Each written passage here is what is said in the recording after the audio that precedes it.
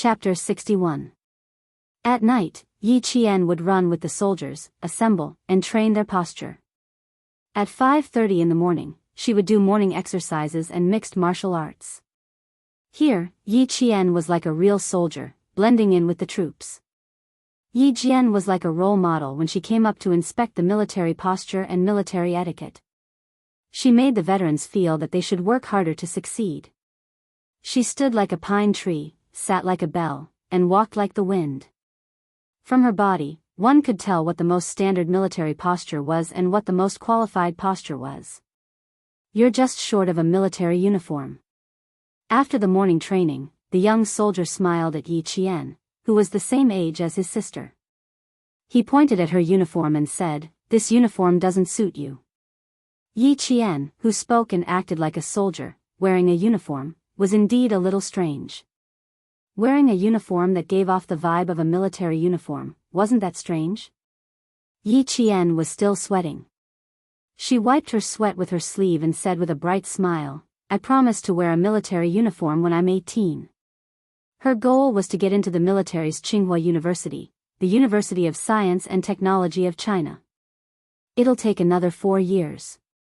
After 4 years, we'll all be discharged." After the soldiers laughed, they felt a little sad. The troops were made of iron, but the soldiers were like water.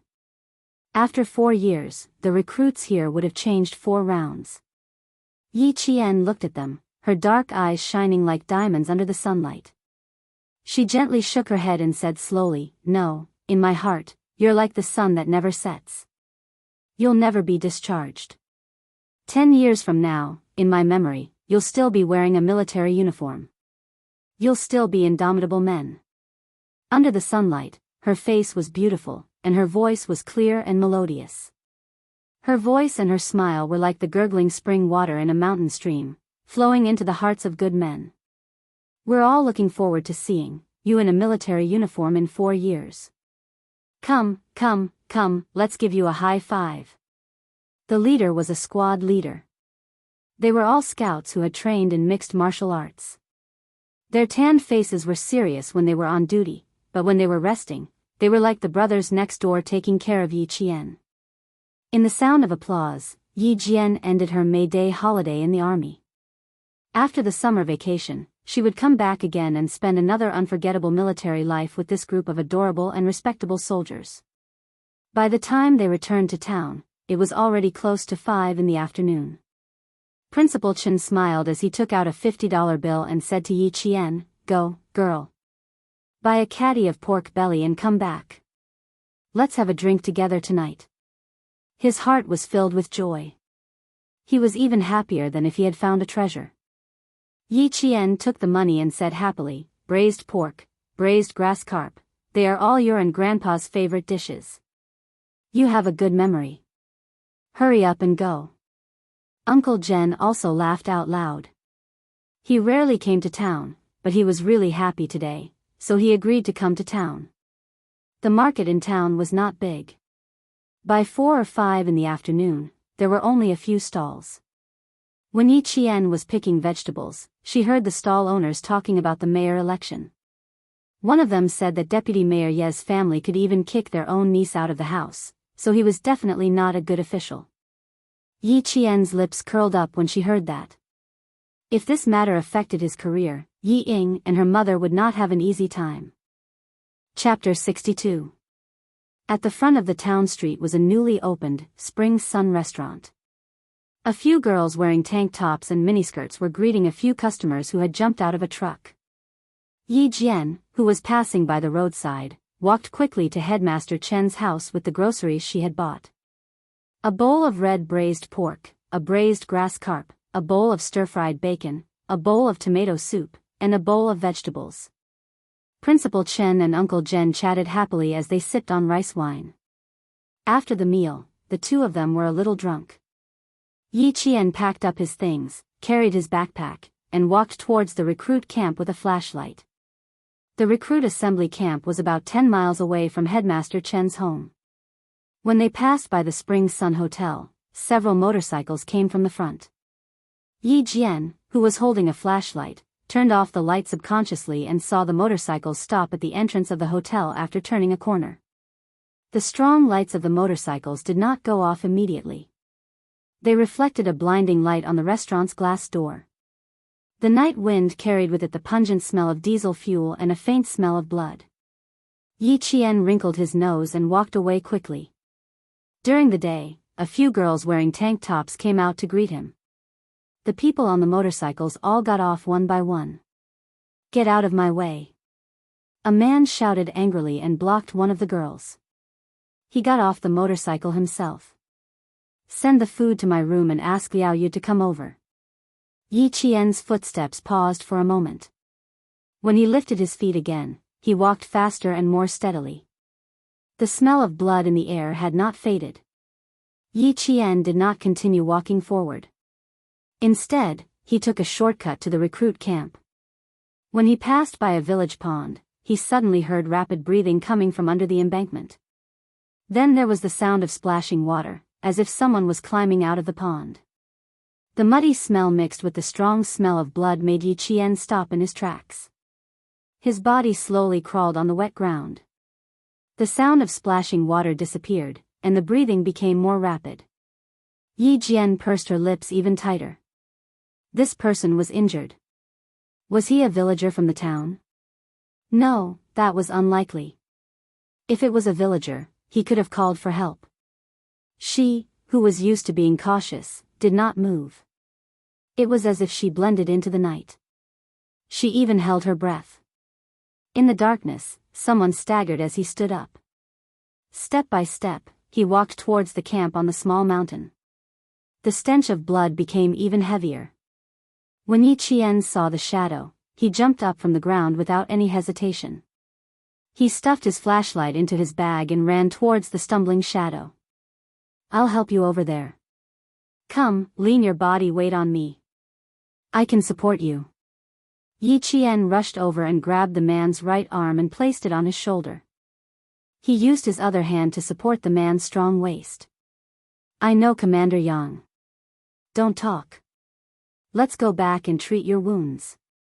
After being in the army for so long, he was familiar with the aura emitted by the shadow. It was the aura of a soldier who was calm in the face of death. Chapter 63. When he heard that the young lady knew Commander Yang, the man quietly put away his gun. When he spoke, his voice was already so weak that it was almost inaudible. "Young lady, quickly run over and tell Commander Yang that the target has been alerted. We'll be there soon.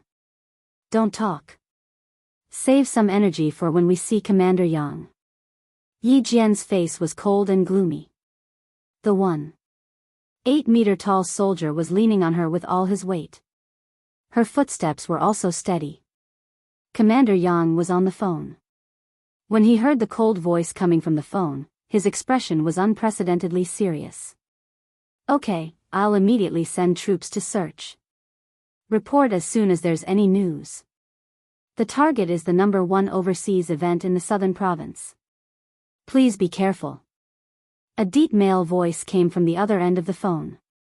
It was filled with boundless killing intent. "In 10 minutes, I'll arrive at Fujian town."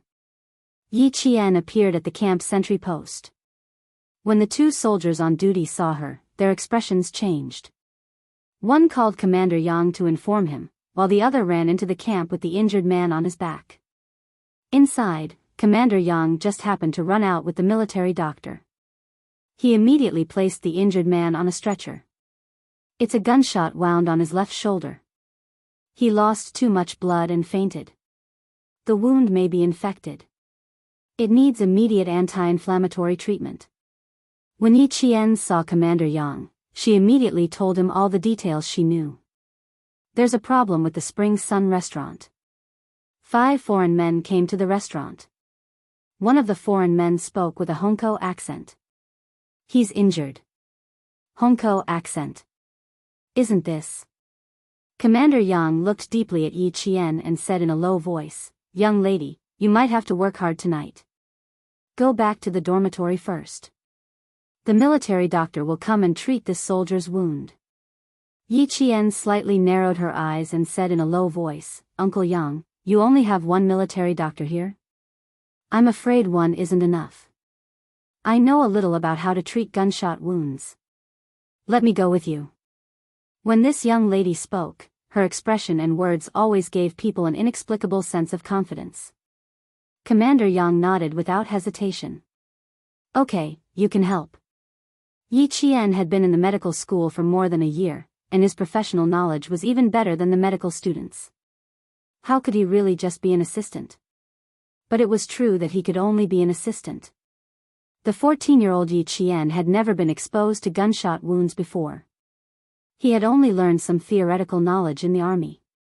Anti-inflammation, intravenous drip, wound cleaning, removing the bullet and cleaning the wound again. As long as the military doctor needed anything, she would immediately hand it over. She would even use a disinfectant cloth to wipe the sweat of the military doctor who was removing the bullet. When Xia Jinyuan came in, he saw a slender figure standing by the operating table like a sentinel. When she heard his footsteps, she turned around with a scalpel in her hand and looked at him coldly. "It's me, Xia Jinyuan," he said in a low voice and took off his combat helmet, revealing his handsome face. He was wearing an army combat uniform. He did not have the elegance he had when he was in the military uniform. Instead, he walked in with the cold air of the dark night, filling the infirmary with the murderous aura of a powerful army. Yi Qian let out a sigh of relief. So it was him. The military doctor was doing a thorough debridement of the devitalized tissue in the contusion area of the wounded soldier's shoulder.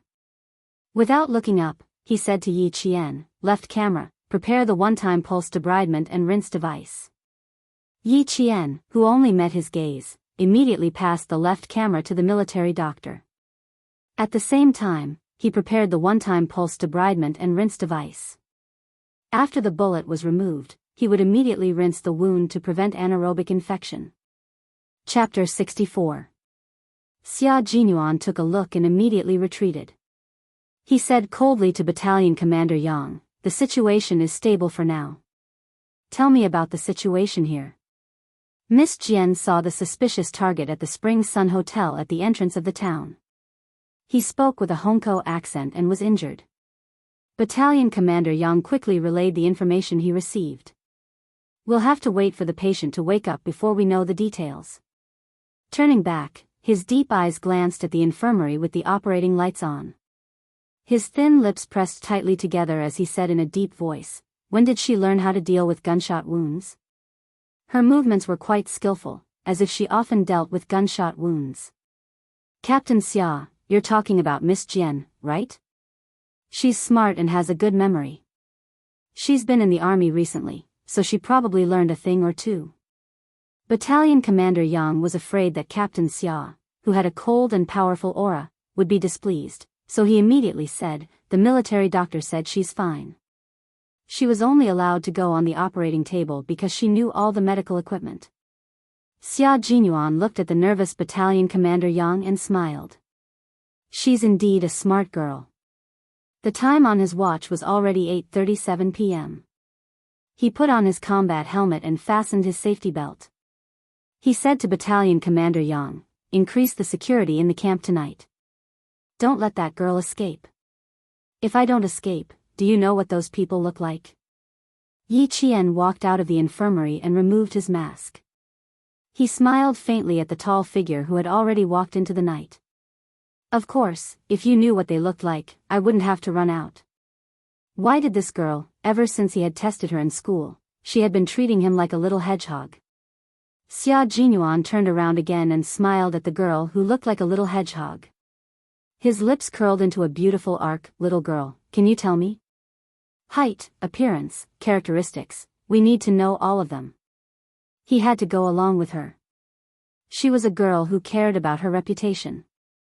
As a man, it was gentlemanly of him to go along with her. Yi Qian, who wasn't targeting him, ignored his gentlemanly behavior and said to Battalion Commander Yang, "Uncle Yang, please wait for a moment. I'll be there in 5 minutes." After saying that, she ran towards the dormitory where she slept. Yi Qian turned on the light, laid out the paper, and picked up a pencil. He closed his eyes slightly and recalled the scene at the entrance of the restaurant around 8 o'clock. Speeding motorcycles, glaring headlights, smiling waitresses, gloomy men, and that heavily accented "get lost." The memories in his mind froze on the faces of the 5 people, and he began to draw on his homework with the pencil. Yi Qian had drawn her face, facial features, and even her hairstyle. Her drawing speed was very fast. There was not a trace of stagnation in her drawing, nor was there any sign that she needed to erase and redraw. In 2 minutes, she had already drawn a picture. A pair of slender hands quietly took away the finished sketch for her. The owner of the hands just picked it up and looked at it carefully without disturbing Yi Qian. Xia Jinyuan's dark eyes, which were as deep as the sea, lowered slightly. He glanced at the little girl who was seriously focused on drawing under the table lamp and didn't seem to notice his appearance at all. A faint smile flitted across his eyes. This little girl was indeed good-looking. Her thick eyelashes were like the feathers of a crow. When she didn't speak, she was elegant and beautiful with a lively temperament. Chapter 65. Yi Qian's drawing skills also surprised him. He only took a second glance at the knight, yet he was able to memorize the other party's face and draw it clearly. This was truly amazing. This portrait is of a man with a Hongkou accent. He has an injury, probably around his waist. When he got off the motorcycle, he consciously covered his right waist. Yi Qian handed the sketch to Yi Qian. There are 3 more. Give me a moment. Yi Qian, who had entered a state of concentration, had a cold look in his eyes. When he drew with the pencil, a cold light flashed across his eyes. I checked the wounded man's pistol. It was a QSZ-92 semi-automatic pistol with a total of 15 bullets. Only 1 shot was fired. If this bullet hit the man with a Hongkou accent, he should still be in the restaurant and won't leave for the time being. The Type QSZ-92 semi-automatic pistol used the Type DAP-92 9mm hard steel core ordinary bullet. The bullet had a low density and strong penetrative power. After penetrating a 1.3 mm thick helmet steel plate at a distance of 50 meters, it could still penetrate a 50 mm thick pine board. Other pistol bullets could not penetrate steel plate. Based on this, if the other party was really shot, what he had to do now was stop the bleeding and then move. Xia Jinyuan's sharp gaze was already scanning Yi Qian's face a few times. Then, he raised his eyebrows and asked with a smile, "Looks like you learned a lot in the army. You even know this. There are still 2 more portraits. Finish them in 4 minutes. Is that okay?" When he met her cold and calm gaze, Xia Jinyuan decided to use a coaxing and questioning tone to prevent this little girl from having any opinions about him. Young Master Xia, who had lived for 20 years, had always been the one being looked down upon. He never thought that in a small village, he would have to look down upon a little girl. His cold tone softened, making Yi Qian a little uncomfortable. He raised his eyes to look at Xia Jinyuan, then indifferently retracted his gaze. The other 4 are all side faces. Let me try to see if I can get their faces.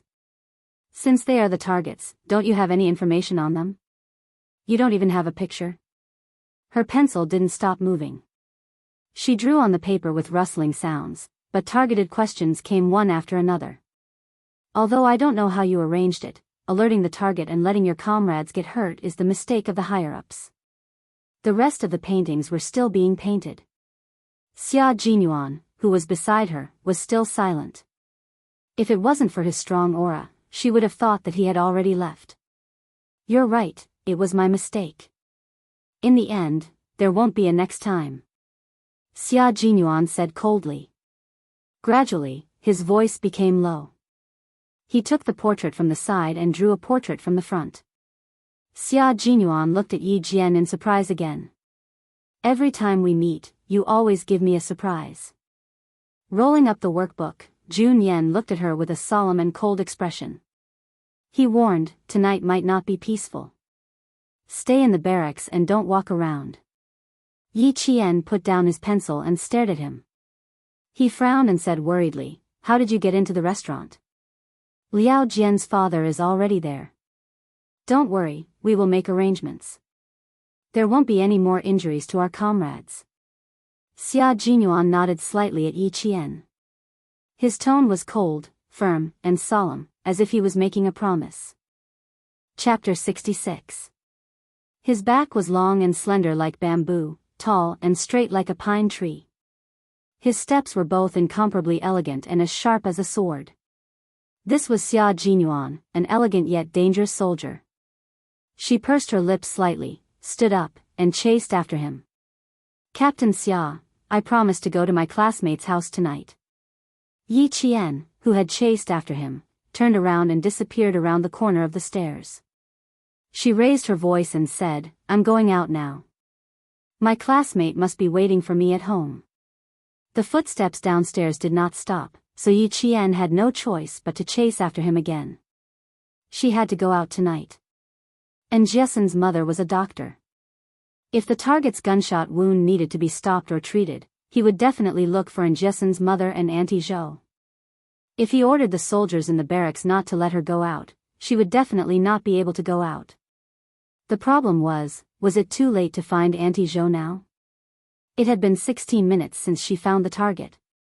Yi Qian, who could cross 3 or 4 steps in one step, quickly rushed from the 3rd floor to the 1st floor. She was fast, but not as fast as Xia Jinyuan. She could only hear his footsteps disappear on the 1st floor. Xia Jinyuan did not turn a deaf ear to her, but because he heard her, he needed to arrange for someone to escort her there. In order to save time, he did not stop to respond. Arrange for a sentry to escort Yi Jian to her classmates. Before he could finish his sentence, he heard the sound of footsteps behind him. Dong, dong. It sounded like raindrops. How fast was this guy? Wasn't he afraid of tripping himself? Xia Jinyuan, whose face had turned cold, did not finish his order. He turned around and took a step forward. Standing at the bottom of the stairs, he looked up and saw a slender figure coming straight towards him like a swallow returning to the forest. Yi Qian, who had hurried down the stairs, did not expect him to suddenly appear. She reacted quickly and took a step back. Her right hand was firmly holding onto the stairs. Based on her calculations, she could have stopped and not bumped into him. However, according to what Xia Jinyuan saw, she would definitely fall down like a swallow returning to the forest. At the same time, she opened her arms and subconsciously walked up the stairs. Very steadily, she held Yi Qian tightly in her arms like a mountain.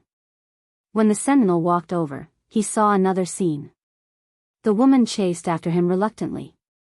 The man, who was also unwilling to part with her, felt the same way. He turned around and hugged the woman. It was a completely romantic scene. Soon, Xia Jinyuan realized how abrupt his actions were. He calmly retracted his hand and smiled at Yi Qian, who seemed to be frightened. Be careful next time. What you did just now could easily make people worry that you might get into an accident. The little girl was really thin. Her waist was so thin that he could wrap his arm around her waist. Yi Qian looked coldly at the man who calmly took a step back. He let out a long sigh and stopped himself from grinding his teeth. Looking at him, he said coldly, I've already steadied myself. You made a mistake. In front of this girl, Xia Jinyuan felt that he was not very good with words. His thin lips curved into a helpless smile. When he turned around and looked at the sentinel again, his handsome face was cold, as if he had never smiled before. The sentinel's expression was a little strange. Xia Jinyuan glanced at him coldly and said in a deep voice, What nonsense are you thinking? Escort her to her classmate's house. Be careful. Chapter 67. After instructing the sentinel, he turned his head to look at Yi Qian, who was still standing on the stairs with a cold expression on his face. He nodded apologetically, withdrew his deep gaze, and quickly left the dormitory. In the Spring Sun Hotel, Liao Yud, who was found on the card table, used a pair of scissors to cut open his bloody shirt. His expression immediately changed. Quick, quick, go to the hospital and find a doctor. If this continues, it'll be bad. The black gunshot wound revealed flesh and blood. Small streams of blood could be seen seeping out of the wound that was the size of a child's pinky finger. A man carrying a steaming stainless steel pot quickly walked into the room. With a click, he locked the door and said to the pale Liao Yud, "Brother Da, it's up to you now." Inside the stainless steel pot were scissors and tweezers that had been disinfected with boiling water. Someone also took out gauze, bandages, anti-inflammatory drugs, and anesthetic needles from his bag. When Liao Yud heard this, his face turned even paler. He panicked and said, No, Brother Fei, I'm afraid you're injured somewhere. I can't use this bit of fur at all. It'll kill Brother Fei." Turning his head, he said to the man whose face was as pale as a sheet of paper due to excessive bleeding, "Brother Fei, I can't touch this man of yours. I'm going to find Dr. Zhou in the hospital now. She's treated gunshot wounds before." Even though the man called Brother Fei had a pale face, his expression was still fierce. When he heard this, his gaze darkened. He gave a look to the person beside him and nodded lightly in agreement. The small town, which did not have many nighttime activities, was already as dark as ink. Those who slept early had already turned off their lights and went to bed. Only a few scattered lights were still on. Yi Qian, who had already arrived at the town hospital, watched as the sentinel escorted him left. He then walked towards the doctor's office. When he reached the corridor, he heard Liao Jian's father, Liao Yud, say anxiously, "Dr. Zhou, hurry up. He drank too much and climbed a tree." Who would have thought that he would fall and be stabbed in the waist by a branch? Sigh, why did I get involved in this kind of thing? Yi Qian observed his surroundings. When he saw that no one was around, he quietly retreated. When she saw Liao Yud leading Dr. Zhou into the dark streets, she chased after them and imitated Jessen's voice. "Mom, where are you going so late at night?" "I'll go with you." At first glance, it really made people think that it was Jessen who had spoken. Yi Qian, who had caught up with them, accidentally bumped into Liao Yud, who was walking behind them. She seemed to have dropped something in her hands. She ran over and held Dr. Zhou's arm. "Didn't I tell you to rest at home?" Dr. Zhou, who was in a hurry to leave, did not notice it. Besides, Jessen was indeed at home, so he did not think too much about it. Liao Yud rolled his eyes and laughed. "Jessen is still up so late, and Liao Jianqing is still doing math. I know you're good at math, so why don't we go and teach Liao Jianqing together?" "Sure, no problem." The reason why he chased after her was because he was worried about Auntie Zhou. Naturally, Yi Qian agreed readily. Dr. Zhou still wanted to reprimand him, but his daughter tugged at his arm. It was only for a moment that he felt that there was something wrong with the daughter beside him. "Auntie, I'm Jessen's classmate, Yi Qian." Yi Qian's sharp senses felt her body stiffen. He held her arm and walked a few steps faster. He whispered, "Something happened. Just treat me as Jessen." Chapter 68. Dr. Zhou still did not understand what was going on, but he started to feel uneasy. Liao Yud, who was behind him, stopped in his tracks. He reached into his pockets with both hands, as if he was looking for something. After touching his pockets, his expression changed. He whispered something to the man who followed him, then turned around and returned to the town hospital. "Let's go, Auntie." The corners of Yi Jian's lips curled up into a faint smile. Her dark eyes looked straight ahead. She was calm without a trace of fear. "Just treat me as Jessen. Treat me as if I want to accompany you for a walk." Spring Sun Hotel was not far from the town hospital. After making a big turn, they could see Spring Sun Hotel at the entrance of the town from afar. It turned out that the lights in the hotel had suddenly gone out. Yi Qian could clearly feel the footsteps of the man who had been walking behind him quicken, but he quickly steadied himself. Spring Sun Hotel was not the only one without power. The entire town was without power. Spring Sun Hotel was a small two-story building. The back of the building was a field, and the front of the building was a road. The left and right sides of the building were empty. If they wanted to sneak in, they would have to turn off the lights to catch them. They had to turn off all the lights in the town to avoid suspicion. Hurry up. The strange man urged them in a hushed voice. The blackout in the town made the man slightly uneasy. Dr. Zhou did not say anything. He held Yi Qian's hand tightly and almost ran with the medical kit on his back. She wanted to find an opportunity to let Yi Qian run away alone. However, she heard Yi Qian humming a song. He was relaxed, as if he was taking a stroll on a summer night.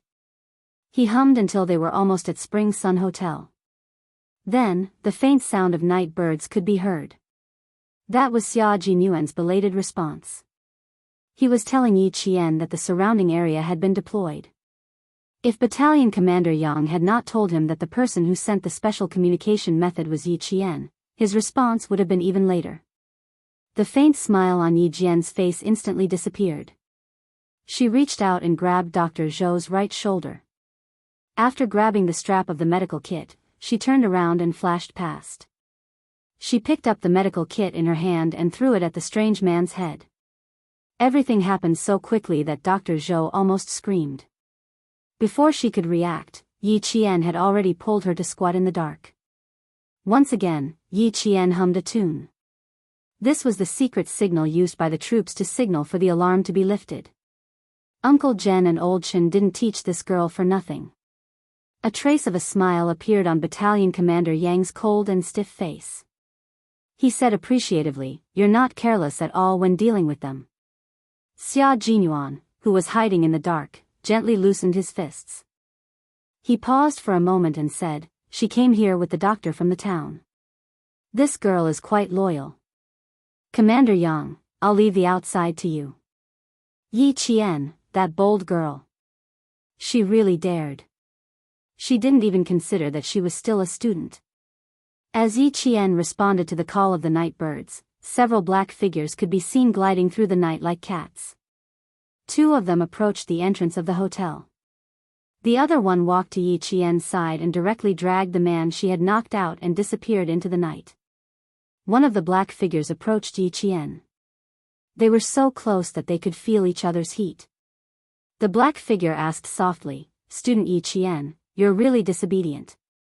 Are you born rebellious?" Chapter 69. He approached her stealthily. Yi Qian's hair stood on end. She was not used to this kind of close contact. A pair of big, dry hands reached over. Yi Qian pursed her lips and ignored the distance between them. Her slender fingers touched his and started making hand gestures. "Do you understand?" He retracted his hand and asked softly. His breath was so close to her ear. His breath was light, and she could smell the faint scent of mint. Yi Qian, who was not used to it, held her breath slightly. She tilted her head to avoid the man's breath that she thought was invasive. She pulled Dr. Zhou, who was squatting with her, up and said softly, "Auntie, I'll go knock on the door. I'll have to trouble you later." "Okay, be careful." Dr. Zhou could only vaguely feel that there were more people around him. He could not see clearly in the dark, but he felt much more at ease. Yi Qian raised his hand and knocked on the door of the rolling casket. "Who asked my mother to come here for treatment? Where is she? Why is the door locked? There's no one here.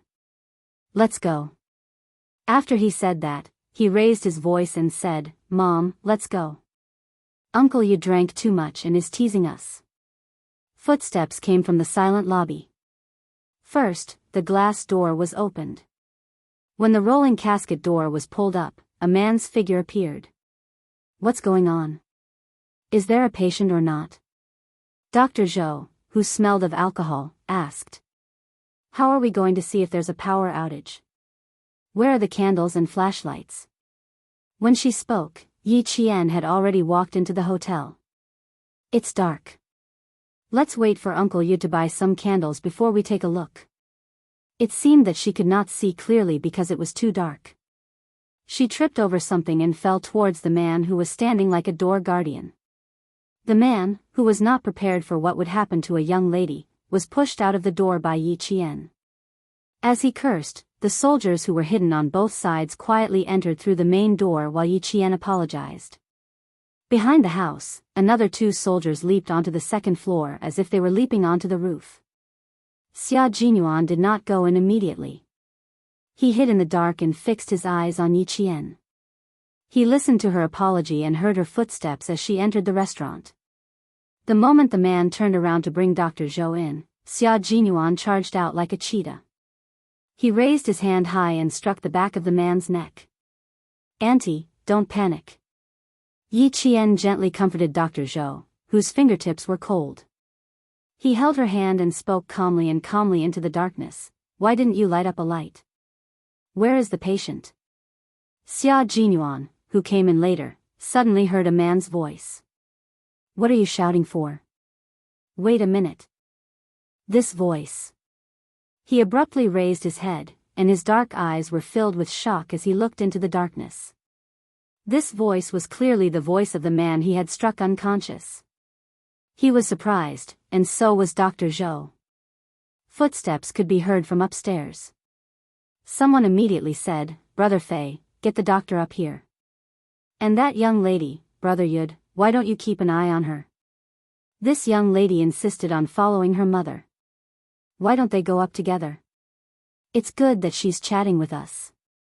Liao Yud's voice came out of Yi Qian's mouth. In the dark, it made people shudder for no reason. Xia Jinyuan, who understood the situation, did not know whether to laugh or cry. No wonder this young lady was so bold.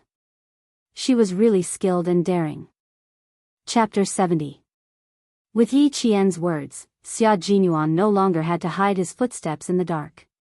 He assumed the role of Liao Yud and hurriedly walked up the stairs.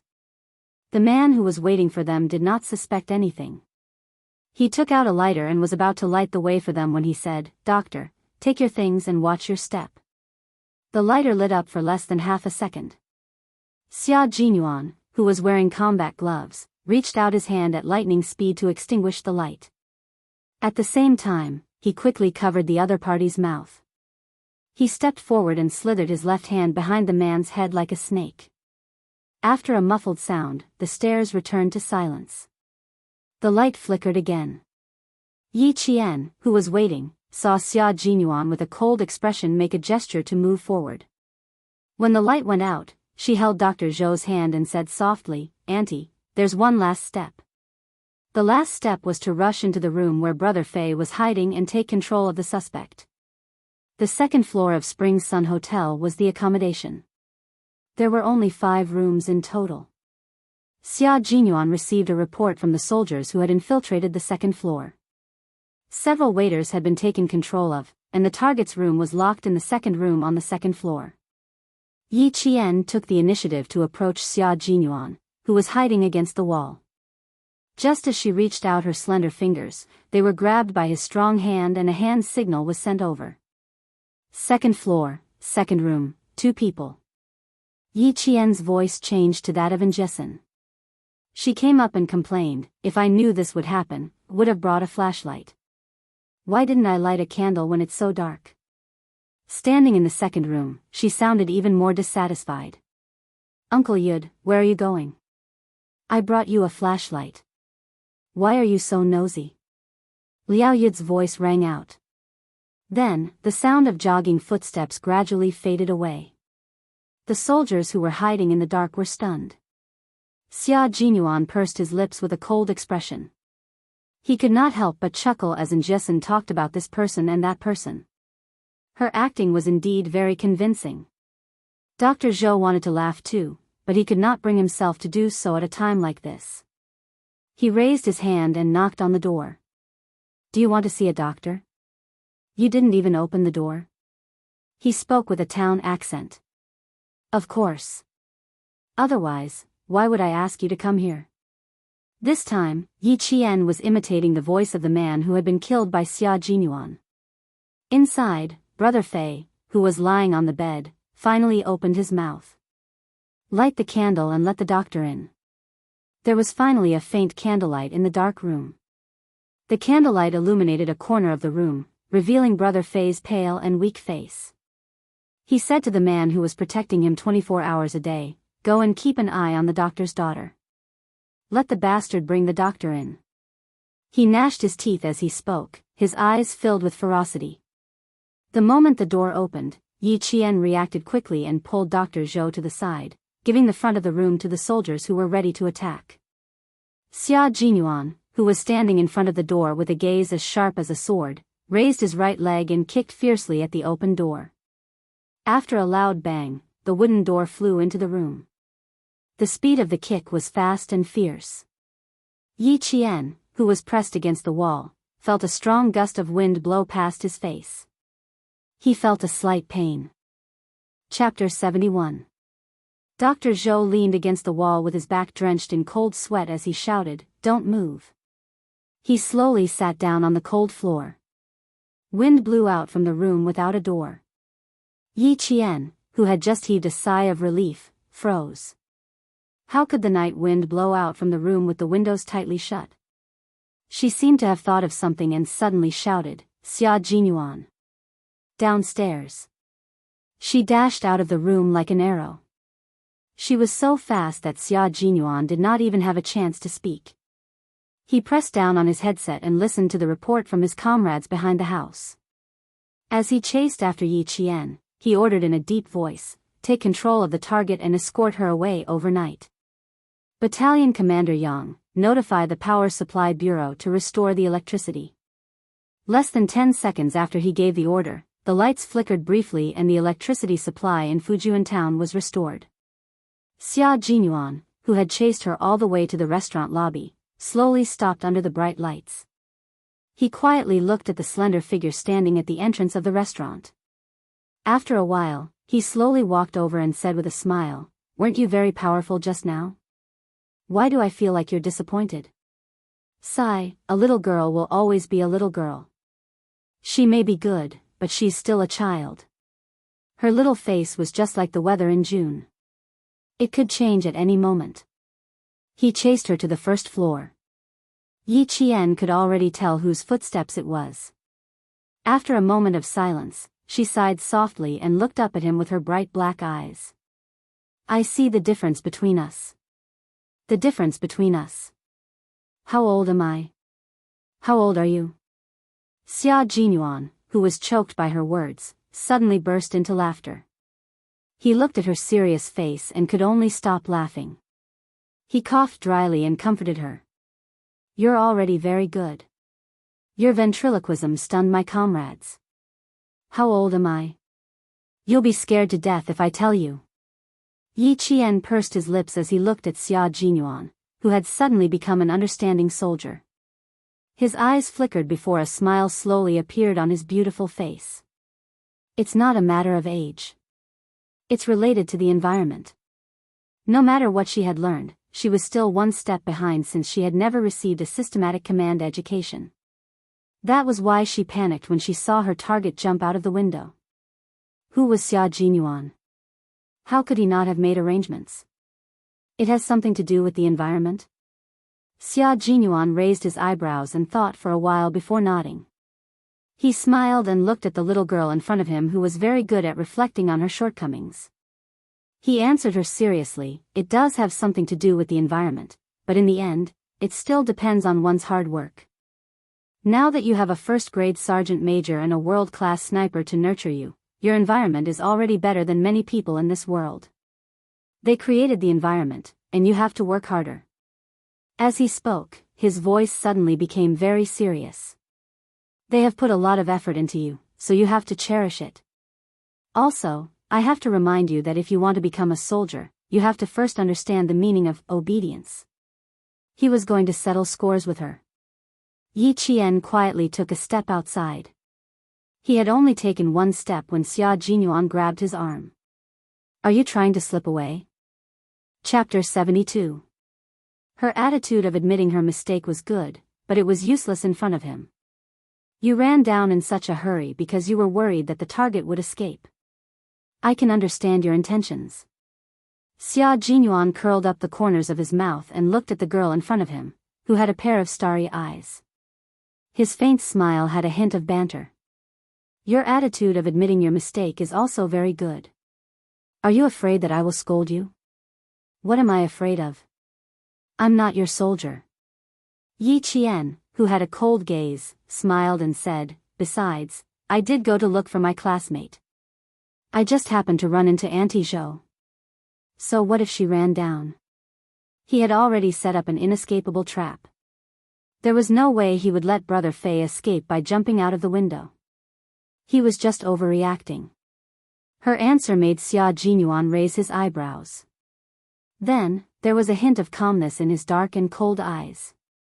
Looking at her, his smile faded a little and he said calmly, "If you were my soldier, Yi Qian, you would end up in a miserable state. There is a rule in military law that states that soldiers who disobey orders and act willfully will be punished with a warning, a serious warning, a demerit, or a major demerit depending on the severity of the situation." At the mention of military law, his expression inevitably became stern. After he finished speaking, Xia Jinyuan, who had been paying attention to Yi Qian's expression, slowly smiled again. "So, Yi Qian, if you want to become a qualified soldier, obeying orders is the first thing you need to learn." When he smiled, he looked even more handsome and elegant. His cold temperament also gained the elegance of a noble young master when he smiled. He was a man who could not hide his nobility even though he was wearing a military uniform. How could he have grown up in an ordinary environment? Every place had its own people. That was why the environment was so important. "Thank you for your advice. I understand." Yi Qian nodded gently and took his advice to heart. A soldier's duty is to obey orders. Headmaster Chen and Grandpa Zhen had both personally said this before. However, she had placed her focus on improving her own abilities and had forgotten about this most basic awareness that she should have. The sound of footsteps could be heard. It was the soldiers upstairs. "Reporting, the second floor has been cleared. Inform the police to seal off the scene." His smile faded, and a cold expression appeared between his elegant brows. He turned around, and his straight back already carried the piercingly cold aura of a soldier. "Gather, withdraw." Yi Qian looked over his shoulder and saw that the soldier standing in front of him had a cold expression on his face. From his serious and meticulous attitude, he could tell that he was absolutely obedient to Xia Jinyuan's orders. Yi Qian pursed his lips slightly. A soldier's duty was to obey orders. Perhaps she understood. Yi Qian's eyes narrowed as he looked at his towering figure. A man like him would not only be able to convince his soldiers with his abilities, but he would also be able to convince his soldiers in all aspects. After everything was arranged, Xia Jinyuan let Yi Qian and Dr. Zhou out of the restaurant. Chapter 73. Dr. Zhou was slightly older than the rest. She hurriedly said, "Don't worry, we will keep this matter to ourselves and will not spread it. You are a doctor and have the noble professional ethics of a doctor. We naturally believe in Dr. Zhou." Xia Jinyuan said gracefully. In front of the people, his attitude was not as cold as steel, but as gentle as a breeze. "I won't see you too often. Once again, I'm very sorry." Xia Jinyuan arranged for a soldier to send Dr. Zhou away first. After she walked further away, he suddenly raised his hand and flicked Yi Qian's forehead lightly. "I didn't have time to praise you just now. You did well, little girl. You really flicked me." Yi Qian was caught off guard and was flicked directly. She held her aching forehead and there was a slight ripple in her indifferent eyes. "This is nothing. One moment you praise me, the next moment you punish me." Xia Jinyuan was already laughing. He was a man who was very good at restraining himself. Even if he was happy, his laughter was low and shallow, and it was refreshing in the night. "You are only 14, not 40. Relax, don't show too much indifference in your eyes. 14 years old is the rainy season. I'm guessing that Captain Xia's 14 years old is not the rainy season either. There is no indifference in his eyes, but at least he looks unattainable." Facing the unpredictable Major, Yi Jian decided to give him a taste of his own medicine. Would a 20-year-old Major live a 14-year-old life like a blooming and rainy season? Was it possible? Thinking about his 14 years old, Xia Jinyuan tactfully kept his mouth shut. The girl in front of him was really smart. It was better for him to say less, in case she made him feel angina. He waved at the soldier who was waiting for his orders. Come, come, come. Send this student back to the recruit assembly camp. He was only 14 years old. No wonder Old Master Xia and Old Master Xia said he was difficult to deal with every day. The 20-year-old himself met the 14-year-old Yi Qian, who was also a difficult girl to deal with. Sigh, he suddenly wanted to call back to ask about Old Master Xia and apologize. Xia Jinyuan made a phone call to Beijing after they got into the car that escorted the suspects back to the city. In the heavily guarded military compound, in a quaint military compound covered with creepers outside, a guard picked up the phone. After greeting him, he trotted upstairs and gently knocked on the door. Commander-in-Chief, the major called and said that he has something urgent to report to you. At 10:30 in the evening, Commander-in-Chief Xia, who had always been on time, jumped out of bed when he heard the call. This guy had never taken the initiative to call. Could it be that something had happened to him in the team? What happened? As soon as he opened his mouth, he suddenly heard the words, "Old man, I'm sorry. I suddenly feel that being 14 years old really makes people worry." Commander-in-Chief Xia had the urge to smash the phone. It turned out that he had been worried for nothing. Brat, just you wait. Old man, send my regards to Old Master Xia. Also, good night. Xia Jinyuan smiled and hung up the phone. Commander-in-Chief Xia was in good health and full of energy. Brat. Can't sleep in the middle of the night? It seemed that he had to make a call and increase his workload. He was always so frivolous. Chapter 74. Xia Jinyuan had always been difficult to deal with. When he was young, he would ask all sorts of questions, and when he grew up, he would still ask all sorts of questions. It was fine if he asked, but he would always ask questions that were difficult to answer. In the eyes of everyone in the family Xia Jinyuan was the little demon king of family Xia. However, this little demon king was admitted to the military academy in one go, and had performed meritorious deeds several times. He became a major at the age of 20, becoming the youngest major in the family. With such a promising son, Commander-in-Chief Xia could be said to have swept away his previous dispiritedness. When Xia Jinyuan was 14 years old, he had always been proud and elated. This was why, even if he was startled by Xia Jinyuan's inexplicable phone call, he would not be angry. Contact Political Commissar Zhang of the Nangguang military region. Commander-in-Chief Xia turned around, went into his room, put on his military jacket, and then went to the study. The troops deep in the mountains of Fujian town belonged to the Nangguang military region. The night grew darker, and in the latter half of the night, fog began to appear. Standing in front of the window, Yi Jian, who didn't know how long it had been, suddenly felt that her body was wet. Only then did she wake up from her contemplation. When she looked up, she realized that there was a faint line of gray on the distant horizon. It was already 5 o'clock in the morning. Yi Qian, who had not slept the entire night, did not feel sleepy at all.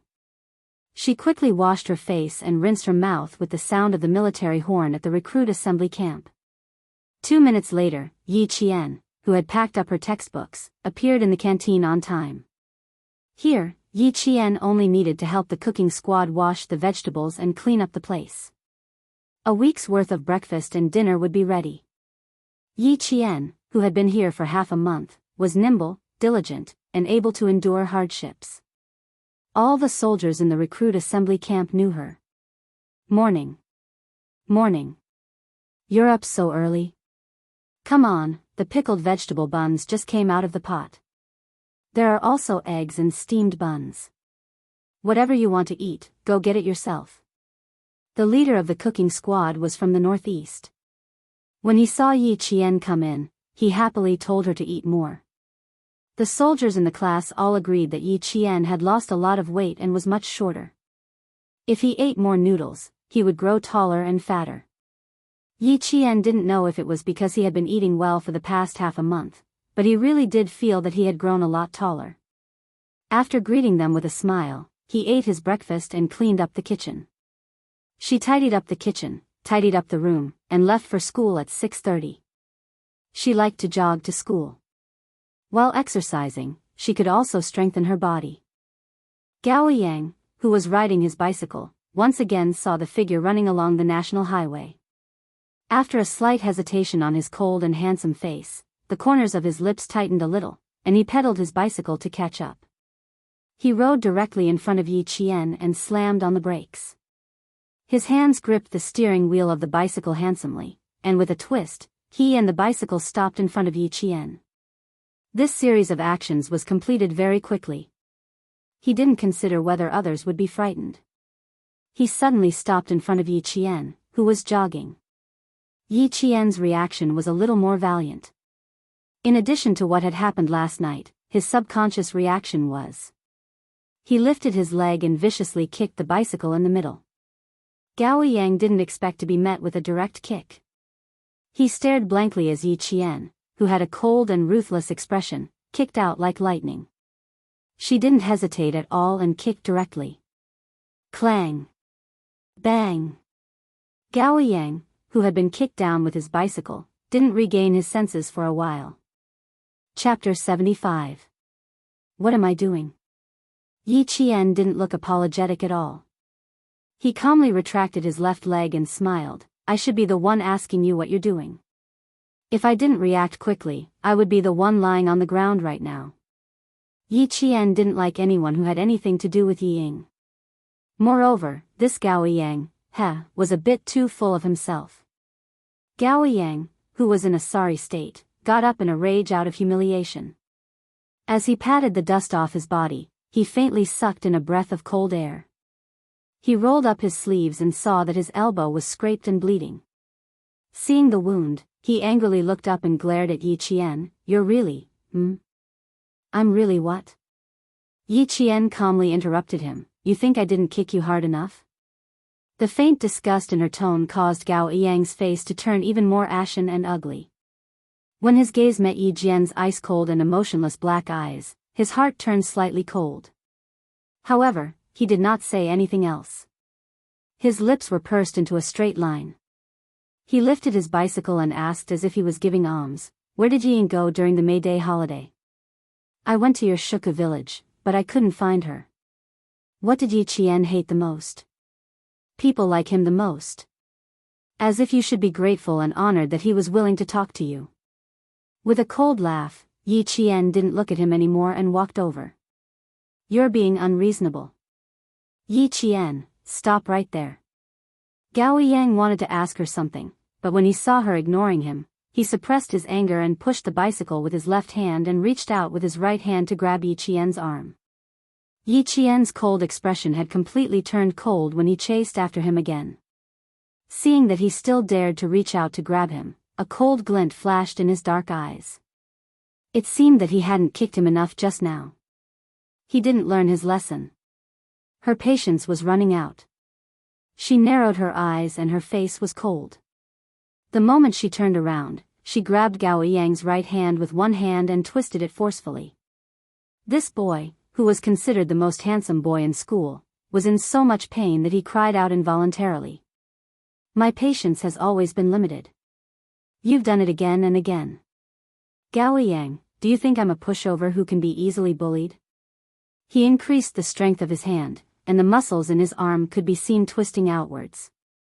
Gao Yang was already in so much pain that his back was drenched in cold sweat. However, his arrogance was not reduced in the slightest.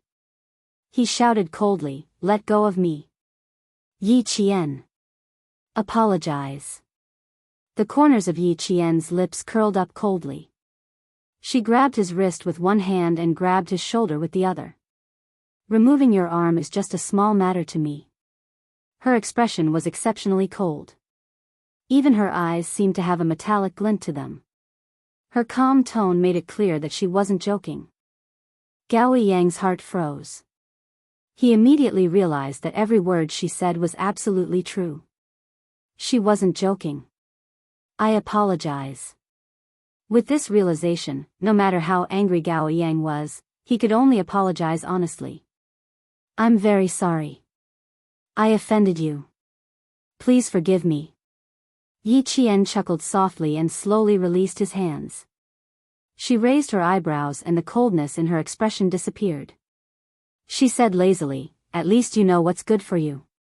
Let me remind you, Mr. Gao. In the future, you shouldn't ask me about Yi Ying in front of me. Otherwise, I can't guarantee that I won't do anything to make you unhappy. Also, Yi Ying and I don't walk the same path. I don't want to have anything to do with her." After she finished speaking, she picked up her backpack and leisurely jogged again as if nothing had happened. Chapter 76. Fujian town was surrounded by mountains. Although it was poor, the scenery was picturesque. Every morning, Yi Qian would jog along the national highway and look at the mountains and rivers. He always felt exceptionally calm. Even Gao Yang's incident did not affect his mood. Yi Qian's hair was wet from the fog. When he entered the classroom, he saw Yao Jian, who was always late, sitting in the classroom. He was not as noisy as he usually was. He was so quiet that he looked gloomy. When he heard the footsteps of a classmate coming in, his gloomy eyes faintly lit up as he looked up. When he saw that it was Yi Jian, that glimmer of light disappeared in an instant like sparks. He stood up and looked behind Yi Qian. Yi Qian immediately knew what he was doing. He was waiting for Yi Ying to come over. His father was arrested, so he was afraid, uneasy, and anxious. It was normal for him to be anxious to find someone who could help him. Moreover, Yi Ying's father was the deputy mayor. It was normal for him to look for her. He was the one who was not normal. Since when was his relationship with Yi Ying so good that he could look for her? "Yi Qian, here. I have good news for you." Yi Qian calmly looked away as his classmate waved at him. He walked over with a smile. "What good news? Why are you so excited so early in the morning?" The ones who arrived early were always the few who were good at studying. The top scorer in the liberal arts and science class were both present. The top scorer in the liberal arts, Zhang Na, did not wait for Yi Qian to sit down and said excitedly, "The competition for the provincial experimental high school. Which subject did you sign up for?" "Mathematics. Language, physics, chemistry. Oh, and English.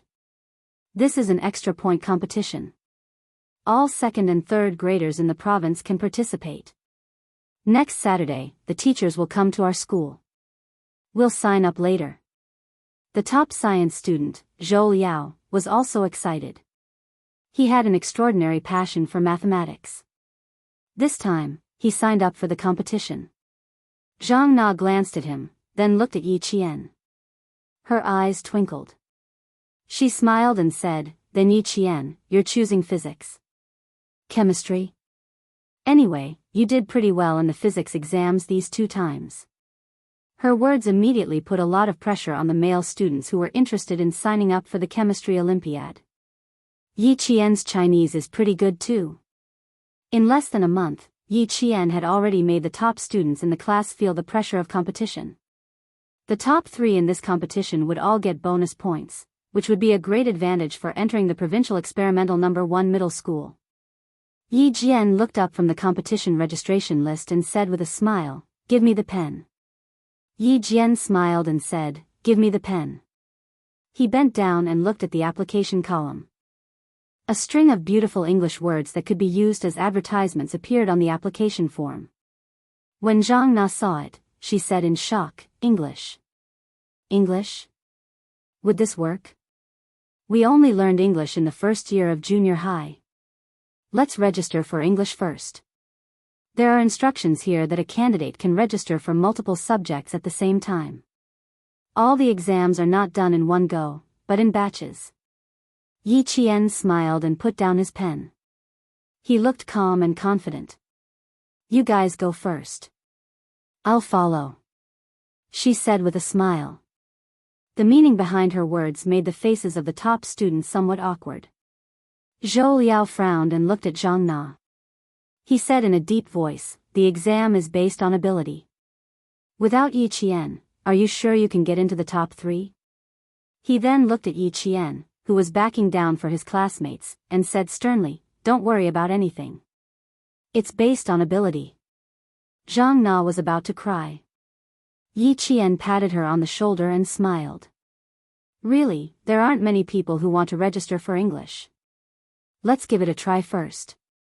If it doesn't work, we'll take another test. Chapter 77. I'm not bad myself, so what's there to be afraid of?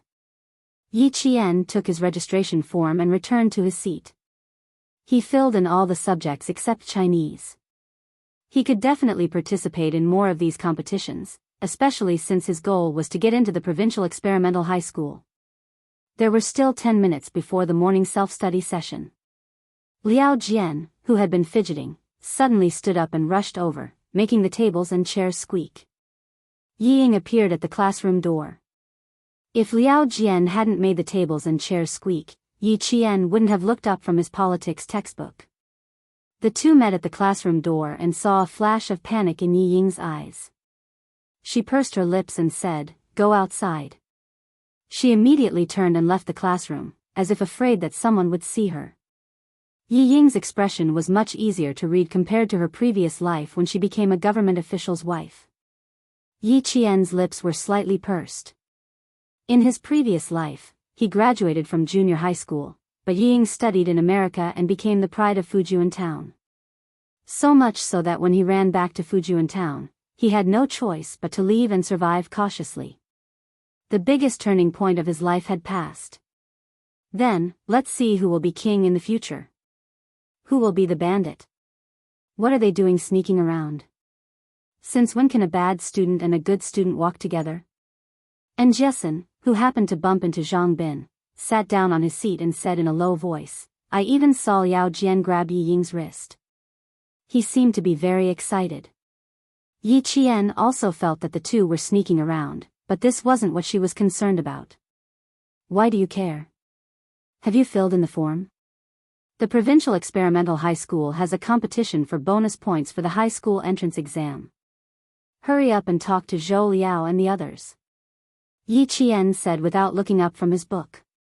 He had flipped from the first page to the 11th page. And Jessen sat up for less than 2 minutes and had already flipped to another page. And Jessen looked at her as she casually flipped through a page. Her gaze swept from the top to the bottom. Occasionally, she paused for a moment before flipping the page again. And Jessen looked at her suspiciously. Are you killing time? Even if she were to read books and memorize books, she wouldn't be able to do that. She would only pause on a page for a few minutes. You shouldn't spend your time like this. Let's review. Yi Qian glanced at her with a smile. He didn't explain anything and only said, "You finished memorizing everything?" The last few chapters of the Constitution are a little difficult to memorize. If you haven't memorized them, I suggest you memorize them a few more times. Who knows, you might pass this time. And Jessen was a top student in mathematics, so she was not interested in liberal arts. Hearing this, he yawned and stood up lazily. No.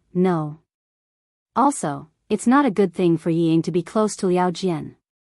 You should be careful. Yi Ying had always targeted Yi Qian, and a few weeks ago, Yi Qian had even embarrassed the narrow-minded Liao Jian. Now that the two of them had walked to the side, it was better to be careful. I know, don't worry.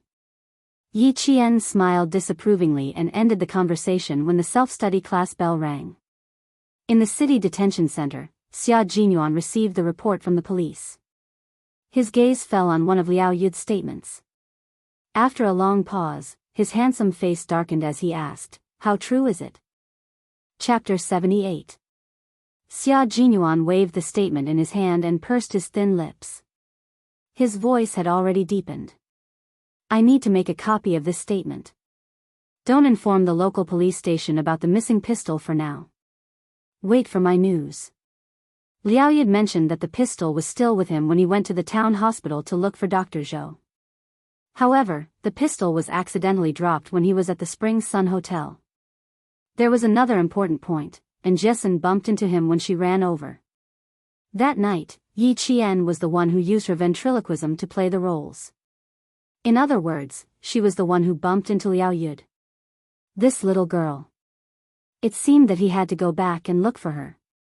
The Municipal Public Security Bureau agreed to Xia Jinyuan's request, but he had to give a reply within 24 hours. After all, the loss of a pistol with 15 bullets was a big deal. After leaving the Public Security Bureau, Xia Jinyuan drove the military jeep back to Fujian town. At an intersection waiting for a red light, he inadvertently looked at the opposite side. Jun Yan, who had always been cold, smiled slightly, then turned around and parked the car on the opposite side of the road. Less than 10 minutes after getting out of the car, he walked out of the building with a bag and returned to Fujian town. At this moment, Yi Qian was standing in the teacher's office. Her gaze was cold as she looked at her homeroom teacher. After she said a bunch of nonsense, she smiled and said, "Teacher Ku, don't worry. Although I'm young, I know how to act according to my ability. Since I've applied, I'm confident that I'll pass. You're my teacher, shouldn't you have more confidence in me?" Teacher Ku snorted when she submitted the competition form from the Provincial Experimental High School. Faced with her calm reply, Teacher Ku, who was about to vomit blood, said coldly, "Physics, chemistry, mathematics, and English. Do you think you're a genius? Apply for everything? It's fine if you embarrass yourself in school, but don't embarrass yourself outside." To Teacher Ku, Yi Qian was like a fish bone stuck in her throat. She couldn't spit it out or swallow it down. She had to face it every day and felt terrible every day. "I'm the one losing face. What does it have to do with you?" Yi Qian spoke and smiled. Ming Yan's dimples were even calmer and gentlemanly than a teacher's. Her bright eyes were smiling as she gazed at her own teacher. Her attitude, which was neither servile nor overbearing, made the other teachers have a good impression of her. Yi Qian had originally thought that as long as he could get into the top 3 in one subject, the rest of the competition would just be for fun. Now that Teacher Ku was deliberately making things difficult for him, he smiled faintly and made up his mind. If he wanted to take the exam, he would do it to his heart's content. She really liked face-slapping now. Mr. Ku threw the registration form into the drawer and snorted with a straight face. "You've never listened to my advice. You're so arrogant that you're throwing your face outside. What else can I say?" Hearing what she said, they all laughed and said, "Teacher Ku, if there is such a student in my class who dares to rush forward, I will burn incense every day. You must be happy in your heart." "That's right. It's a good thing that students are motivated. As teachers, we have to support them. If they really do well in the exam, won't they bring glory to you and the school?" Her colleague's words made Teacher Ku feel even more bitter. If it were any other student, she would be happy. However, it couldn't be Yi Jian. Chapter 79. However, Yi Qian was not affected by her at all. He carried his backpack and walked out of the school gates leisurely. Just as he was about to jog back to the recruit camp like he always did, he heard the sound of a car horn. This was also the signal used by the soldiers when they were driving. Others did not know, but when she heard it again, she immediately looked over. "Get in." Xia Jinyuan stuck his head out of the car window and waved at Yi Qian, who had stopped in his tracks. "Why are you still standing there? I'll send you back." "Little girl, you even know about the automobile soldiers. Don't tell me you've learned all the ways to contact each other in the army?" Yi Qian instinctively wanted to reject this elegant yet dangerous man, but when she saw his half-smile, as if he knew everything, she sighed softly and walked over with a natural expression. She opened the door to the front passenger seat and got into the car with a light step. When she smiled at him, her expression was open and honest. This made Xia Jinyuan laugh. "You really don't know, or are you pretending not to know? Or are you deliberately pretending not to know? This little girl is so calm. I don't believe that she doesn't know why I'm here." "I don't know. Since Captain Xia specially came to look for me, it must be something important." Yi Qian curved his lips and revealed a faint smile. "If Captain Xia didn't tell me, then I really wouldn't know." His thin lips were originally just a faint smile, but this time, his smile deepened. His handsome face was as clear as the moon as he said lazily, "Student Yi Qian, your attitude is very bad. You're asking the obvious. I think that there are some things that only one needs to know. I don't need to guess what others think. Yi Qian smiled faintly. Even under the cold military aura, he was calm and composed. If the enemy doesn't move, I won't move. Isn't this the law of war? In just one night, this little girl had improved too quickly. She even knew how to talk to him about the law of war. Xia Jinyuan smiled and glanced at her as he drove. Where did you put it? This thing is dangerous. Moreover, you are not qualified to control it now, and you do not have the qualifications to own it. Although your intentions are good, it's better to leave it to us for safekeeping. It's in the dormitory. I didn't bring it. Since he had already put it this way, there was no need for her to pretend to be deaf and mute. She generously admitted, I didn't touch it. I kept it well and waited for you to come and get it. He was right. Without a proper identity, it would be futile even if he possessed her. Uncle Jen and Principal Chen had taught her well, but she was not someone who would willingly break the law. Moreover, she really didn't care about that gun. He returned to the dormitory and took out a pistol from the bottom of the shoe cabinet. He returned in less than 3 minutes. The car was parked outside. It turned out that Xia Jinyuan, who was sitting in the car, was talking to Principal Chen.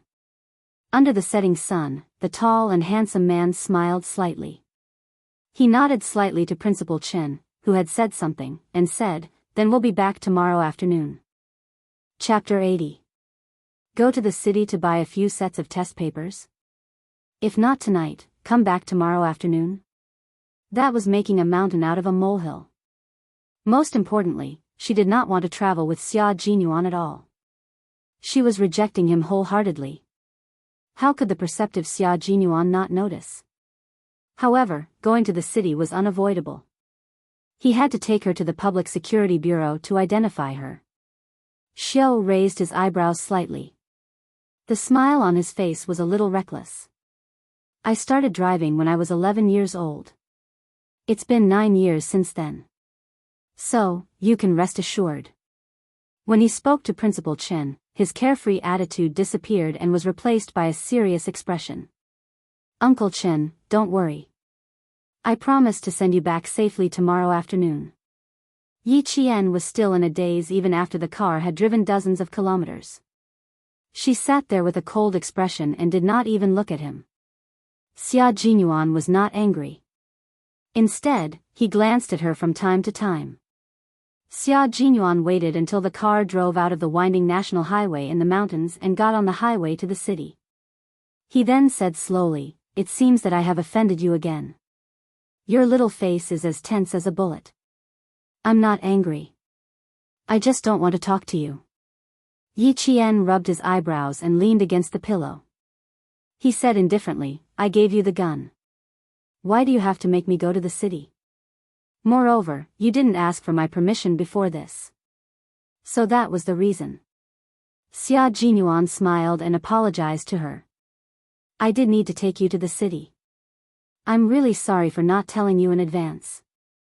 But Captain Xia, I don't like someone making decisions for me when I don't know anything. Yi Qian interrupted him rudely. He turned his head and looked at him coldly. I really don't like it. At this moment, Xia Jinyuan realized that he had stepped on this girl's minefield. The smile on Jun Yan's face faded slightly. When he spoke again, his clear voice was filled with absolute respect for Yi Qian. I'm very sorry, Yi Qian. I only cared about considering things from my own perspective and did not consider your feelings. That's right, I can't look at this little girl as if she's a minor. I have to treat her as an adult. About the pistol, I still need you to go back to the Public Security Bureau with me. Don't worry, you won't be implicated. If the Public Security Bureau wants to know where the pistol went, they need a record. The Municipal Public Security Bureau only gave me 24 hours, so I have to take you back tonight, Xia Jinyuan said seriously, explaining the whole thing very thoroughly. And his apology and respect made Yi Qian understand his position. Although his expression was still cold, at least they could continue the conversation normally. I also need to apologize. I should have handed it over in time. Yi Qian was not an unreasonable person. On the contrary, she had a very clear personality. Actually, when she heard that he had to go to the city, she had already guessed something. The coldness she displayed was only to let the other party know what her persistence and her principles were. Her predecessor had suffered a loss because of her lack of persistence, so she had been defeated her whole life. In this life, she had to let everyone who knew her know that she had her own persistence and principles. No one could change her. Chapter 81. They set off at 6 in the evening and didn't enter the city until 11 at night. Xia Jinyuan looked at the city's night sky. There were flashes of lightning in the clouds at the end of the sky. It seemed that there would be a heavy rainstorm in the sky. He didn't wake up Yi Qian, who had already slept for a few hours. He smiled and drove into the gas station. When the car stopped, Yi Qian woke up with a start. His eyes were clear and there was no hint of drowsiness in them. This was a sign of alertness. The moment he opened his eyes, his mind was absolutely awake. Looking at the flashing clouds in the sky, Yi Qian frowned and said, "There's going to be a storm. How long until we get to the police station?" "We'll be there in 20 minutes. The bathroom is in front and the convenience store is next door." After turning off the engine, Xia Jinyuan took out his wallet and handed it to Yi Qian. "We need something to fill our stomachs. The police station is famous for being stingy. We won't even get a meal when we get there." He was indeed hungry. Yi Qian took the black wallet that still had his body temperature and went to the convenience store. He bought 2 bottles of milk and 2 packets of wafers and walked out with the bags. In front of her, a man and a woman pushed the door open, talking and laughing. Yi Qian had already retreated to the side, but the man who was flirting with the woman did not avoid her at all. His shoulder directly bumped into Yi Qian. A faint smell of gunpowder wafted over. Yi Qian saw a small black handle in the man's flipped sports jacket. It was a Ruger KP-94 handgun made of stainless steel and fired 9x19mm bullets. Yi Qian could tell what kind of gun it was just by looking at the handle. The unique characteristic of the gun was that its parts, from the sleeve, barrel, handle, and socket holder, to the small parts inside, were all made of stainless steel. Illegal gun possession. Yi Qian couldn't help but take a second look. As soon as they walked out of the convenience store, a flash of lightning appeared in the sky, followed by a sudden clap of thunder. The power of nature instantly shook people's hearts. The torrential rain fell without warning. Pa pa, the sound of the rain hitting the ground could be heard. In the blink of an eye, the entire city was shrouded in a curtain of rain. When Yi Qian returned to the car, he whispered to Xia Jinyuan, who had gotten into the car after him, "I met a man and a woman in the convenience store just now. The man had a Ruger KP-94. I've memorized his appearance. Do you have a pen and paper? I can draw him for you to see." After a pause, he continued, "The man looks a little similar to Brother Fei. The only difference is that he's a little younger. The way he speaks doesn't sound like a Chinese. Instead, he sounds like he grew up overseas." Xia Jinyuan, who was about to start the car, took out a pen from his pocket. Then, he turned around and easily picked up the plastic bag on the back seat. He took out a book from the bag and flipped to the last page. He pointed at a blank page and said in a deep voice, "Draw it and show it to me." His slightly cold voice sounded even colder and fiercer in the sound of the rain. Brother Fei has always had contacts overseas, but they haven't been able to break through yet. Short hair, a scar on the left ear. Yi Qian took the pen and started drawing on the blank page. He first drew the characteristics, then the facial features. Next, he noted the height, approximate height, what kind of clothes they wore, what kind of shoes they wore, and even the color of their socks. In the convenience store, after the man with the strange accent asked some questions, he bought 2 packs of cigarettes and walked out with a sexy woman in his arms. He didn't immediately get into the car. Instead, he looked at the sudden torrential rain and a trace of malice flashed across his face. Chapter 82. The portrait of the man was finished. Xia Jinyuan glanced at it and his handsome face instantly turned as cold as a sword. He glanced at the empty gas station and pursed his lips as he said to Yi Qian, "We need to go on an adventure. Do you want to prepare yourself? Drive. Don't worry about me. I can still protect myself." Yi Qian closed the book and put it aside without even looking at what book it was. He picked up the second book. This time, he saw it clearly. It was a book about war and soldiers. Why would he read such an entry-level military book? As this thought flashed through his mind, he quickly started drawing the woman's facial features. The car had already driven into the heavy rain. In order to catch up with the imported car, the car sped up instantly. The momentum was so strong that Yi Jian's entire body fell in front of the windshield. However, the pen in her hand was steady. Not a single stroke was out of place. After the woman's portrait was finished, Xia Jinyuan removed a communication device from the roof of the car. He drove with one hand and pressed a special contact number. After the call is connected, get them to contact the city's transportation team. Have them monitor all electronic devices in the city. At a sharp turn, Xia Jinyuan handed the communication device with a flashing red light to Yi Qian. Make it short. Just say what you want to say. A few seconds later, the flashing red light turned green and a capable voice answered. Yi Qian heard Xia Jinyuan say something like, "Q King." The voice of the person on the phone suddenly became very serious. J7 Roger. Dongfeng North Road, BMW U67689. 2 suspects have been found. Transportation team assistance. Target locked. A cold female voice replaced Xia Jinyuan's voice. The person on the other end of the communication device immediately knew that there was someone else in Q King's car. And it was a girl. Xia Jinyuan didn't pay attention to her. The car made 2 turns and caught up with the imported BMW, which was also speeding through the rain.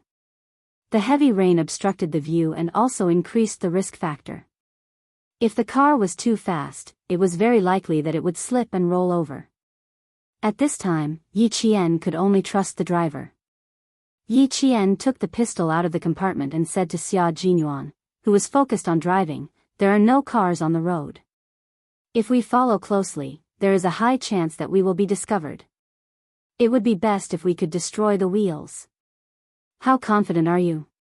Obviously, he had listened to her suggestion, but he wasn't sure if she was confident or not.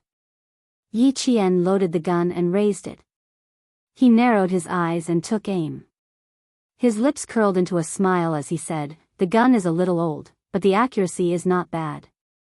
As for the confidence, even if it's not 100%, it's at least 99%. No, I need to be 100% confident." Xia Jinyuan said coldly and stepped on the accelerator again. The sound of the motor increased, and even the thunder in front of them did not slow down the speed of the car. Fortunately, it was a military jeep. Although it looked no different from an ordinary car, its performance was excellent. When they reached the next intersection, the imported BMW suddenly turned left and rushed onto another road. J7's voice came from the communication device. "The target car has been locked. It is now entering Princess Road. Q King, please note that there are factories under construction north of Princess Road. There are no surveillance devices at the moment." They needed to force the imported BMW onto another road. They definitely couldn't go north of Princess Road. Yi Qian looked at the road sign that flashed by. His delicate lips pursed and his eyes darkened.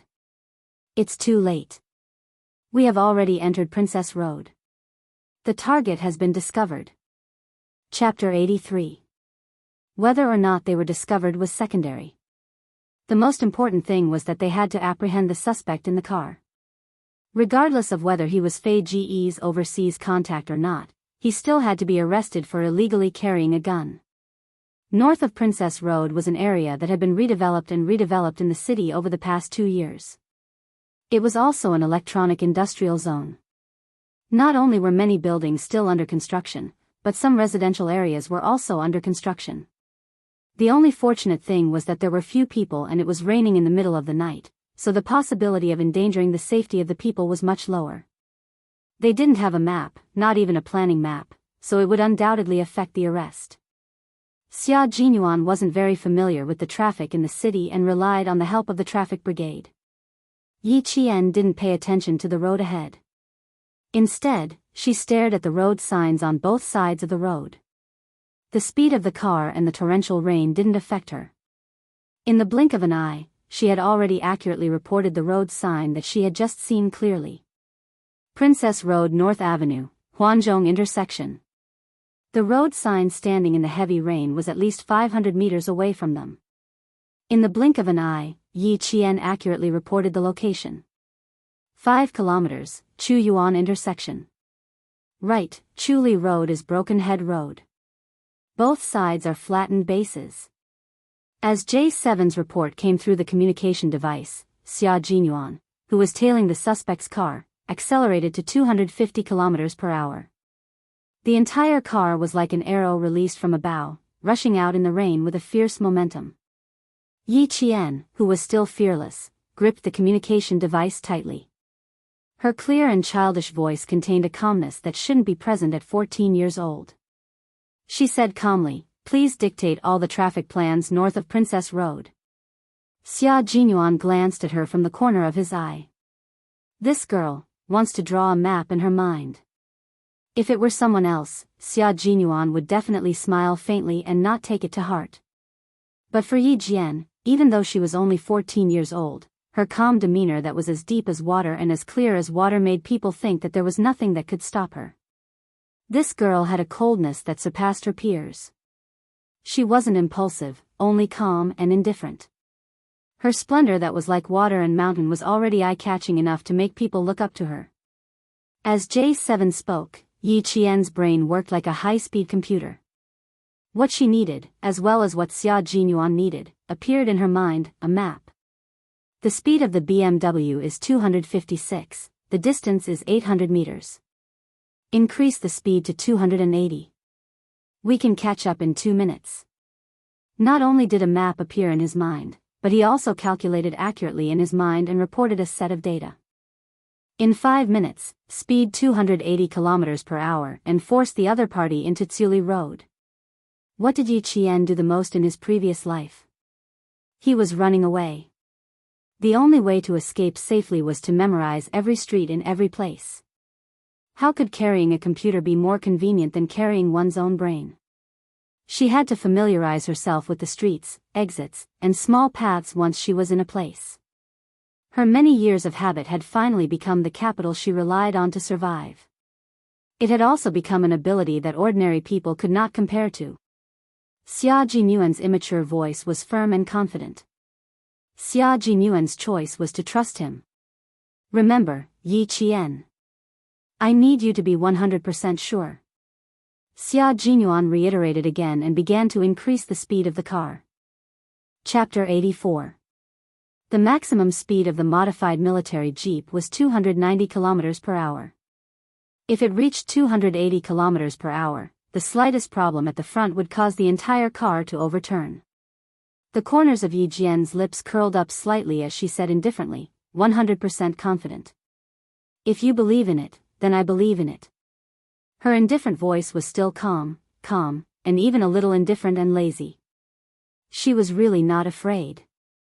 Facing the possibility of death, she would face it calmly. Xia Jinyuan's lips curled up, and his dark eyes were full of admiration for her. This little girl is really not bad. Old Master Zhen and Uncle Chen had put in so much effort to cultivate her. Their foresight was indeed unique. A piece of unpolished jade had already been polished to the luster that a piece of fine jade should have. There was no need to doubt whether this little girl could make a name for herself. He absolutely believed that she would succeed in the future. 256 kilometers per hour, 260 kilometers per hour, 270 kilometers per hour. Yi Qian stared at the changing speed on the dashboard and tacitly agreed that it had reached 60 seconds. Under Xia Jinyuan's calm gaze, the distance between the car and the speeding BMW narrowed. In the BMW, the sexy girl turned her head to look at the jeep that was about to run parallel to them. There was no fear on her beautiful face. Instead, she giggled and said to the man driving, "Jason, they've caught up. It looks like they won't let go." I couldn't ask for more. The man laughed out loud, and his cold face was filled with madness. They actually lost so many people in such a small place. If I don't teach them a lesson, how can I quench my anger? The girl's laughter grew louder. Her hand with bright red nail polish gently stroked Jason's thin face. There was a trace of coldness in her beautiful eyes, like that of a venomous snake. Jason quickly glanced to his left, gritted his teeth, and cursed, "Damn it." Without slowing down, he made a sharp right turn and rushed into Chu Yuan Road. The tires screeched against the ground, and water splashed everywhere. Under the high pressure, the water was compressed into mist, instantly blurring the line of sight of the cars behind. The two cars sped up to the highest speed on the empty road. They were both ruthless and willing to risk their lives. Yi Jian loosened the safety buckle on the front passenger seat and bent over to the back seat. She looked like a soldier who had calmly walked onto the battlefield. She was counting softly with a cold expression on her face. 1, 2, 3. The car window was lowered, and the rain poured into the car. In a second, Yi Qian's face and hair were all wet. With a cold expression, she stuck a loaded pistol out of the car window. At the same time, Xia Jinyuan accelerated to 290 km per hour and rushed in from the right side of the BMW. This was the second time the two of them had worked together. With the prior communication and the trust they had built, the tacit understanding throughout the entire process was as natural as flowing clouds and flowing water. Yi Qian aimed at the BMW's rear wheel. Her dark eyes were filled with cold tears. The speed of the car, the impact of the wind, the impact of the drag. The string of numbers flashed through her mind like jumping cymbals. Then, she fired without hesitation. Compared to the sound of thunder and torrential rain, the sound of gunfire seemed insignificant. After a bang, sparks flew everywhere. The BMW, whose tires had been shot, lost control and flipped to one side. It made an ear-piercing sound of metal rubbing against each other as it spun toward the construction site on the right side of Chu Yuan Road. Chapter 85. Jason and the beautiful woman in the car had never imagined that they would be forced to stop in such a way. After the car flipped over, it spun like a top and rushed to the side of the road. At this time, the high-performance car reflected the value of the price. The airbags popped out and surrounded the two people. Even if the sky and earth were turned upside down, at least their brains were not damaged. Moreover, the car was going straight towards the foundation of the car. In the heavy rain, the foundation of the soil had become exceptionally soft, which obstructed the strong spinning force and protected the people in the car. The reason Yi Qian climbed to the back was because the two of them agreed that when the right side of the car was hit, the driver would quickly do something that would benefit him if there was no way to turn the steering wheel towards his left side. Reality proved that this was indeed the case. Behind the car was a scene of sparks flying everywhere, but inside the car. Yi Qian closed the car window again, put away his pistol, and wiped the rain off his face. Qin Yan's face lit up with a faint smile. "Done, I'm 100% sure." She wouldn't gamble on anything that wasn't 100% certain. Gambling was something that needed to be judged according to the situation. Why should she gamble on something like this, which was completely dependent on her ability? Xia Jinyuan, who had already stepped on the brakes, turned the car around and returned to the scene after the car had traveled 200 meters due to inertia. Hearing this, she raised her clear voice and said happily, "Well done." It was so beautiful that it was impeccable. The car stopped in the heavy rain. Xia Jinyuan didn't immediately get out of the car to check. Instead, he said to Yi Qian, "With your ability to adapt, it shouldn't be too difficult for you to drive." If anything happened, she could still drive away immediately. As a soldier, Xia Jinyuan was used to arranging an escape route. As Yi Qian raised his eyebrows slightly, he had already started explaining how to start the car and how to drive. Refuel, brake, one to go, the other to stop. You can control the steering wheel yourself. Turn left, turn right. Listening to his explanation, Yi Jian sighed softly in her heart. She thought to herself, this is probably the most irresponsible driving instructor in the world. It's obvious that he's leaving the students to fend for themselves. You mean, you get out of the car, and I'll watch from the parking lot? Yi Qian sat there patiently while looking out the window. However, he didn't intend to let him go. He looked at him with a faint smile and said, I don't think this behavior is out of responsibility for my safety. Captain Xia, we have fought together twice. We can't be considered comrades, but we can still be considered partners. Yi Qian did not say anything else. He believed that with his intelligence, he would definitely understand what he was trying to say. How could he not understand? He had experienced how poisonous the little girl's mouth was. However, when it came to such matters, Xia Jinyuan kept the faint smile at the corner of his lips and spoke in a cold tone as if he was speaking to his own soldiers. Yi Qian, I order you to stay put and wait for further orders. Apart from being a business partner, you are also a student. Even though I have seen your ability and strength, I am a soldier. You are a soldier, and you are a student. Soldiers protect the country, and the meaning of home is you. Your family, your friends. You. This is my duty, and it is also our principle as a soldier. Chapter 86. What was a soldier? Soldiers were the cornerstone of a country. They were born in peace, but they could die in war. When the horn was blown and the war song was played, they, who guarded the country, would definitely be at the forefront. Soldiers were the most intimidating and lethal people in a country. They were worthy of dying for the sake of war. Even if they died for the people, their souls would still be there. Yi Qian looked at Xia Jinyuan, whose gaze was cold and hard, but who used his life to explain what a soldier was. The faint smile on her face gradually disappeared. It was no longer casual, but filled with respect. He nodded his head lightly and only said one word, okay. It was a promise and also a guarantee. Good girl. Xia Jinyuan stretched out his hand and smiled. Stay here. I'll be back soon. Also, call the ambulance. After he finished speaking, he opened the car door, got out of the car with a cold gaze, and walked into the torrential rain. His tall and slender figure was as imposing as a mountain. With the indomitable spirit of a soldier, he walked toward the overturned BMW. Yi Jian quietly looked at the back view that was as majestic as a mountain. She hummed softly, you won't know me in the age of white pigeons flying. My name isn't as prominent as the stars. In the days when the smoke of war is gone, you won't pay attention to me. My story will be drowned out by the song. In the most dangerous times, there was always a group of people who rushed to the front and shielded you from the wind and rain. Major Xia Jinyuan, who had rushed into the rain, was one of the members of that group. After dialing 120 for the ambulance, Yi Qian, who stayed in the car, felt that time was passing very slowly. He was suffering.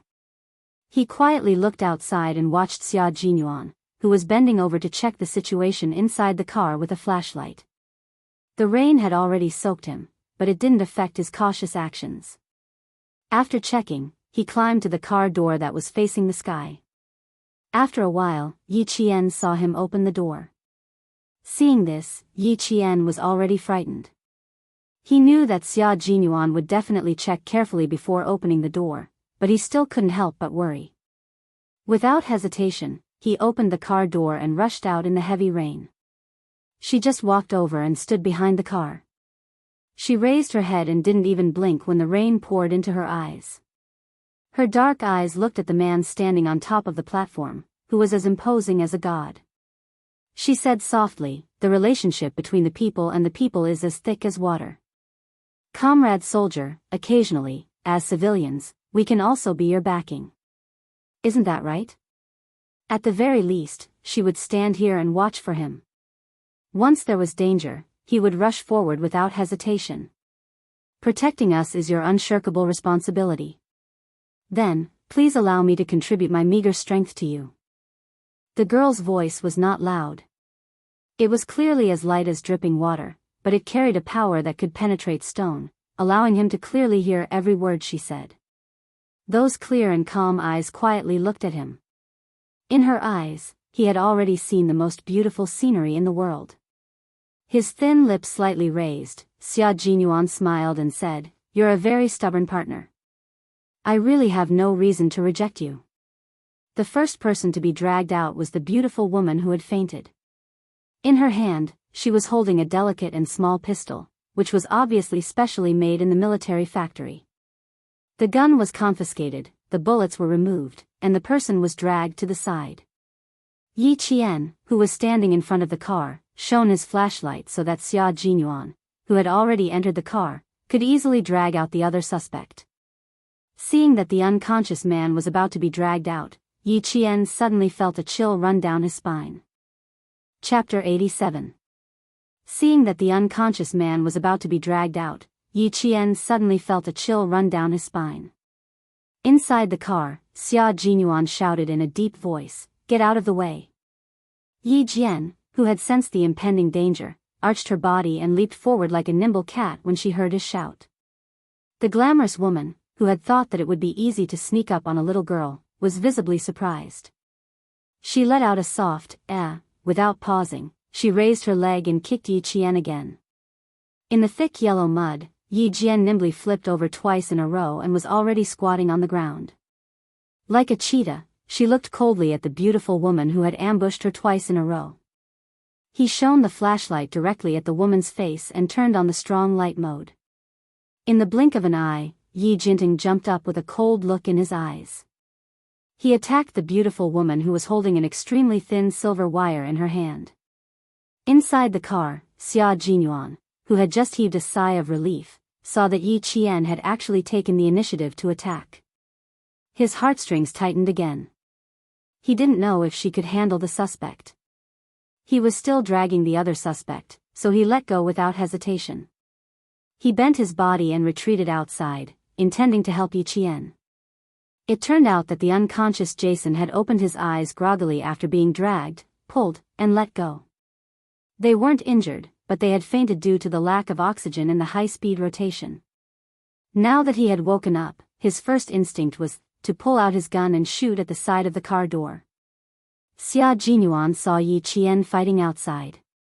Seeing that she was fierce, he relaxed slightly and punched the man who was still trying to pull out his gun.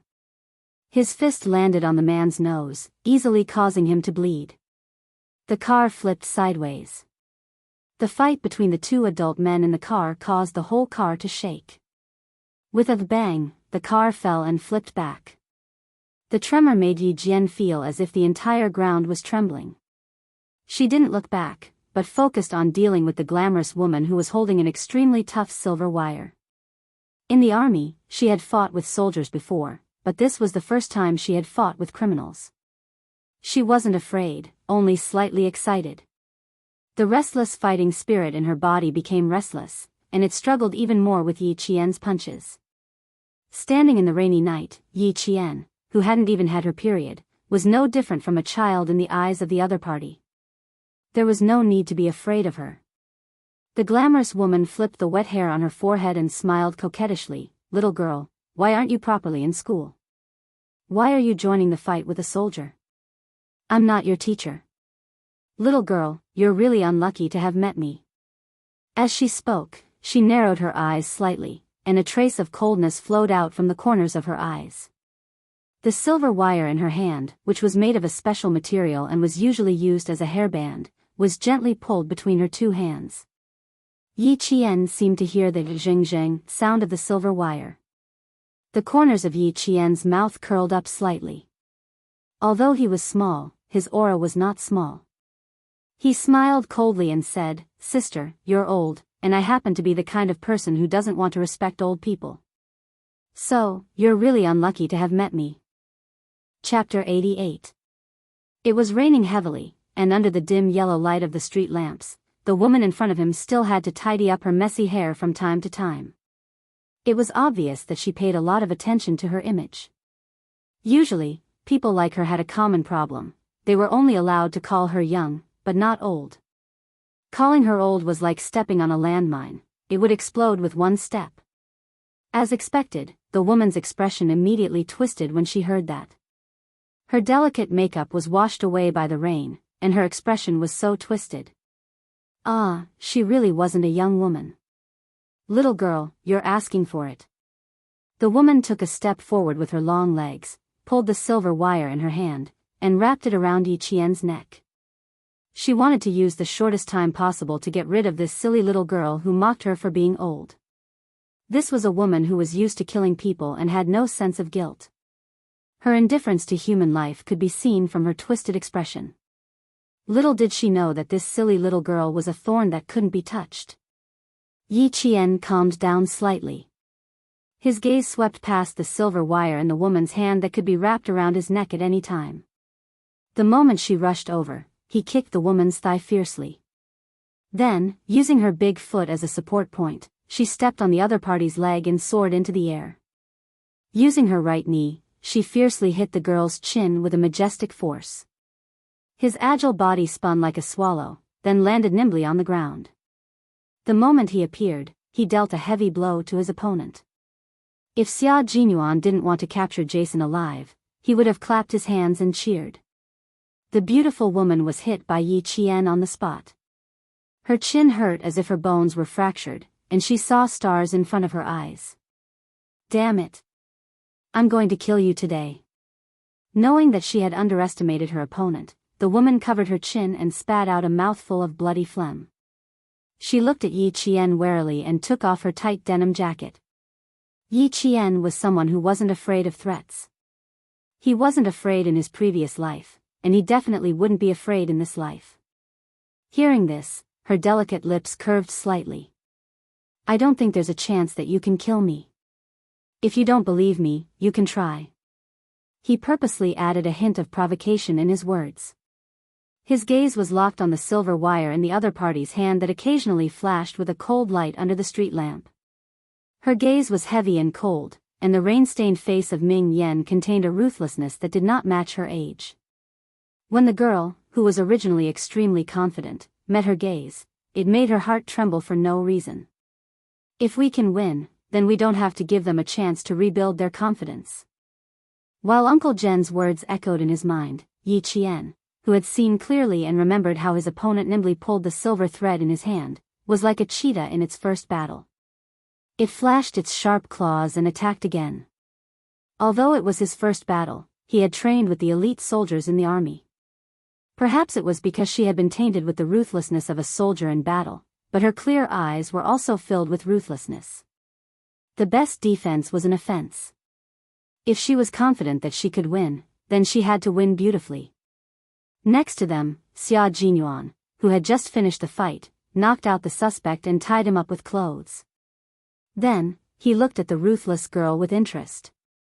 She was like a little cheetah, beating her enemy until he was in a sorry state.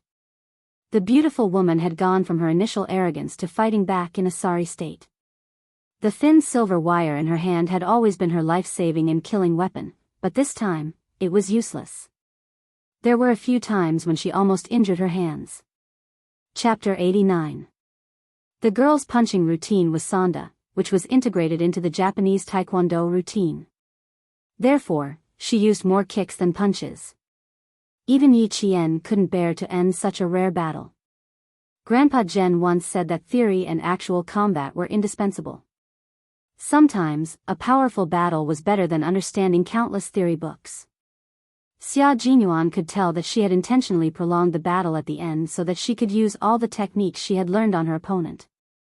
A smart girl always had a smart way of doing things. That student over there, don't treat people like cats. Don't forget, we still have serious business to attend to. He laughed and raised his voice. He also wanted her to have more actual combat experience, but time was a little tight. He still had to send her back to school tomorrow. The girl was still growing.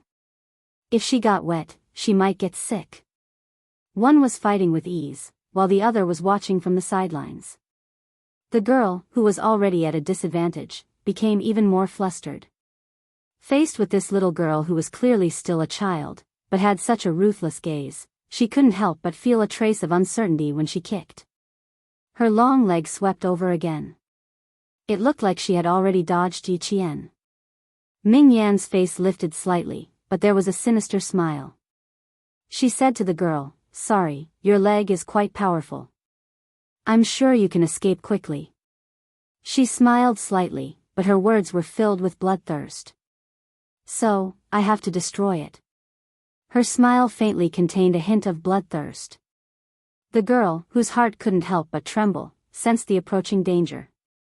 In her panic, she actually tried to retract her long leg. How could she possibly give her the chance to escape? Yi Qian's dark eyes were cold. He moved as fast as lightning, his right hand grabbing the girl's ankle. Amidst the girl's scream, Yi Qian's left hand formed into a palm. Holding rainwater, he viciously and fiercely struck her knee. As a person who had experienced life and death, Yi Qian, who had seen through life and death, couldn't possibly have the heart of a saint, no matter how young his body was. Or rather, it was laughably compassionate. In front of her was a criminal who was indifferent to human life and said that he wanted to kill. How could she show mercy to a criminal? Amidst the girl's shrill screams, Yi Jian, with a cold expression, grabbed both of her hands and clasped them behind her back. She then picked up the denim shirt that the girl had thrown aside and tied it up beautifully. "Little girl, you've learned quite a lot. Come, tell me, is there anything you don't know?" Xia Jinyuan looked at Yi Qian, who even tied a knot like a professional. While admiring him, he also thought, his talent is amazing.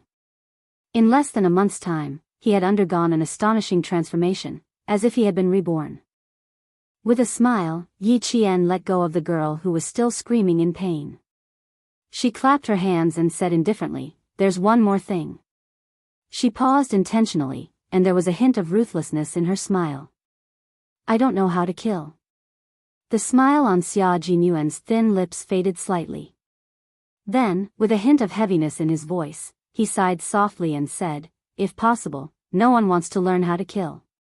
Little girl, you. But as long as I walk down the path that Captain Xia once walked, I think, learning how to kill is only a matter of time." Compared to the heaviness in his voice, Yi Qian was clearly much more relaxed. Chapter 90. The reason why she was so relaxed was because she had come to terms with her past and knew what her goal was. Yi Qian looked up and smiled. "What's there to be afraid of, even if my hands are stained red with blood, if I kill to protect the peace of the country?" Principal Chen and Master Zhen had always taught her that, in order to protect the peace of the country, and to protect the dignity of the country. Even if her hands were stained with blood and she became the target of the enemy, what was there to be afraid of? Xia Jinyuan, who did not speak immediately, patted her shoulder gently. He stared at her with his deep dark eyes and said word by word, "Student Yi, remember what you said tonight. When you have a legal gun license, I look forward to fighting alongside you again." Because he said that she did not have a legal gun license, she did not shoot the suspect in the dangerous fight just now, even though she had the opportunity to shoot him dead. From this, he could tell that this was a girl who could restrain herself and had light in her heart. He was worried that the murderous intent in her heart was too strong, but after hearing her words, he immediately felt relieved. "I'll get the police car and ambulance to stop at the intersection. Get in the car first, I'll take care of things here." Xia Jinyuan looked at Yi Qian worriedly. Not only was he soaked, but he was also covered in mud. His dark eyes flickered. "Don't go to the Public Security Bureau for now. Go to the reception center to wash up first." Yi Qian raised his arm and looked down at himself. He smiled and said, "The first time I met Principal Chen, I stood in the rain for almost an hour during the first class." In other words, this was not a big deal. She was not as delicate as the girls in the capital, nor as arrogant as the girls in the city. Instead, she had the pride to endure hardships, a beautiful heart, and a pair of bright eyes that could see through the vanity of the world. It was a pleasure to talk to such a girl. Sitting in the car, Yi Qian looked at Xia Jinyuan, who was still standing in the rain and talking to the soldiers. His majestic back subconsciously fell into her heart. Although she did not want to interact with such a dangerous and charismatic man, she had to admit that he was a very outstanding soldier. When they arrived at the reception center, Xia Jinyuan directly took a set of short sleeves and shorts for female soldiers from the front desk and handed them to Yi Qian along with the room card. Room 306. I'm 307. If you need anything, feel free to contact me. The two of them were only separated by a wall. Yi Jian entered the shower and stood under the shower head. She closed her eyes and looked up. Immediately, there was muddy yellow water under her feet. After showering for at least half an hour, Yi Jian walked out of the shower. Xia Jinyuan. Xia Jinyuan. Yi Jian, whose hair had not even dried, immediately opened the door. Aren't you going to rest? I'm here to give you this. He raised his hand and a pair of white sneakers fell into Yi Qian's eyes. You definitely can't wear your shoes tomorrow. I just bought them. See if they fit. Not only did he have shoes, he even prepared socks. Xia Jinyuan did not know if they fit. He lowered his gaze and looked at Yi Qian's feet. After a glance, his Adam's apple moved slightly. He immediately looked up and quickly stuffed the shoes and socks into Yi Qian's hands. This little girl's feet are really beautiful. Her skin was so fair that it was like a pink pearl. Stop, what are you thinking? Chapter 91. Major Xia, who had always kept a low profile, quickly hid the slight awkwardness in his eyes. There was no trace of abnormality on his elegant face. Go back to the room and try it on. If you want to change, there's still time. He lowered his gaze slightly again, but he didn't dare to look directly at Yi Qian's beautiful bare feet. Instead, he looked at her fair and slender calf. His thin lips were already pursed tightly. Her skin was extremely fair and had a milky, porcelain-like luster. It was so delicate that it seemed as though a slight pressure could leave a scar on it. But now, there was a slight flaw in her fair skin. A bruise that was already purplish-black had appeared very conspicuously on her right calf. Xia Jinyuan glanced at it. His gaze froze, and he suddenly bent down. Don't move. As Yi Qian stepped back, he said coldly, let me check if there's any bone damage. Not only was the bruise dark, but it was also very large. He didn't know how this little girl could endure it. His sudden action really stunned Yi Qian. She instinctively took a step back, but in the end, his large hand grabbed her ankle and even ordered her not to move. Although she was only 14 in this lifetime, but in her previous lifetime, she was at least 28. Yi Qian, who had never been in a relationship before and had her first kiss in both lifetimes, was stunned. She had never been held by a man before. Now that Major Xia's large hand had suddenly grabbed her ankle, even though Yi Qian, who had seen through life and death and was indifferent by nature, had a visible flush on her face. She had just taken a hot shower, so her skin was as white and delicate as a peeled egg. That gorgeous flush was like a blooming flower. It was so beautiful that it could take one's breath away. Fortunately, Major Xia's attention was focused on her injury, and he didn't notice anything else. The hand that held Yi Qian's ankle had slender fingers and his palm was burning hot. The skin that he was holding seemed to have a higher temperature, so hot that it made Yi Qian want to run away. No. Yi Qian finally calmed himself down, but he was once again stunned by his next action. He actually knelt down on one knee, his expression focused and serious as he checked his injured calf. Yi Qian's slender, jade-like fingers gently pressed on the wound, starting from the outside, then moving to the middle. Yi Qian was so embarrassed that his whole body was tense. Xia Jinyuan was holding her ankle, so he knew her body's reaction very well. He knelt on one knee and checked her body. Amused, he said, "You're just a child.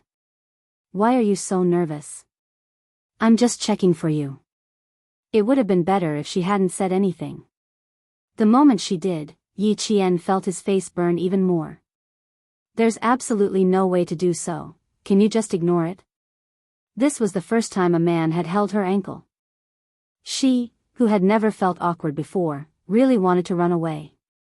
"If you back off again, I don't mind carrying you to the bed to check." Xia Jinyuan looked up and glanced at her with a smile. A sentence that could cause misunderstanding slowly came out of his thin lips. Yi Qian. Major Xia, how could you say something like that in front of an adult like me? Are you trying to take liberties with me? Do you understand? Major Xia didn't understand. At the age of 14, it was as though her soul had been blessed. In 2 years, she had skipped grades from middle school to high school. At the age of 16, she had gotten into the best military school with excellent grades and a grand slam in physical fitness. From then on, she had mingled with men. Throughout the year, she had seen more sows than women. Chapter 92. Major Xia didn't understand. At the age of 14, it was like a blessing to her soul. In 2 years, she had skipped all the grades from junior high to senior high school. At the age of 16, she had gotten into the best military school with excellent results and a grand slam in physical fitness. From then on, she had mingled with men. Throughout the year, she had seen more sows than women. He said it jokingly without a trace of disrespect. It was as if he was casually facing Yi Qian. Yi Qian sighed softly in his heart. Dangerous men really should be kept away from. If he wasn't careful, he would be taken advantage of. She lowered her head and looked down as if she was looking down at him.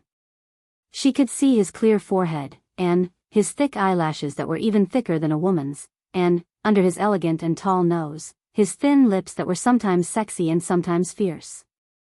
When he spoke, his exquisite and elegant features were accompanied by a faint smile. He was so leisurely that it made people reluctant to end the conversation with him.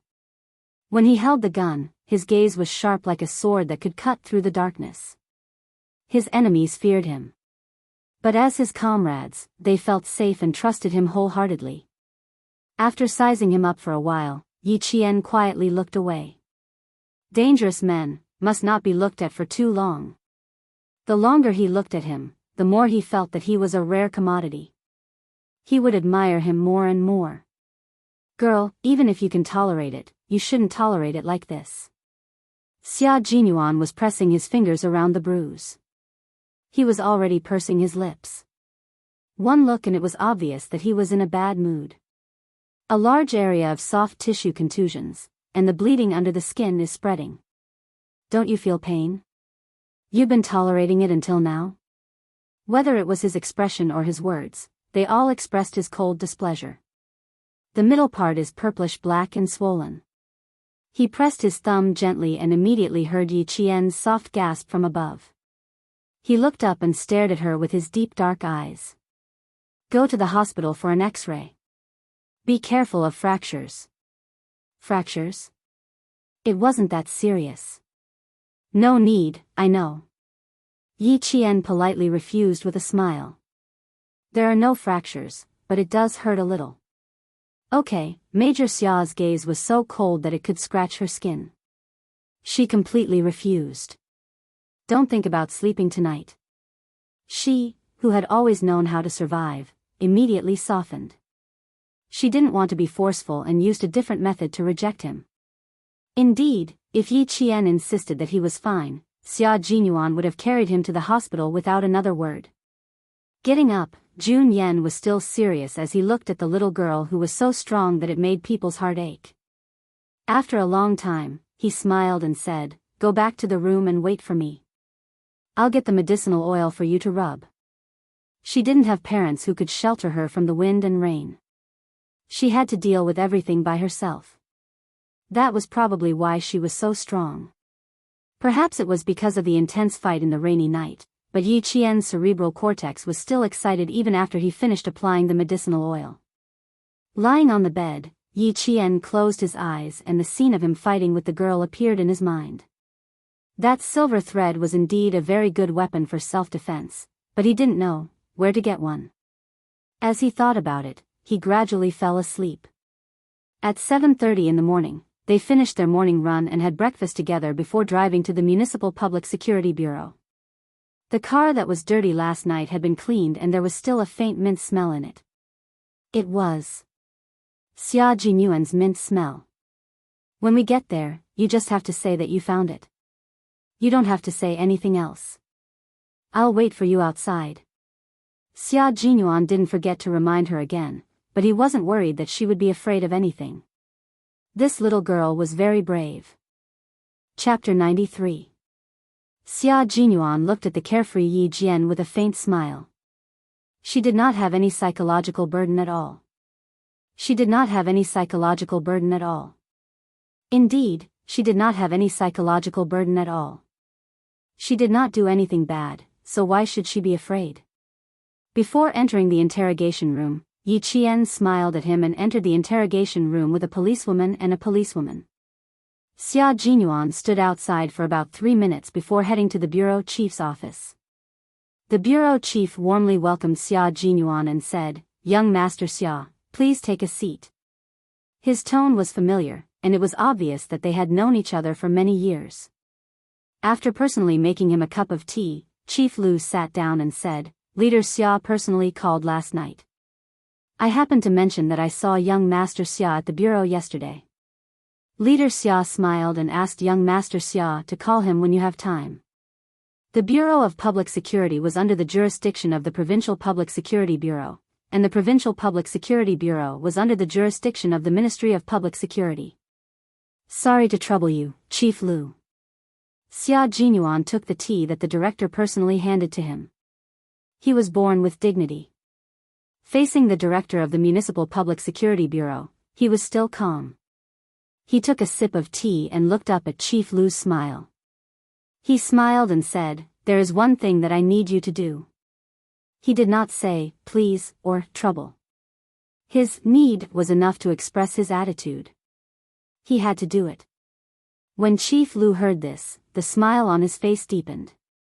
"Young Master Xia, you are too polite." "Ha ha ha, young Master Xia has been here for half a year, but this is the first time you need me to do something." Everyone knew that young Master Xia, who was in the military, was the most difficult person in the capital to do favors with. Ever since young Master Xia came to them, many people had been hoping that one day, young Master Xia would open his mouth and ask for something. Who would have thought that after half a year of silence, such a great opportunity would fall into his lap? After Xia Jinyuan finished speaking, Chief Lu laughed heartily. "So that's what you want?" "No problem at all. I will go get it later. Young Master Xia, please prepare it for me." "Okay, thank you, Chief Lu." Xia Jinyuan, who didn't like to be courteous, stood up when he saw that the matter was settled. "I have to go and see that girl. She's still a middle school student and is timid. I'm going to give her some courage." He stood up, and Chief Lu naturally had to send him off. However, Xia Jinyuan waved his hand, indicating that he would not allow others to refuse. But Jun Yen still smiled elegantly and said, "I still know the way in the bureau. Director Lu, please continue with your work." He had never been a person who liked to be courteous. Director Lu had only come to find him after investigating. Otherwise, he would never have come if there was even the slightest problem. Calm. Calm. In less than 5 minutes, Director Lu had settled the matter. He did not let him send the girl off just now because he wanted him to deal with it as soon as possible, so that he could make it in time to give the girl a surprise. "Thank you for your hard work. I am very sorry.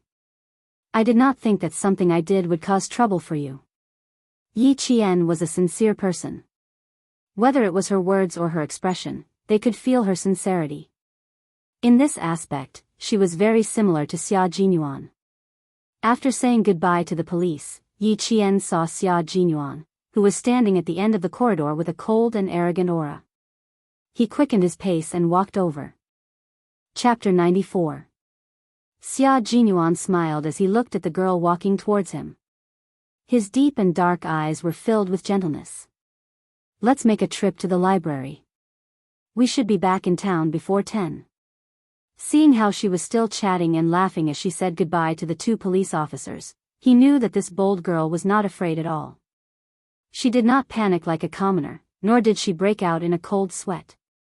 Yi Qian had never been to the city library before. In her previous life, she had only been to the city bus station.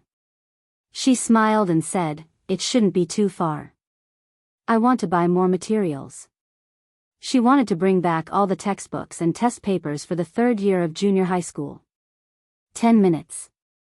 Xia Jinyuan took a file from Chief Lu and walked slowly and elegantly ahead of her. My personal chauffeur is here. Student Yi, you can give me your orders at any time.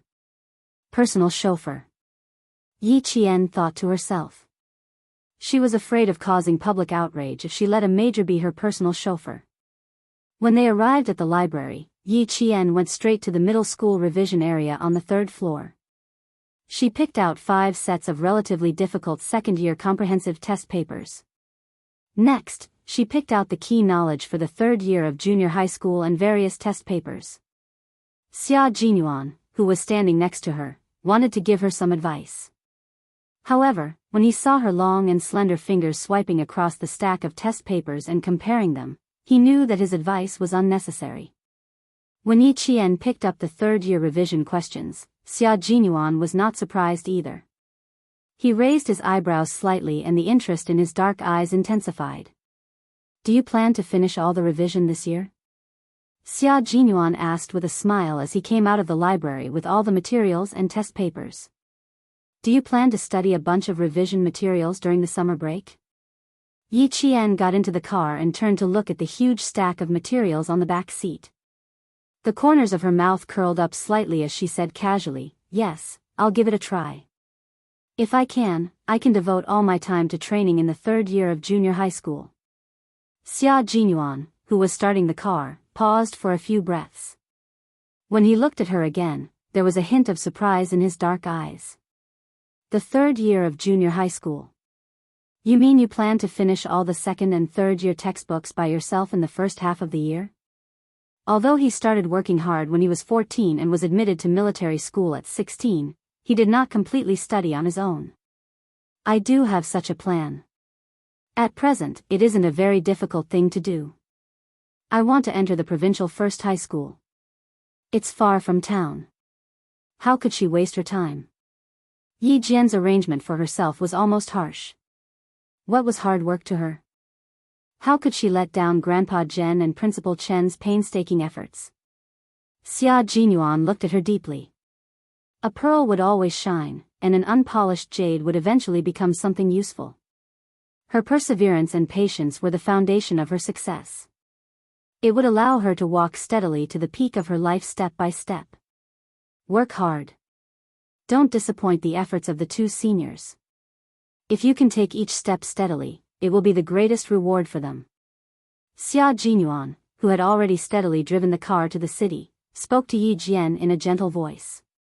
Yi Jian was trying her best not to let him down and not to let her seniors down. Yi Qian nodded gently and picked up a set of test papers to read slowly. Chapter 95. Her jet-black hair cascaded down her shoulders, and her delicate profile was so serious that Xia Jinyuan couldn't bear to speak anymore. His gaze inadvertently slid past her beautiful swan-like neck, lingering on it for a few seconds before he calmly looked away. Yi Qian, who was already captivated by the questions, didn't notice his gaze. Her fair and slender fingers would occasionally lightly swipe across the test paper as she worked on the last difficult question. At around 10:20, Xia Jinyuan started to get busy. The communicator in the car would occasionally beep with the sound of someone reporting work. Yi Qian, who had already finished a test paper, saw this and decided to sleep in the back seat before they got on the highway so as not to disturb his work. Xia Jinyuan, who was at work, was calm and deep. His innate noble temperament was reflected in his every word and action, and he was born with the demeanor of a leader. Confidence, calmness, seriousness. Yi Qian learned a lot about the qualities a soldier should have from him. Perhaps because she only slept for 2 to 3 hours last night, Yi Qian felt like she was listening to a lullaby as she listened to Xia Jinyuan's steady and deep voice. She slowly closed her eyes, and didn't even know when she fell asleep. By the time she woke up, the car had already exited the highway and entered the national highway, heading towards town. It happened to be 3 in the afternoon when they arrived in Fujian town. Yi Qian didn't go back to school, but went straight to the recruit assembly camp. There were 2 language classes in the afternoon, and teacher Ku probably didn't want to see her. I've packed everything, and this. Xia Jinyuan didn't drive the car into the camp, but parked it outside. He opened the trunk of the car and took out a bag with the words, Xinhua Bookstore, printed on it. Inside the bag were a few military books he bought yesterday. There are 4 books here that you can take a look at. They're all basic military knowledge. Yi Qian realized that the basic military books she saw in the car yesterday were actually for her. She didn't refuse and only hesitated for a moment before accepting them. She smiled and thanked him graciously. After his car drove out of her sight, Yi Qian looked at the books he gave her and sighed softly before walking back to the camp. After returning to the dorm, she placed her test papers on the bookshelf one by one. When she was about to organize the 4 books Xia Jinyuan gave her, she opened the bag and saw the file she saw in his hands at the Public Security Bureau. It was folded neatly and sandwiched between the books. Yi Qian. Her name was written forcefully on the portfolio. Her handwriting was just like her. Looking at it, one could feel a sense of coldness assaulting one's senses. Yi Jian's fingers gently pinched the file, and a dazzling light suddenly burst out from her starry eyes. Her little face instantly bloomed like a peach blossom, bright and dazzling. The silver wire. The wire. The wire. It was as if she couldn't wait to open it. She held the coiled silver wire in her hand and gently uncoiled it one by one. The front and back ends of the wire skillfully wrapped around her left and right hands. The cool touch seemed to seep into her heart. Just like last night, she let the silver wire coil around her hands. It was as if she was holding a living thing in her hands. She could do whatever she wanted. With a soft whoosh, the silver thread pierced through the air and tightly wrapped around the bed frame. When Yi Jian's bright eyes retracted the silver thread, they were overflowing with splendor and elegance. When they moved, they were like peaches and plums, and when they were still, they were like orchids in an empty valley.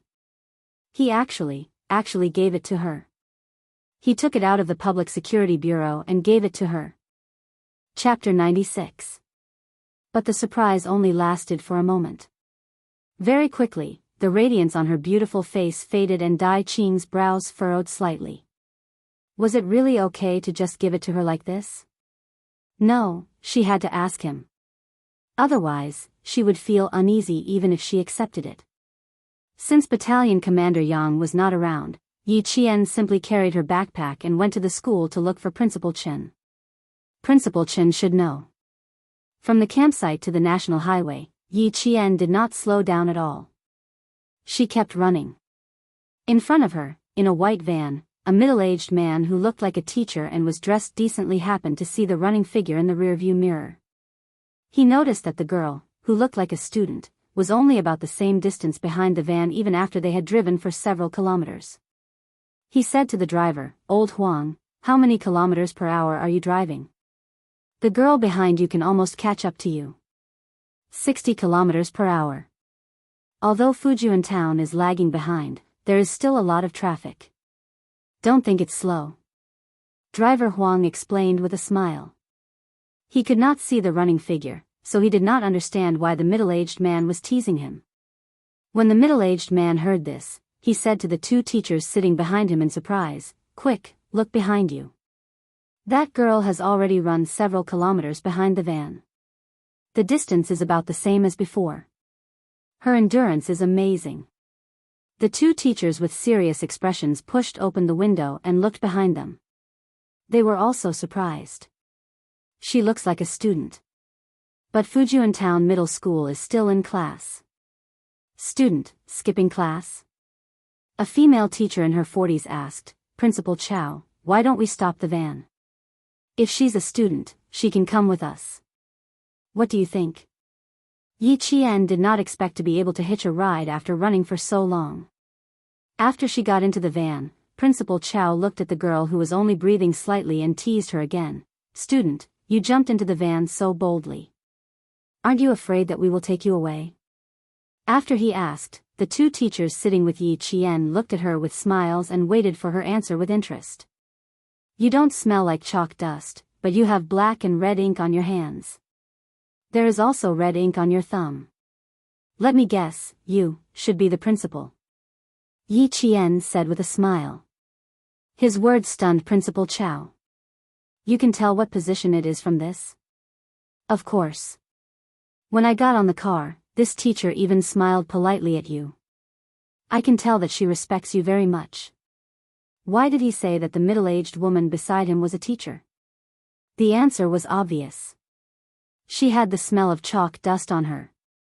Principal Chow was already laughing out loud. Then, I might also be the dean. Before he finished speaking, Principal Chow thought of something and laughed even louder. There aren't many humorous deans in the dean's office. I say, student, your observation skills are pretty good. Since they had already guessed that he was the principal, there was no need to guess who Song Laosher and Zhu Laosher were. Actually, Yi Qian had not only guessed that he was the principal, he could also vaguely guess which school he was from. The person who came to Fujian Town Middle School at this time should be the principal of the provincial first high school. Principal Chen was already waiting at the school gate. When Yi Qian got out of the van, he was shocked. Why did the little girl come with old Chow? The two principals were already exchanging greetings. Yi Qian bowed slightly to the two teachers. It seemed that he would disturb Principal Chen after he was done with his work. He did not go to the classroom. Instead, he went to Jessen's dormitory and waited for the last class to end. Chapter 97. I just bumped into a student from your school. She's not bad. As soon as he entered the office, Principal Chow mentioned Yi Qian, who he had bumped into in the car. He looked very interested. Her endurance is not bad. Is she a sports special student? He admired Yi Qian. Principal Chen also felt proud. He smiled and said, Yi Qian. Her name is Yi Qian.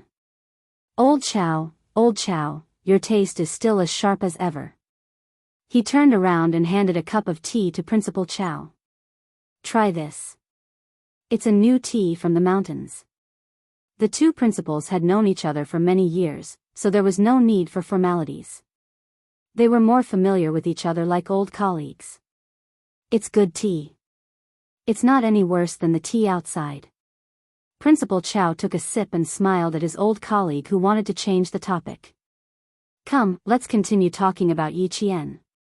Our country has achieved good results in sports competitions in the past 2 years.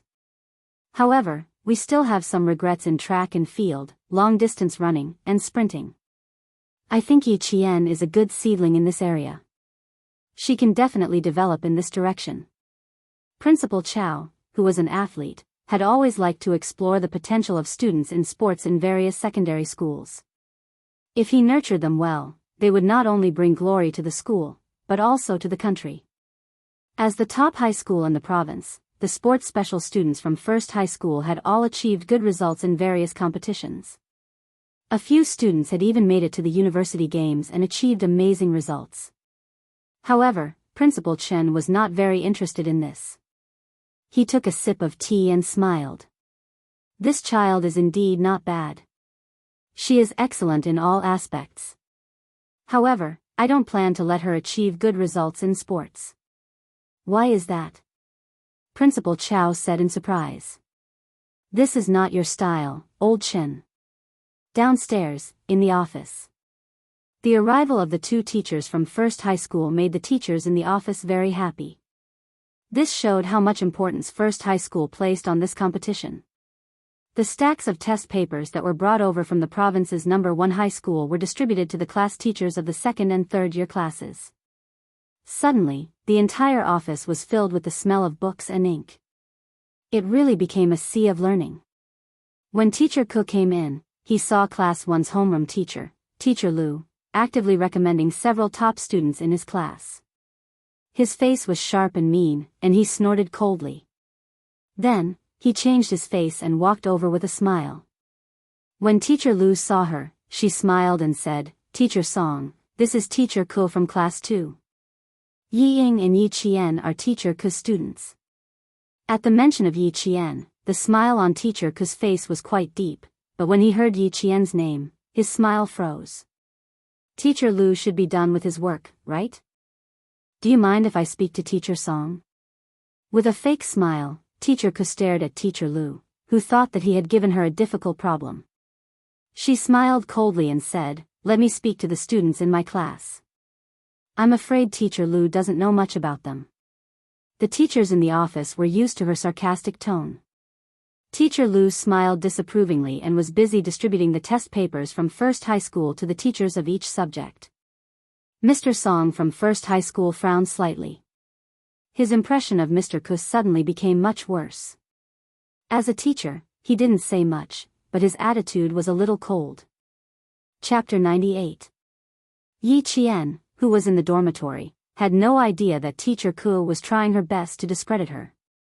She said to Jessen, "I bought a few sets of test papers. Let's do them together tomorrow. There are midterm exams next week, and the provincial high school exams on Saturday, Sunday, and Sunday. It's going to be a little hard to endure for 4 consecutive days." She even sighed, which made Jessen roll her eyes. All right. You're the most stressful person in class. You even took leave. You don't know how dark Teacher Ku's expression is today. The whole class is living in fear and trepidation, afraid of provoking her bad luck. Zhang Na, who was in the same dormitory as her, said emotionally, "None of us dare to go near her. Yi Qian, the whole class is waiting for you to come back and destroy Teacher Ku's dark expression. Are you sure I can do it?" Yi Qian raised her eyebrows and smiled at the girls who nodded in agreement. "I didn't go to the classroom because I was afraid that you would be washed away by the storm. That's why I waited for you in the dormitory." The students more or less knew that Yi Qian and Teacher Ku did not have a good teacher-student relationship. Hearing this, they all laughed coquettishly. Sometimes, they really admired Yi Qian. She was the only one who could withstand Teacher Ku's gaze. If it were any other student, their legs would have turned to jelly, or they would have transferred classes. Yi Ying's voice came from outside. She was still full of confidence. The girls in the dormitory snorted at the same time and said to Yi Qian, "Recently, Gao Yang has been coming to the classroom from time to tutor us. The two of them are sitting together openly. In the end, Teacher Ku even told us to learn from them. It can't be helped. Those two have always been in the top 5 of the cohort." Zhang Na snorted in dissatisfaction and rolled her eyes. It's obvious that they're in love at a young age. The pettiness of a little girl could be seen at a glance. Yi Qian pursed her lips and laughed softly. It was already dinner time for the school. When they reached the cafeteria, Jessen gently poked Yi Qian's forearm with her finger. Do you see? She's smiling like a flower. I also suspect that the two of them are dating." At the entrance of the cafeteria, the smiling Yi Ying and the tall and cold Gao Yang walked in together. The two of them immediately attracted countless gazes with various meanings. The people involved did not seem to care at all. They chatted and laughed as they walked towards Yi Qian and the others. It was inevitable that they would bump into each other. As soon as Gao Yang saw Yi Qian, he remembered how she had kicked him and his car. His cold face revealed a trace of uneasiness as he said to Yi Ying, "Go line up over there. There are fewer people." Yi Ying, who had always been scheming, glanced at Gao Yang's face and narrowed her beautiful eyes. "Why do I feel like he and Yi Qian are hiding something from me?" He smiled naturally and generously. "It's okay, it's the same no matter where you line it up. Didn't the head of teaching say that? After dinner, let's hurry to the teacher's office. Let's queue here." After she finished speaking, she naturally tugged on Gao Yang's sleeve and lined up behind Yi Qian. In that instant, Jessen understood why Yi Qian said that she was not simple. If she were in Yi Qian's shoes, she would feel uncomfortable standing in the same place as someone who had bad blood with them. But fine, Yi Qian was not simple either. Seeing her nonchalant expression, Jessen shrugged, indicating that she did not care either. Chapter 99. Principal Chen, Principal Chao, and the teachers from the provincial First High School were all sitting in the meeting room after dinner. At the same time, there were also the homeroom teachers from the 2nd and 3rd grades. No one said anything. They were all waiting for the two principals to finish reading the list. Teacher Ku, who was sitting in the middle, froze when he saw Headmaster Chen flipping through the registration form for the second year of middle school. He had never seen the headmaster attend any competitions in the past. Why was he looking at it this time? There were 7 grades in the second grade. 5 to 6 students from each grade would sign up for the competition. They were all the top 10 students in the class. Headmaster Chen flipped through all the registration forms for the second year of junior high school, but he didn't see Yi Jian's registration form. "Teacher Ku, can I see the name list of Yi Qian's students?" Principal Chen closed the registration form and looked sharply at Teacher Ku, who had repeatedly made things difficult for Yi Qian.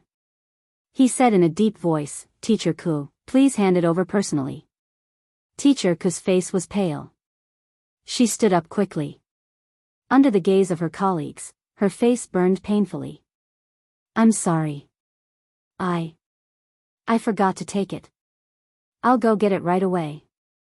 It was as if they were fleeing for their lives. 5 minutes later, Principal Chao held Yi Qian's registration form and said with interest, "She's very confident. She signed up for everything." He glanced at Teacher Ku, who had not lifted her head since she came in.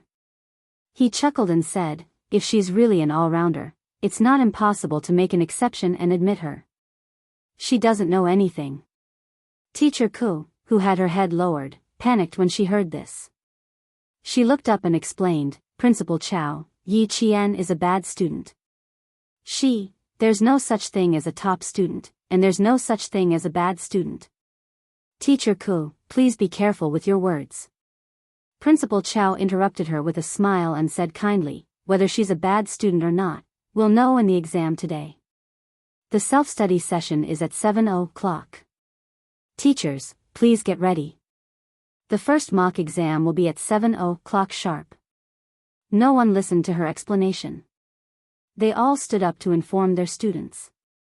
In the dean's office, Teacher Ku handed over the 2 test papers. "The 2 of you are representing the school. Take a look at this first. After 7 o'clock, you will have a mock exam." "Thank you, Director Ku." When Ying heard this, she could not wait to reach out her hand. However, she was pulled back by Gao Yang. He said coldly, "Are you asking us to cheat?" When he said that, Ying became anxious. "Gao Yang, what nonsense are you spouting? Dean Ku wants us to do better. He wants us to look at the questions in advance, not the answers. Wasn't reading the questions in advance cheating?" Yi Qian, who was personally informed by Principal Chen, smiled faintly. "Don't worry, I've said it before. Yi Ying is the opponent I need to defeat. So, how could I let her have the chance to defeat me? So what if she has seen the test papers? I can still win beautifully." Her face was full of confidence, and there was even a hint of disdain in her jet-black eyes. Principal Chen, who was originally a little worried, raised his eyebrows and laughed heartily. "If you want to suppress your opponent, little girl, then you have to give him a hard time. Even if he does, he has to be below you. This was only natural. How could he let Ying have her way?" In the temporary classroom of grade 12 class 1, Yi Qian took out one of the test papers and handed the rest to the students behind him. He picked up a pen and started writing. Chapter 100. At night, the school was less noisy and quieter than during the day. On the 5th floor of the teaching block, the classroom of grade 12 class 1 was a little more solemn. The only sound that could be heard in the classroom was the pen tip gliding across the paper. All of the students' gazes were focused as they concentrated on their own test papers. Yi Qian's pen seemed to move faster than the other students. He wrote down the answer almost without thinking. There was no hesitation or pause. It was as if he was taking notes in class. There was no sense of stagnation at all. The 2 provincial first middle school teachers scanned the top students in Fujian Town Middle School. A total of 62 students from grade 2 and grade 3 had signed up for the competition. After this round of preliminaries, it was estimated that half of them would be eliminated. There was only one reason why Principal Chao chose the second day of the midterm exam for the second round of selections: to strengthen the competition. They needed to know which students performed consistently in the 4 days of exams. They also needed to know which students had stage fright or were unable to persevere in the middle of the exam. If they stood out in this competition, then Ms. Song, who had walked to Yi Qian's side, smiled. No wonder Principal Chen didn't give face to Ms. Ku. It was unbelievable that such an outstanding student was suppressed by his own form teacher. She had been teaching for more than 20 years and this was the first time she had encountered such a situation. After standing there for less than 3 minutes, Ms. Song's eyes narrowed slightly.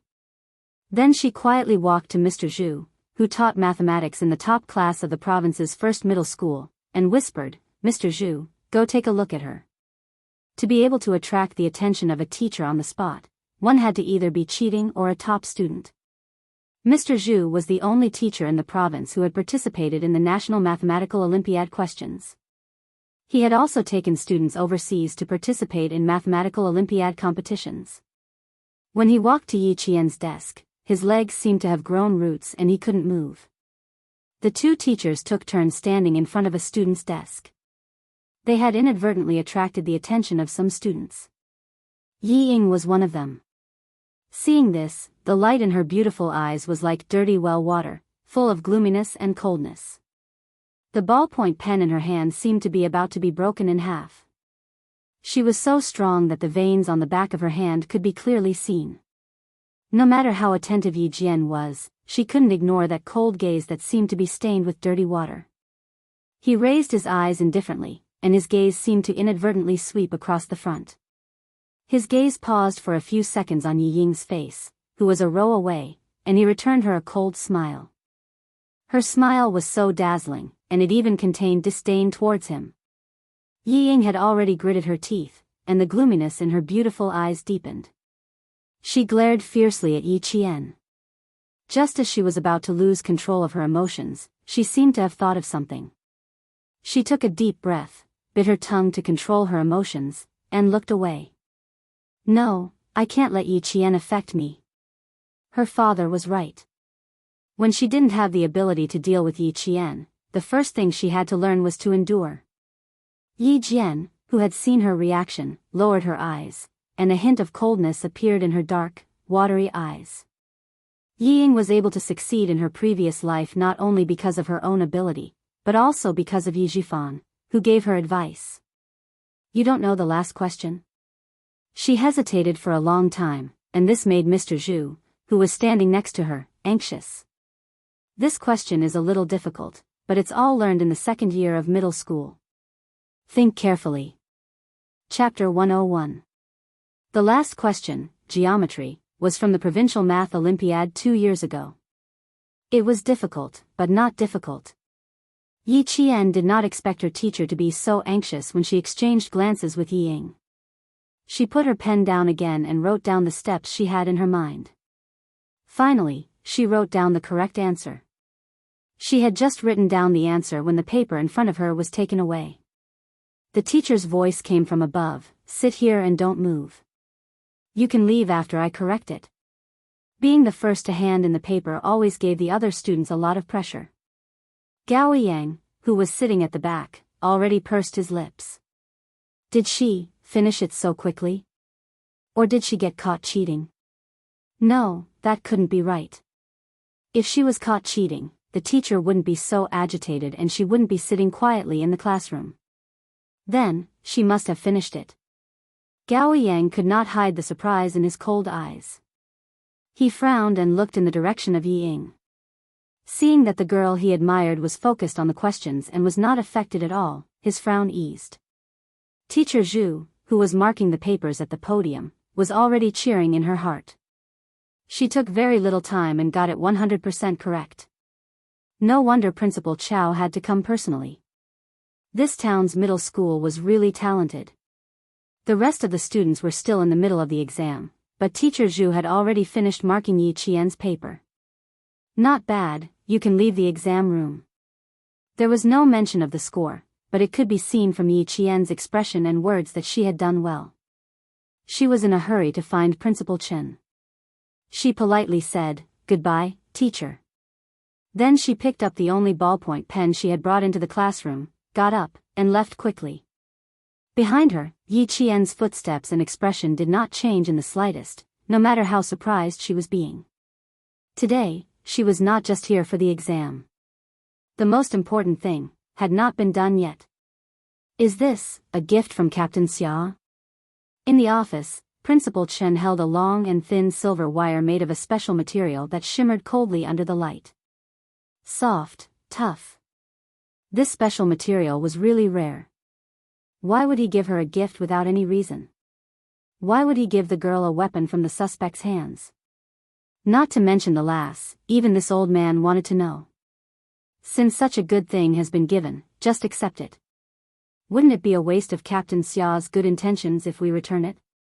Principal Chen chuckled and gestured for Yi Qian to reach out and wrap the silver wire around Yi Qian's slender and fair wrist. This is a good thing. Take it since I've given it to you. It was a good treasure. Even if it was a bracelet, it would still be beautiful. Most importantly, it's not against the law. Yi Qian was dumbfounded. He stammered, this isn't power. Ha ha ha. Silly girl. Principal Chen saw the unconcealable surprise on her little face and the faint worry in her dark eyes. His laughter grew louder. Girl, this is from Captain Xia. Keep it well. You don't have to worry about anything else. If Principal Chen said he would accept it, then he would definitely accept it. She replied with a smile, then I'll accept it. I'm not afraid of being laughed at, but I really like it. I'm just afraid that if I accept it, it will affect Captain Xia. So I came to ask you for a peace of mind. Clever girl. Principal Chen's laughter became even louder. Little girl, you're right. After laughing, he asked about the exam. Yi Qian arched her eyebrows and smiled faintly. Her eyes were bright and sparkling. Don't worry.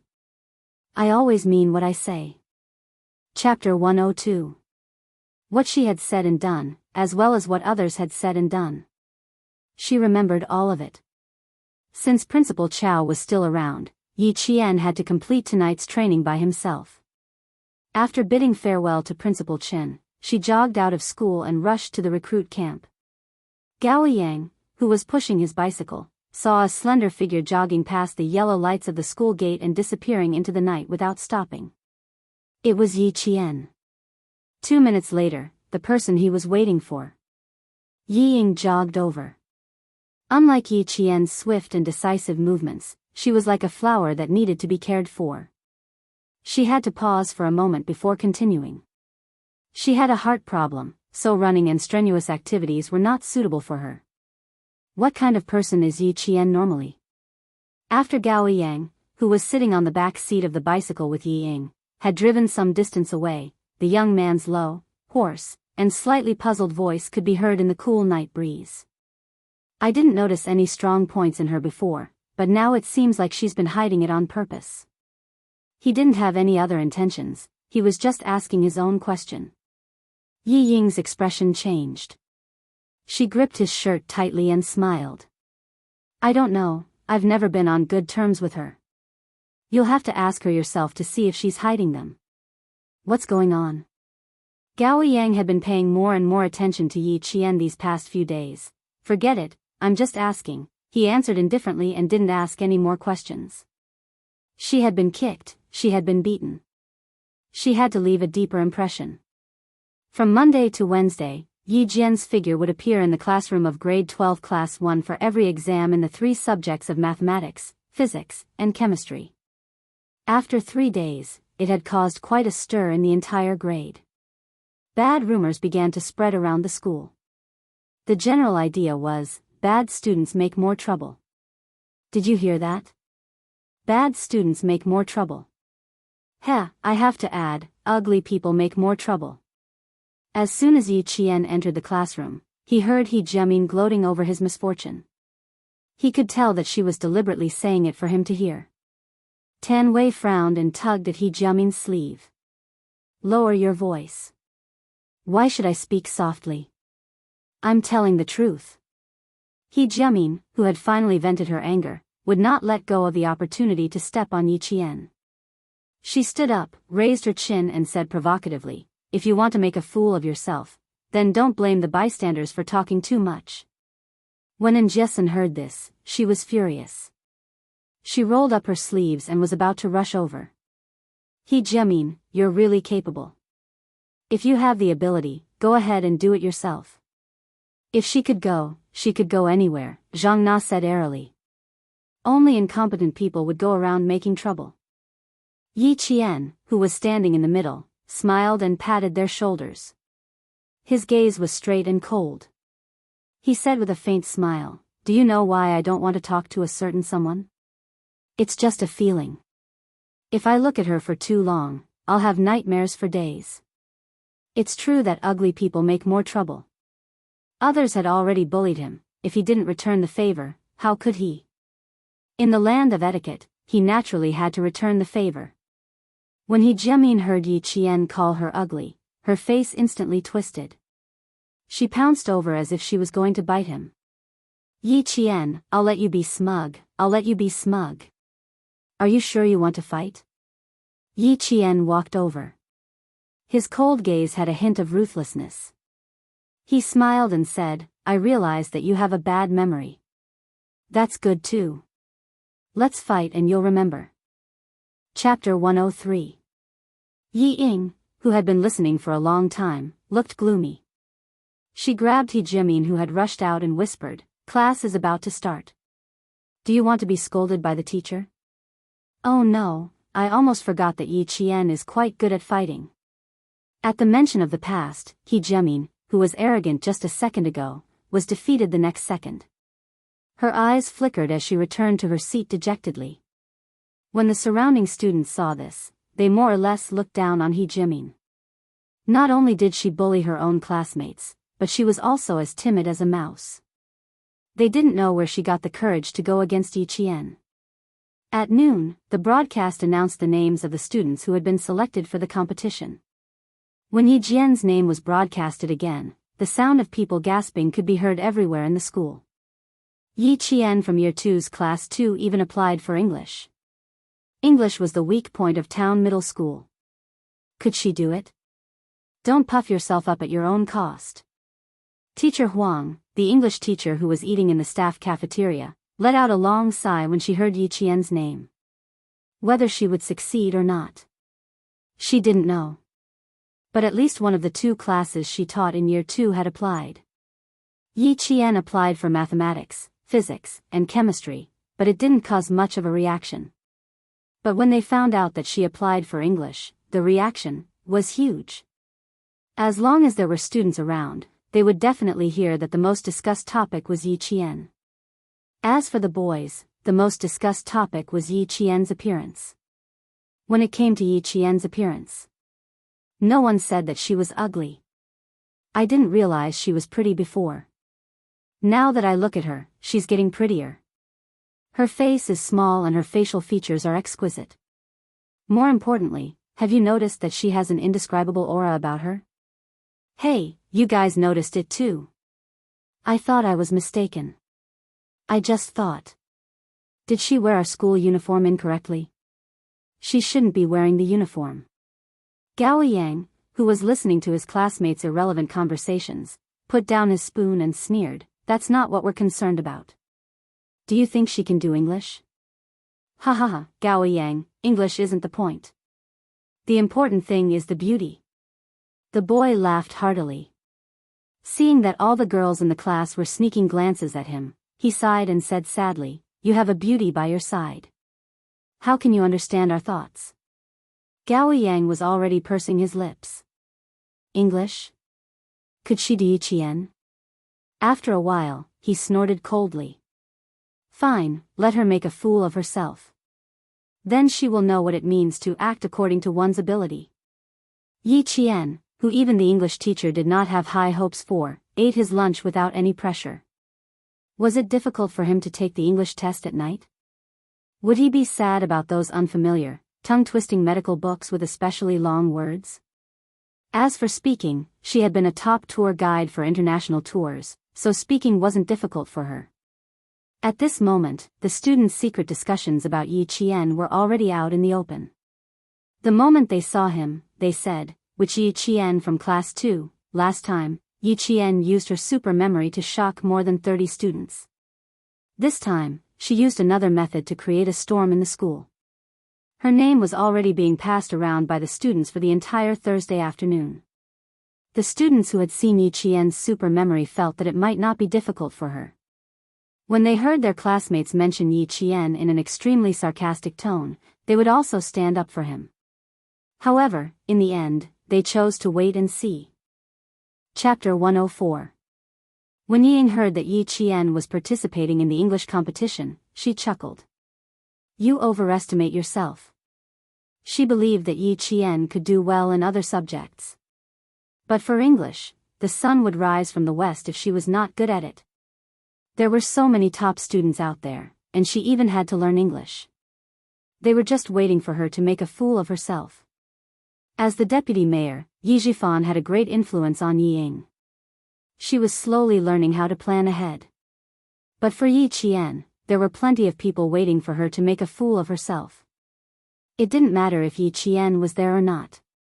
Yi Qian walked into the classroom and found her seat, waiting for the exam papers to be handed out. The other 9 students, including Gao Yang, looked at Yi Qian subtly. The 9 of them were the top students in English in the 2nd and 3rd year. Yi Qian from the 2nd year class. Where did she get the confidence to even sign up for English? Gao Yang, who was sitting in the corner, saw this and pursed his lips into a straight line. Why did she have to embarrass herself in school? So many students were secretly laughing at her.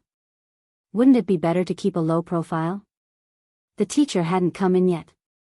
Gao Yang stood up and walked behind a girl. Although his voice was cold, he was polite. "Hello, can I exchange seats with you? There are 10 people in the exam, so you can sit anywhere." Yi Qian didn't turn around. It didn't matter who sat behind her. If you don't know how to do it, keep it. When the exam papers were handed out, Gao Yang's low and cold voice sounded. "I'll give you the answer after I'm done." No matter what, she had to pass this test first. She couldn't let those talkative students say anything bad. Yi Qian was a girl after all. In front of her, Yi Qian, who had already started writing, stopped. She turned her head and looked at Gao Yang, who seemed to be planning for her. She smiled faintly and said, "You're confident in English because you've lived abroad, right?" "I'm helping you, Yi Qian." It didn't sound like he meant anything else, but it made him feel a little uncomfortable. "I am indeed confident." Yi Qian raised his eyebrows and smiled. His dark eyes shone like stars as he said, "What a coincidence. I'm also very confident in myself. I'm sorry, but I really don't care for your so-called help." "You." Gao Yang's handsome face immediately changed. His eyes were cold as he stared at the figure who was already sitting upright. "Yi Qian, don't be ungrateful." "Tsk, what should I do?" She didn't know what was good for her. With the sound of the tape turning, the first question, listening, began. No matter how angry Gao Yang was, he could only give up. After the listening test was over, Yi Qian's pen flew across the paper. When it came to the last reading question, Yi Qian directly handed the paper to Teacher Song and politely said, "Goodbye." He left the 9 students who were still taking the exam. He didn't return to the classroom. Instead, he went straight to Njessen's dormitory to pick up his bag and leave the school. Tonight's training was to train the arm's stability. Yi Qian, who didn't even put down his bag, immediately rushed to the training room. At this time, Principal Chen had already been waiting for a long time. The results of the exam were never the focus of their conversation. Principal Chen, who was holding a string of bells in his hand, gestured for Yi Qian to reach out his hand. "Put 5 kilograms of weight on your wrist for 30 minutes. Every time the bell rings, the time will be stacked for 10 minutes. As a sniper, the closer they got to the end, the crueler the training became." Chapter 105. In the morning, you'll be in the grass. At night, you'll be in the desert. The next day, you'll be in the snow forest.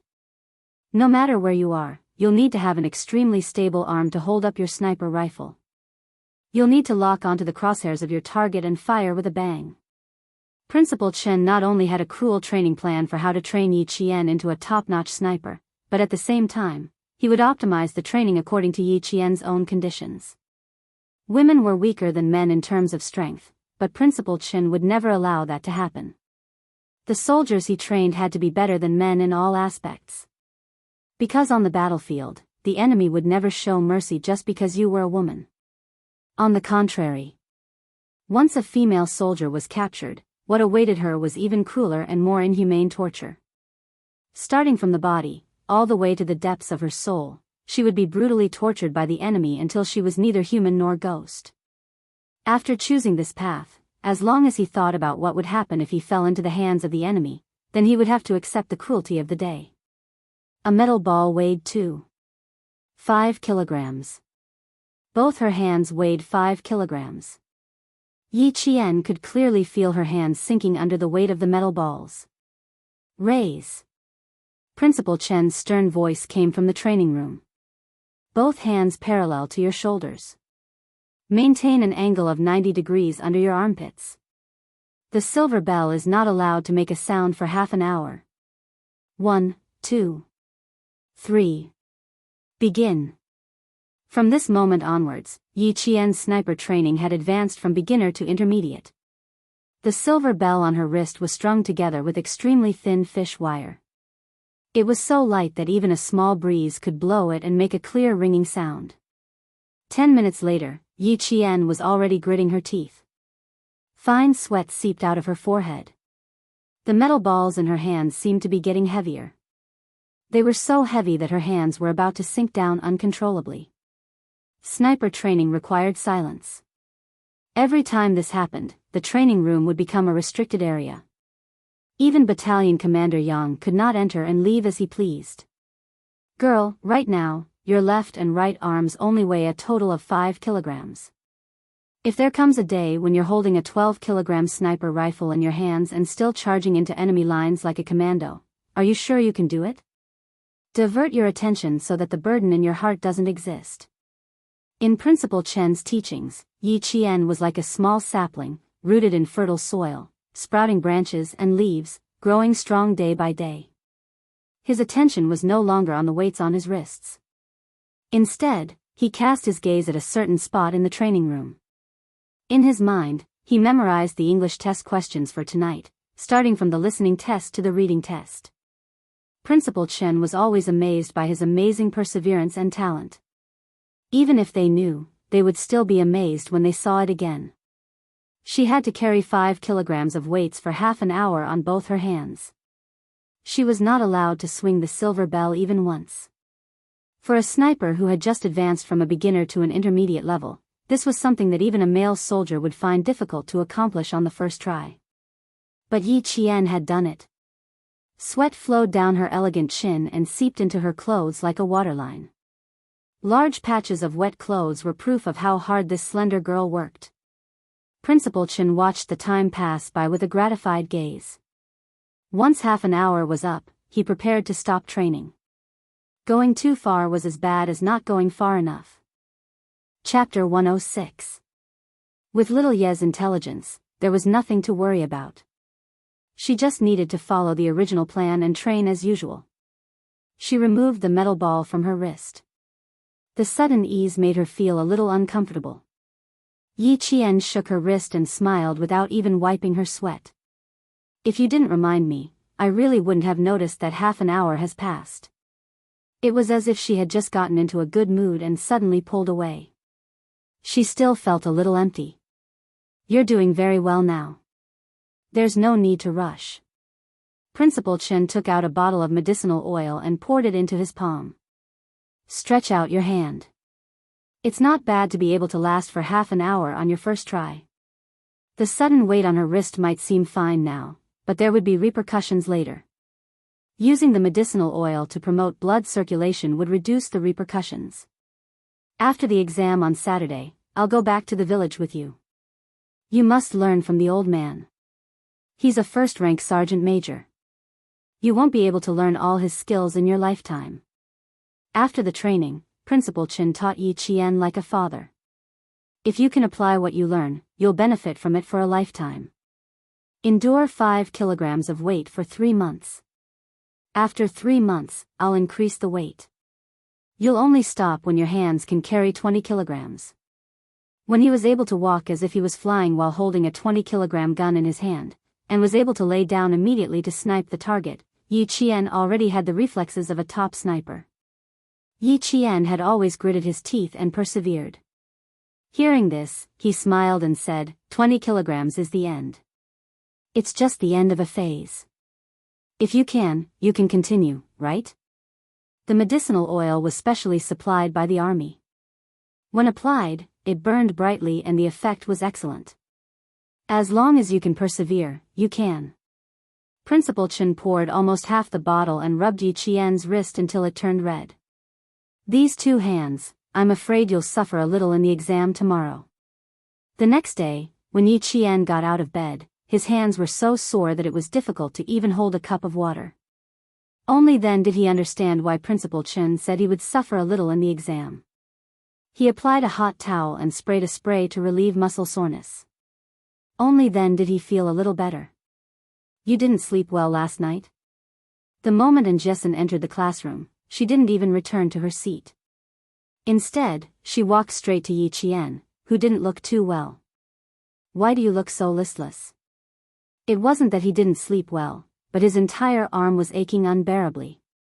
Yi Qian placed his arm on the table and said to her, "Come, give me a massage. The pain has gone all the way to my bones." There were no obvious external injuries, only soreness in his ligaments and muscles. If he hadn't applied the ointment last night, he probably wouldn't have been able to lift his head. You scared me to death. I thought you messed up on your English test last night.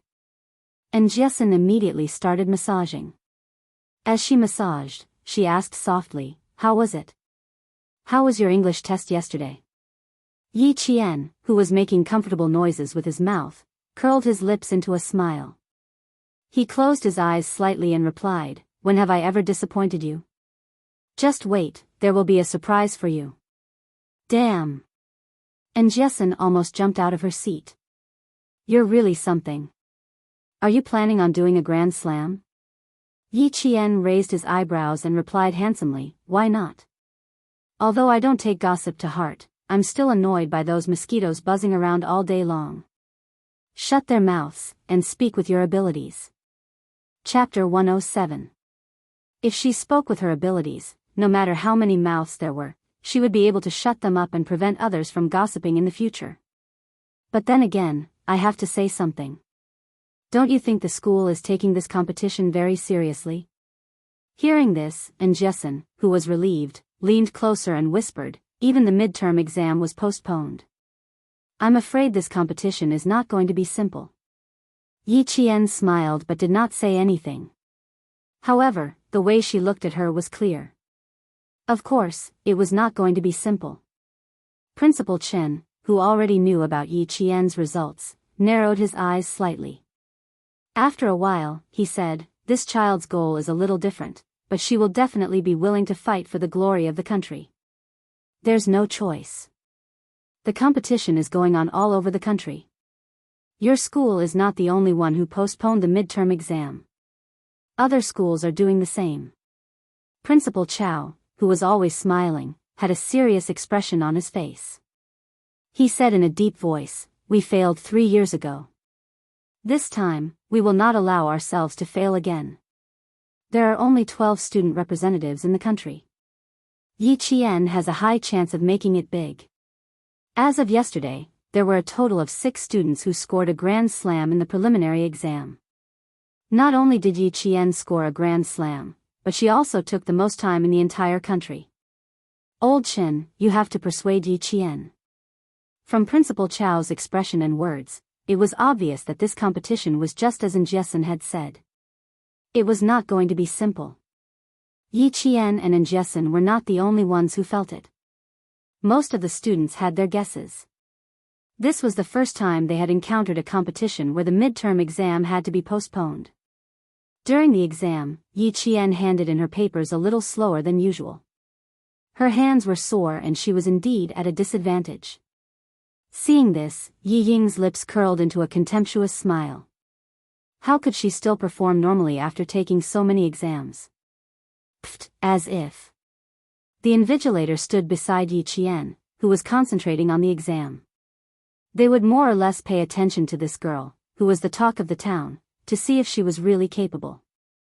After 2 days of exams, the invigilators had an answer in their hearts. After the politics exam in the afternoon, all the students in the school began to compare their answers as if a burden had been lifted off their shoulders. Come. Let's compare our answers. I feel like I've made a lot of mistakes. I still have 2 fill-in-the-blank questions to do. I forgot the date and month. While the rest of the students were still comparing their answers, Yi Qian's paper had already been graded and handed over to Principal Chen. Even Teacher Ku, the homeroom teacher, didn't have the chance to look at him. Yi Qian, who was not used to the answers, was also dragged into the discussion. Wow, you're right. I didn't even memorize it. Ying, you're amazing. Yi Ying did well in the exam this time. He Jiamin, who copied a lot of her, was already praising her exaggeratedly. Then, she rolled her eyes in Yi Qian's direction and chuckled mockingly, look at how arrogant some people are.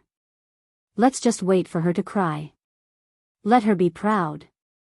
When the results are out, she'll cry. He Jiamin didn't dare to mock her in public anymore, but behind her back, she was even more scheming. Did you see that? She's been taking exams these past 2 days. Every time she takes an exam, she shakes her hands. Heh, one look and you can tell that she doesn't know how to do it. Yi Ying, who saw this, didn't stop her. Instead, she calmly watched the situation develop. She didn't want to suppress Yi Qian, but there would naturally be people who would stand up for her. Let's just wait and see. When the time comes, we'll talk about her until she's too ashamed to go to school.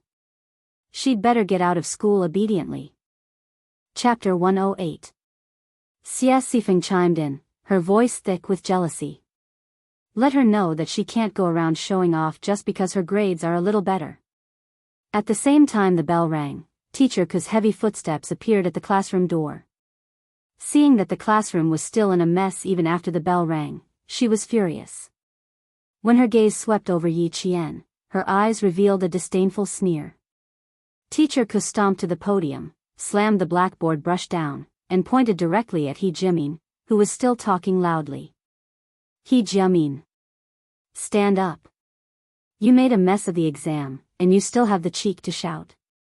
He Jiamin, who had been arrogant just a moment ago, instantly looked as if she had been hit by frost. Her face turned green, then white, and she stood rooted to the ground, not moving a single step. Get up here. She had hit the muzzle of the gun well. Her public resistance made Teacher Ku's face turn ashen. Stand there until school ends. Rebellion. Both of them were rebelling. Where was the dignity of a teacher? Yi Qian glanced coldly at Teacher Ku, who was obviously trying to find fault with him. A trace of mockery flashed across his eyes. He sat there leisurely, enjoying the confrontation between the teacher and the student like a spectator. In the end, it was naturally He Jiamin who stood at the podium with a red face. Tomorrow, these students will come to school as usual for the final exam. When the names were read out, Yi Ying's name was the first to be called out. Teacher Ku also looked proud. There were a total of 7 students in the class, but Teacher Ku only called out the names of 5 students. Yi Qian and the boy who was taking the chemistry exam were not among them. Xia Sifeng laughed softly and said to her deskmate, how embarrassing. If it were me, I would be too embarrassed to come to school. The meaning behind her words and laughter was clear. Mockery, indifference, and sarcasm could be heard in Xia Sifeng's laughter. He Jiamin, who had been standing with her head lowered, had already raised her head. Her eyes were full of schadenfreude. Embarrassing, how embarrassing. Now that the whole school knows, let's see how she can enter the school gates. Yi Ying also lowered her eyebrows and smiled faintly. Ha ha ha, this is really interesting. This person doesn't know the immensity of heaven and earth. He even wants to learn from others and soar into the sky. Ha! I won't let you fall to your death. Yi Qian, who was sitting in his seat, was not affected by the mockery at all. He was calm and collected, and had the demeanor of a gentleman who stood aloof from the world. The night before, Principal Chen had said that he would go back to the village with her on Saturday. He had already told her that she didn't have to take the exam on Sunday. She left the school easily, but Jessen, Zhang Na, and Zhang Bin were worried. When Yi Qian came to school on Monday, he was greeted by people pointing at him as he walked. Very good. The whole school knew that she didn't take the exam on Sunday. That meant, she had made a fool of herself and failed a single subject. When she entered the classroom, the ones who were worried about her were still her classmates who were on good terms with her. In the classroom, He Jiamin and Xia Sifeng's voices were even louder, especially when they saw Yi Qian walk in. Their laughter was as sharp and piercing as the birth of a fairy. Unfortunately, their laughter didn't last long. When Yi Qian's name didn't appear on Saturday, Teacher Ku's expression was a little smug. This time, when she entered the classroom, her face was as black as the bottom of a pot. She started scolding the moment she arrived, and she didn't stop for at least 10 minutes. Yi Qian, who had noticed the classroom door, stood up and said with a faint smile, "Teacher Ku, if you continue scolding like this, Principal Chen will probably get angry." Chapter 109. She was about to lash out at Yi Qian, but when she heard this, she turned her head, and saw Principal Chen standing at the door with a cold expression. Teacher Ku was so flustered that her knees went weak. She forced a smile and said, "You're here. You're here for, I didn't come at the right time. Sorry to disturb Teacher Ku's lecture." Principal Chen replied faintly as he walked into the classroom. His intimidating gaze swept across the faces of all the students in class 2. Finally, his gaze paused on Yi Ying, Xia Sifeng, and He Jimin for a few seconds. Unity, love, harmony, and friendliness. You can see these words when you look up. But to my disappointment, I don't see these qualities shining like gold in some of the students in class 2. As the principal, he naturally wouldn't mention who it was. However, whoever his gaze lingered on would know in their hearts. Yi Ying's face turned red. She was sensitive enough to know that when Principal Chen mentioned some of the students, she was one of them. "Teacher Ku, you've been scolding them for so long. Some of the students might feel better, but to some of them, you're hurting them." After scolding the students, Principal Chen didn't give Teacher Ku any face at all. "Since Teacher Ku doesn't want to announce the results of class 2, then I'll do it on your behalf. We'll start from the 10th place. After scolding for so long, I'll let you take a breather." The last sentence made the nervous students laugh out loud. No one wanted to be scolded, but no one dared to stand up like Yi Qian and interrupt Teacher Ku's scolding. Starting from the 10th place, the students who heard the name heaved a long sigh of relief. At least they maintained their ranking. When it came to the top 3. When Yi Qian's name didn't appear, He Jiamin, who was in 9th place, couldn't help but laugh. When Yi Ying was in 3rd place, her applause was louder than anyone else's. Her hands were red from clapping. But she didn't know that Yi Ying, who had always been in 1st and 2nd place, had already glared daggers at her countless times. Zhou Liao was in 2nd place, and the applause was even louder. Principal Chen didn't continue. Instead, he said to Teacher Ku, "Let Teacher Ku take the 1st place." Didn't she want to say it? Then, he would let her do it. Under his cold gaze, Teacher Ku, whose knees were weak, finally said the name she didn't want to say the most. 1st place, Yi Qian. Except for the essay, 5 marks were deducted. Full marks for every subject. The noisy classroom quieted down. The mocking laughter turned into gasps, and the mocking gazes turned into disbelief. Shock was written all over their youthful faces. The name of Yi Qian, who had scored full marks in all her classes, exploded in their minds like thunder. Full marks. Full marks.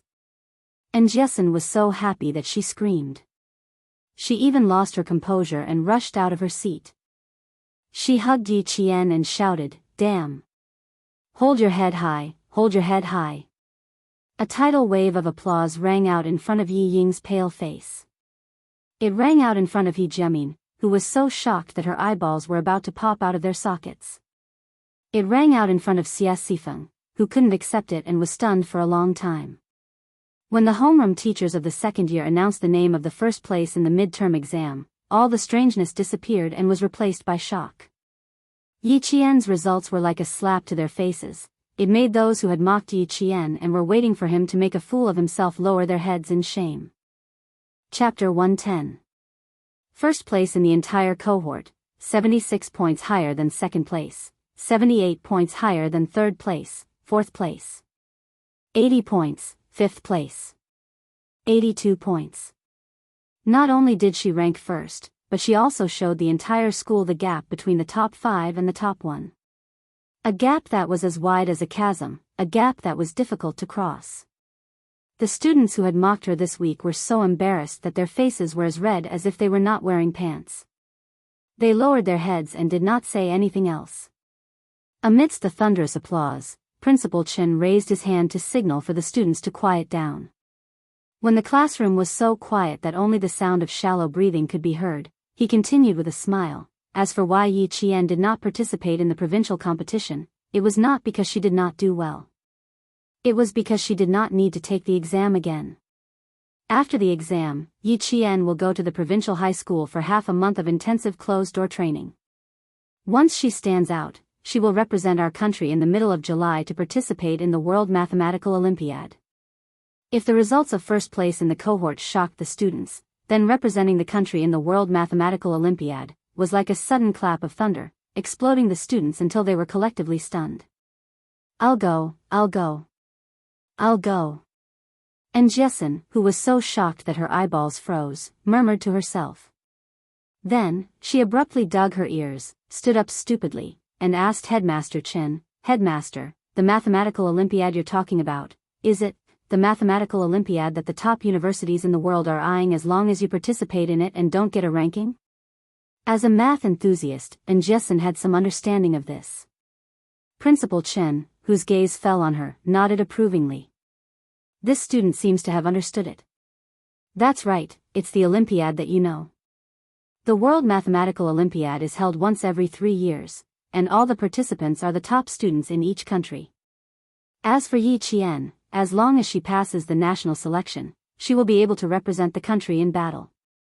This time, there was no applause, only shock. In the 2 school buildings, there were a total of 20 middle and intermediate classes. All the students were shocked by the news that their teacher had just announced. Represent the country in battle. Who would have thought of this? No one would have thought of this. Some students didn't even know there was such a competition.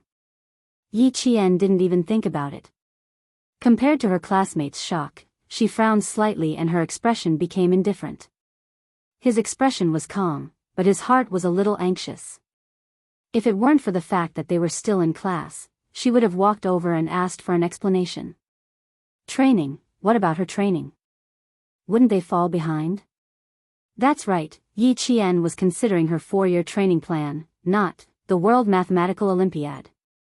As the homeroom teacher, Teacher Ku looked at Principal Chen in disbelief. She looked at the principal, and then at Yi Qian. Could it be that she already knew? Thinking of this possibility, Teacher Ku felt a sharp pain in his heart. Even Teacher Ku was like this, let alone Yi Ying. Her beautiful eyes were so shocked that her eyeballs were about to fall out. The expression on her small face was so twisted that it looked ferocious. Go abroad and participate in the World Olympiad. What right did she have? What right did she have? Just because he got first place in the midterm exam? Just because he solved the questions in the provincial first school, he thought he could represent the country in the competition? Headmaster Chen, you're being too biased. Do you think the World Olympiad is a game? Chapter 111. Jealousy grew like wild grass. Even though Yi Ying's head was lowered and no one could see the expression on her face, the gloominess she exuded was like a swamp full of animal carcasses, dark and cold. It made one's hair stand on end. Tan Wei, who was sitting to her right, subconsciously turned to look at her. Before he could speak, he was frightened by the expression on her face and his eyelids twitched. Tan Wei's heart sank. Unlike Xie Sifeng and He Jiamin, who always followed Yi Ying's lead, Tan Wei quietly looked away. This Yi Ying was so unfamiliar that she felt terrified. Principal Chen. Teacher Ku suppressed the panic in her heart. She didn't care that they were in front of the students and asked, "Is this decision yours, or, the decision is in the province's #1 middle school? It's up to the students' grades, not up to me." Principal Chen glanced at Teacher Ku indifferently, blocking all her questions. "Of course, don't be happy too early. Whether or not you can go abroad for the competition, you still have to go through 2 rounds of screening before you can truly enter the closed-door intensive training." The noisy classroom fell into a brief silence. It turned out that they still had to go through 2 rounds of screening before they had a chance. It was so difficult. They didn't know if Yi Qian would succeed. But whether or not he succeeded, Yi Qian skipped the first round of screening, which meant that he was strong enough. Thinking of this, they secretly looked at Yi Qian with a hint of awe. "Before I leave, I have one more thing to say to the students of Class 2. Headmaster Chen's eyes, which were as vast as the sea, looked at the young faces and said meaningfully, "I still stand by my words. Results don't mean anything. Character is what separates nobility and lowliness. Character is the difference between nobility and lowliness." Yi Ying, who hadn't raised her head, felt her vision darken and she almost fainted. Was he referring to her? Was he referring to her? Yi Qian, Yi Qian. Yi Ying gritted her teeth and cursed viciously in her heart. It seemed that this was the only way to get rid of the hatred in her heart, but she didn't know that the more she did this, the more detestable she looked. To Yi Qian, this was just an insignificant thing in her life. It wasn't worth being happy about. Of course, using grades to shut the mouths of the students for a long time saved a lot of trouble. After the language class, Teacher Ku, who had lost her dignity as a teacher, almost ran away.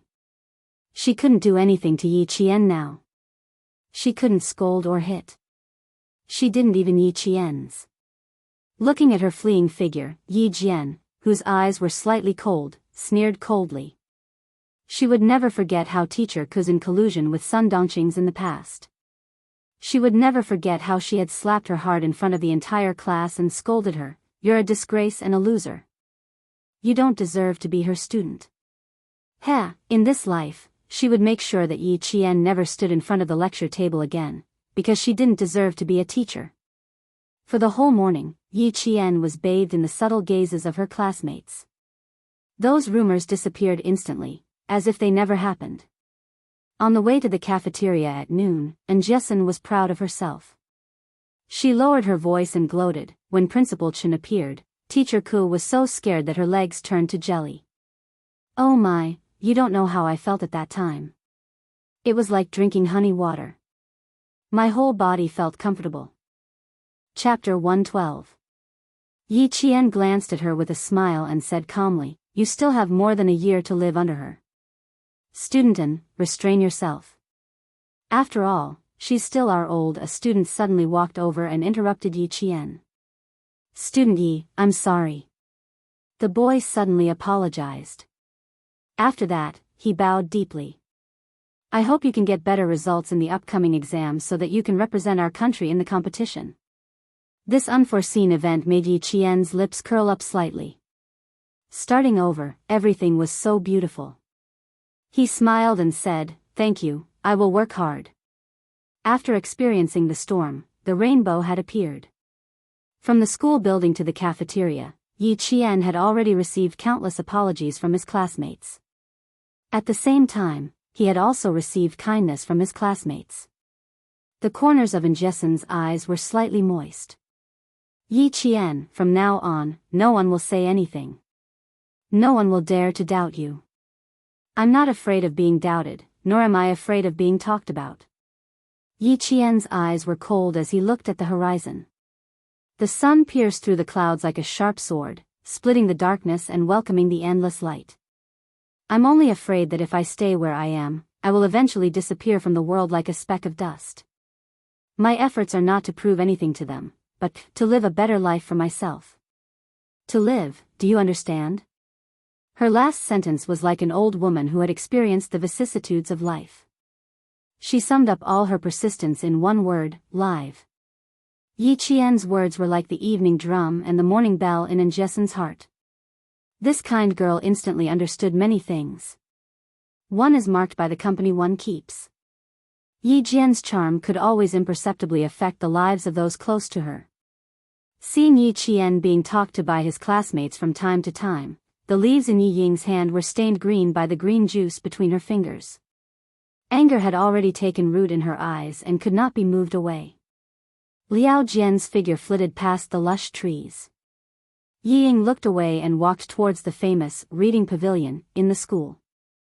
The reading pavilion was located in the middle of two school buildings. It was surrounded by tall trees with green leaves. In the morning, many students would read here. At noon, there was no one in the reading pavilion. Yi Ying walked along the bluestone path and saw Liao Jian with a cigarette in his mouth. He looked like a gangster. "All right, my dad told me to tell you that your dad will be back in 2 months." Yi Ying didn't like talking to this kind of poor student, but she couldn't be too far away, so she could only suffer. "Also, have you found out what I want you to do?" When Liao Jian heard that his father would be back in 2 months, the haze on his face immediately disappeared. He looked around and quickly took out something that looked like a passbook from his pants pocket. "This is a small gift from my mother to your family. Keep it well. As for Yi Qian, just you wait. We know where she lives. We can teach her a lesson anytime." He just didn't expect that this chick was actually living in the recruit assembly camp. He had to coax Yi Ying first. When his dad came back, it would be a piece of cake to teach Yi Qian a lesson. Someone walked out of the reading pavilion. Yi Ying was afraid that someone would see her with a poor student. She immediately said, "All right, hurry up and leave. As for Yi Qian, I'll tell you what to do when the time comes." Recently, it would be impossible to teach her a lesson. Countless pairs of eyes were watching. If anything happened, the whole school would know. Chapter 113. Liao Jian couldn't wait to leave. When he heard this, he scurried away like a mouse and disappeared from Yi Ying's sight. Yi Qian from Class 2 is really amazing. She even has the chance to represent the country in a competition. How enviable. That's because she's really capable. Let's see if you still dare to speak ill of her behind her back. Gao Yang's cold voice came from the other side of the tree. "She's just a girl. You guys said so much about her before. If you're a man, you should go and apologize." "I should go and apologize. Why don't you come with me?" Hearing this, Yi Ying, who was about to leave, stopped. She wanted to hear Gao Yang's reply. After a moment of silence, Gao Yang laughed self-deprecatingly and said, "Huh, you want me to go with you? I'm afraid she'll run away even faster." She didn't hide her disgust for him. Yi Ying's pupils constricted. After the footsteps left, she laughed softly and left the reading pavilion expressionlessly. Once Yi Qian found out about Gao Yang's family background, would she still run away? She would definitely be like a housefly and keep a close eye on him. In the entire school, wherever students gathered, Yi Qian's name would always be heard. This storm continued until June. After June, the weather was so hot that people just wanted to soak in cold water to cool off. For Yi Qian, no matter how hot the weather was, it couldn't stop her from studying. In the teacher's meeting room, Yi Qian, who had already started a study room, began to systematically study the first year's curriculum. When the third-year teachers found out that Yi Qian had a 50% chance of representing the country in a competition, they spontaneously organized to sacrifice their lunch break and take turns tutoring for Yi Qian. As a teacher, it was their duty to teach their students. They were very willing to give Yi Qian private lessons. No teacher would dislike a student who could self-study all the third-year's subjects in a month and achieve high grades. If this kind of talent was buried, it would be the fault of the teachers. 2 weeks before the second year's exams, the school finally received the results of the selection of students who could participate in the provincial exams. Other than Yi Qian, who had already been confirmed as a student, Gao Yang, Yi Ying, and Zhou Liao, a total of 18 students, would be sent to the provincial capital the day after the midterm exams. When Sun Dongqing heard about this from Yi Zhifan, she wanted nothing more than to hang a string of firecrackers at the door. Going overseas? Her daughter could go overseas to participate in the competition. This was such a great honor. Don't make so much noise outside. Ying still needs to pass 2 more tests. After Yi Zhifan finished speaking, he began to regret his words. With a stern face, he said, Ying went, and so did Jian Yiling. When Sun Dongqing heard that, she snorted and said, so what if that wretched girl went? She can't be more powerful than Ying. Don't mention her in front of me. Every time you mention her, I get angry. You only got first place in the entire cohort once, and you're already so cocky. Pooh. Ying has been in a bad mood for a whole month. I'm too lazy to talk to you. There's a meeting in town tonight. You and Ying can eat by yourselves.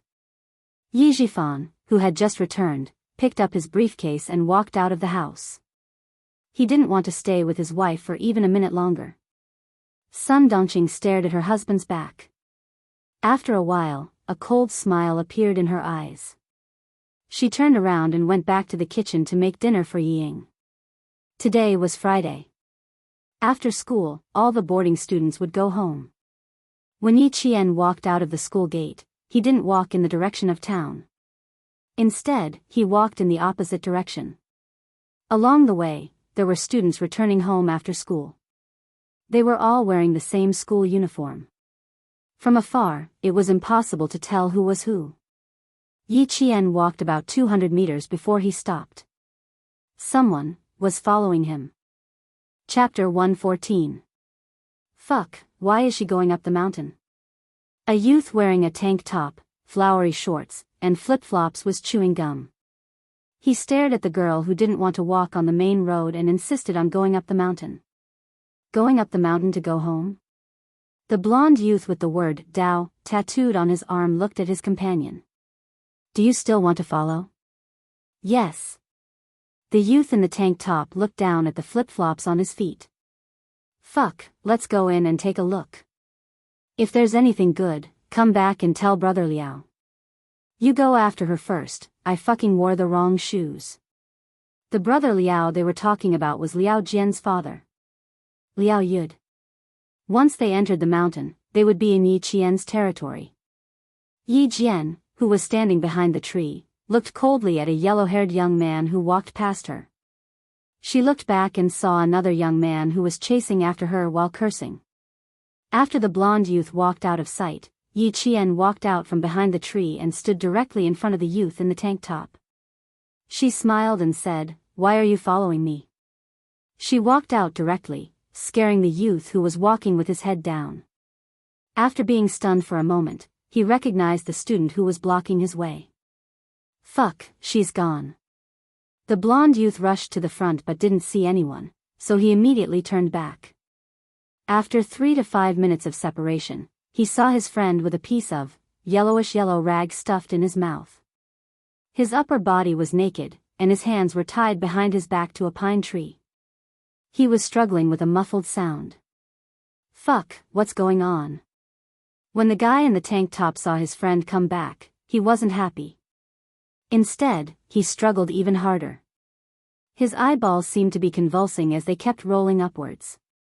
The woo-woo sounds coming from his throat could be translated as, up, up. Unfortunately, the blonde youth didn't know. He ran over and cursed, fuck, who the fuck did this? Who did this? I did it, what do you want? Suddenly hearing a girl's voice, the blonde young man subconsciously took a step back and looked up. He saw a girl in a school uniform on the tree looking at him with a smile. Isn't this the girl who was following me? You followed me for a few kilometers. Tell me, who told you to come here? On the tree, Yi Qian's gaze was cold as he looked down from above. His beautiful face was as cold as the moonlight. You don't want to be like your friend. Speak clearly before I get angry. What young people hated the most was being looked down upon by others, not to mention that he was just a hooligan from a small town who was used to being unreasonable. Hearing this, the yellow-haired young man was furious. He lifted his foot and kicked the tree. "Fuck, get down here." Cursing and kicking was quite impressive, but he didn't see that his friend was almost scared to the point of wetting his pants. "I'm afraid that if I come down, you'll have to run." Yi Qian, who was speaking, held onto a tree branch with both hands and landed on the ground in a standard high jump. He smiled at the yellow-haired young man who was trying to show off. "Looks like you guys are going to be in the same boat tonight." Even without months of training, Yi Qian was still capable of taking care of two hooligans. He didn't even need to expend any effort to take them down. "Young lady, I'll talk, okay?" The yellow-haired young man, who was knocked to the ground by Yi Qian, begged for mercy. "It's Brother Liao. He asked us to keep an eye on you for a few days." Chapter 115. Yi Qian grabbed his wrists and said with a smile, "It's too late to say anything now. Be a good boy and go with your brother." Brother Liao. Liao Yud? Why would he let someone follow him? Did he know something? Yi Qian's heart skipped a beat, but he didn't show it on his face. He waited for the other party to stand up in pain, then he tied him up against a tree. "I'm a student. I'm afraid of people like you. Tie him up tight so you don't follow me." The two youths were about to cry. Damn it, they were the ones who were afraid of her. On the road, Liao Jian led Yi Ying and said, "I don't know when your sister got involved with the army. She usually stays at the camp where the new recruits gather. She even takes their car back to the village on Fridays." Liao Jian, who was in the group of students, said with a fierce look, "How do you want to deal with her?" "I'm afraid it'll be a little difficult." She was indeed capable. She even got involved with the army. Yi Ying pursed her lips and smiled coldly. "I really underestimated her in the past." She walked a few steps and looked at the road that wound into the mountains. She frowned. "Why don't I see you?" "She's probably up ahead." "Keep walking." Liao Jian didn't finish his sentence and disappeared into the group of students. Yi Qian, up the mountain. Yi Ying also saw the figure walking from the side of the mountain to the road. Her gaze was like a poisonous gelatin, glued to Yi Qian's back. After a while, her lips curled into a cold smile that made Liao Jian's heart skip a beat. She said slowly, "I underestimated her. I have to let her know that she can't step on my shoulders just because she's in the limelight." His gaze, which seemed to be laced with poison, was too real. After dealing with the two young gangsters, Yi Jian stopped and looked back slightly. His black eyes were as cold as metal. Since Liao Yud sent people to follow her, how could Yi Ying and Liao Jian be involved? Could it be that she was wrong? It wasn't that Liao Yud was still following him because of what happened that night, but, was it related to Yi Ying? That's right. Xia Jinyuan had said that it wouldn't be a problem to lock up someone like Liao Yud for 3 to 5 years. Now, he was back early. Thinking about the secret interactions between Yi Ying and Liao Jian, Yi Qian's eyes flashed with a cold light. Could it be that Yi Jifan played a role in this? Was that why Liao Yud came home? The army's jeep is parked at the big corner, Yi Jian thought to herself as she jogged towards the jeep from a brisk pace. She had to ask Xia Jinyuan first to see if he had any leads. However, in the past 2 months, she had been to the army quite a few times. Usually, she would fight with the soldiers on Saturdays and Sundays, but she had never once met that elegant and dangerous man. He didn't know if he would be able to meet them this time. Perhaps, he could ask the soldiers. On Sunday, the sun was even hotter than Saturday. There was no wind, and even the cicadas were scorched by the sun and stopped chirping. Yi Qian, who was carrying a sniper rifle on her back, hugged a pine tree with both hands. She took a deep breath and climbed up the tree like a cheetah. She was undergoing close-range combat training within 30 meters, and her opponent was none other than a real sniper in the army. She had been waiting since noon. As the sun gradually tilted, she waited until the sun set in the west. Finally, the owls in the deep forest made the sound of foraging. After 10 hours of waiting in ambush, Yi Jian remained motionless. Her expression was still indifferent. Some ants fell from the leaves and landed on her sweaty neck, causing her skin to itch. Chapter 116. Yi Qian did not move and allowed the ants to crawl up his neck and into his hair. The target would appear in this area. Now, it was a standoff between snipers. It was a contest of patience, perseverance, and who could shoot faster. The starry sky was beautiful tonight. The bright stars hung in the sky and the boundless beauty made the soldiers resting in the small open space reluctant to look away. Captain Xia, how much longer do you plan to sleep? A soldier with an assault rifle on his back asked Xia Jinyuan, who was sleeping on a rope. It's been 10 hours. Don't let the little girl wait for too long. Little girl? Under the starry sky, Xia Jinyuan lazily blinked his eyes and said with a faint smile, Little girl? Do you think the person who killed 5 soldiers in one day is a little girl? 5 soldiers. I think it's too little to let them clean the toilets for a month. Sigh, this was a headache. Old man Zhen and Uncle Chen had taught this little girl. Now, as long as she returned to the army, she would be trained by the soldiers in the unit. From the regiment commander to the political commissar to the battalion commander and squad leader, everyone was a little scared. That little girl. She was as cunning as a fox. She was so smart that they had to plan carefully if they wanted to catch her. Xia Jinyuan, who had been away on business for 2 months, came back last night and learned about this. He originally had 2 days of rest, so he came out with the soldiers today. He hadn't seen that bold girl for 2 months.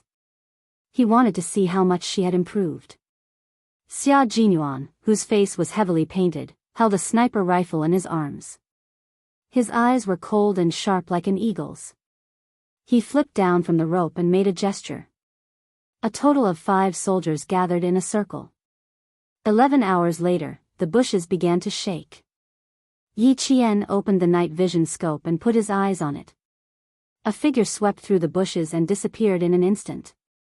Yi Qian, whose finger was already on the trigger, paused for a moment and gently moved his eyes away from the scope. He was teasing her. No movement. Is there a mistake with the target? Let's wait and see what's going on with Captain Xia. 2 figures flitted through the bushes and hid close to the tree. They whispered to each other in the darkness, cross interference, try again. In order to lure out the sniper, the crosshair interference would be carried out at the same time. Using a tree branch to prop up the helmet, he then used a thin fishing line to wrap around the tree branch. As he released the line, he quietly began to interfere with the grass and trees. The shrubs shook again, but Yi Qian put away his sniper rifle and continued to stand in his original position on the tree, motionless like a statue. She only had one goal, which was to find the sniper in the troop. The rest of the soldiers were not her target. Through the night vision goggles, the whole world was green. Not only were there moths and mosquitoes in the forest in June, but there were also poisonous snakes, rats, and ants. A colorful venomous snake that was only as thick as a little finger slithered through the leaves and quietly hid in the bushes. Xia Jinyuan carefully stepped over it. With a sniper rifle in his hand, he carried a cold and bloodthirsty aura.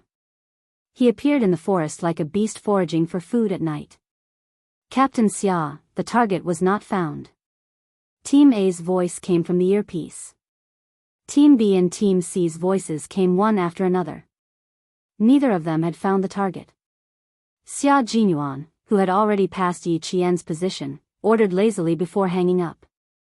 Go back and wash the training uniforms of the 2 squads for 2 weeks. Chapter 117. The 6 soldiers almost burst into tears. Last night, when they came back, they punished their comrades from Class 5 to clean the toilets.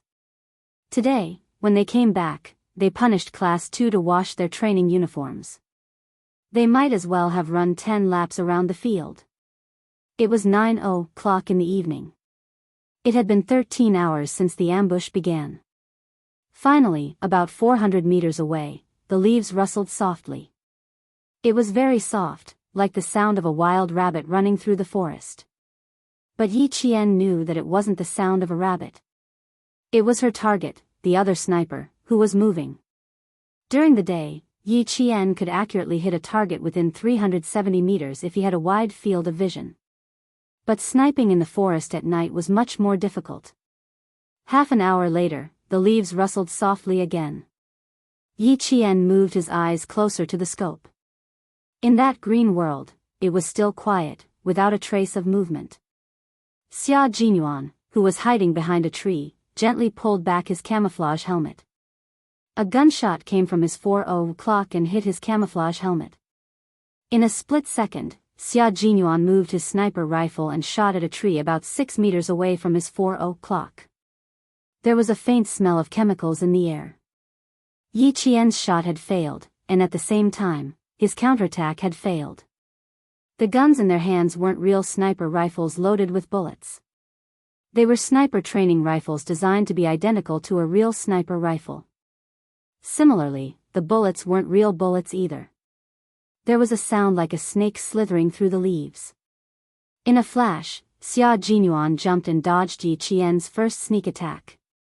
Since the 30-meter sniper had failed, it was time for a close-range attack. Yi Qian held an unopened military dagger in his hand. When the opponent jumped and dodged, Yi Qian didn't hesitate. He closed in on him, raised his dagger, and attacked again. Her attacks were all deadly moves that could kill her opponent once they were successful. Fast and fierce, with a murderous aura, it made Xia Jinyuan's heart skip a beat. This girl.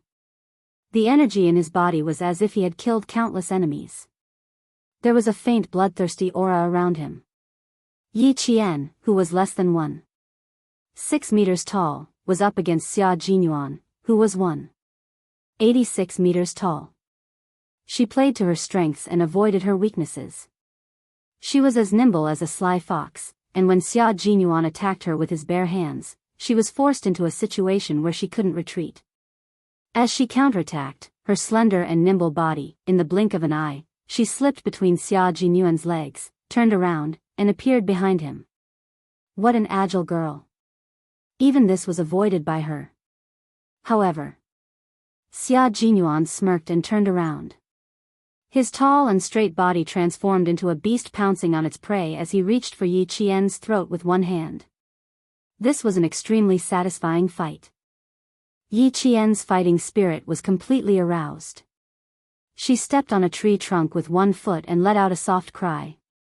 Her body instantly soared into the air and she grabbed onto the thick branches hanging from the tree trunk.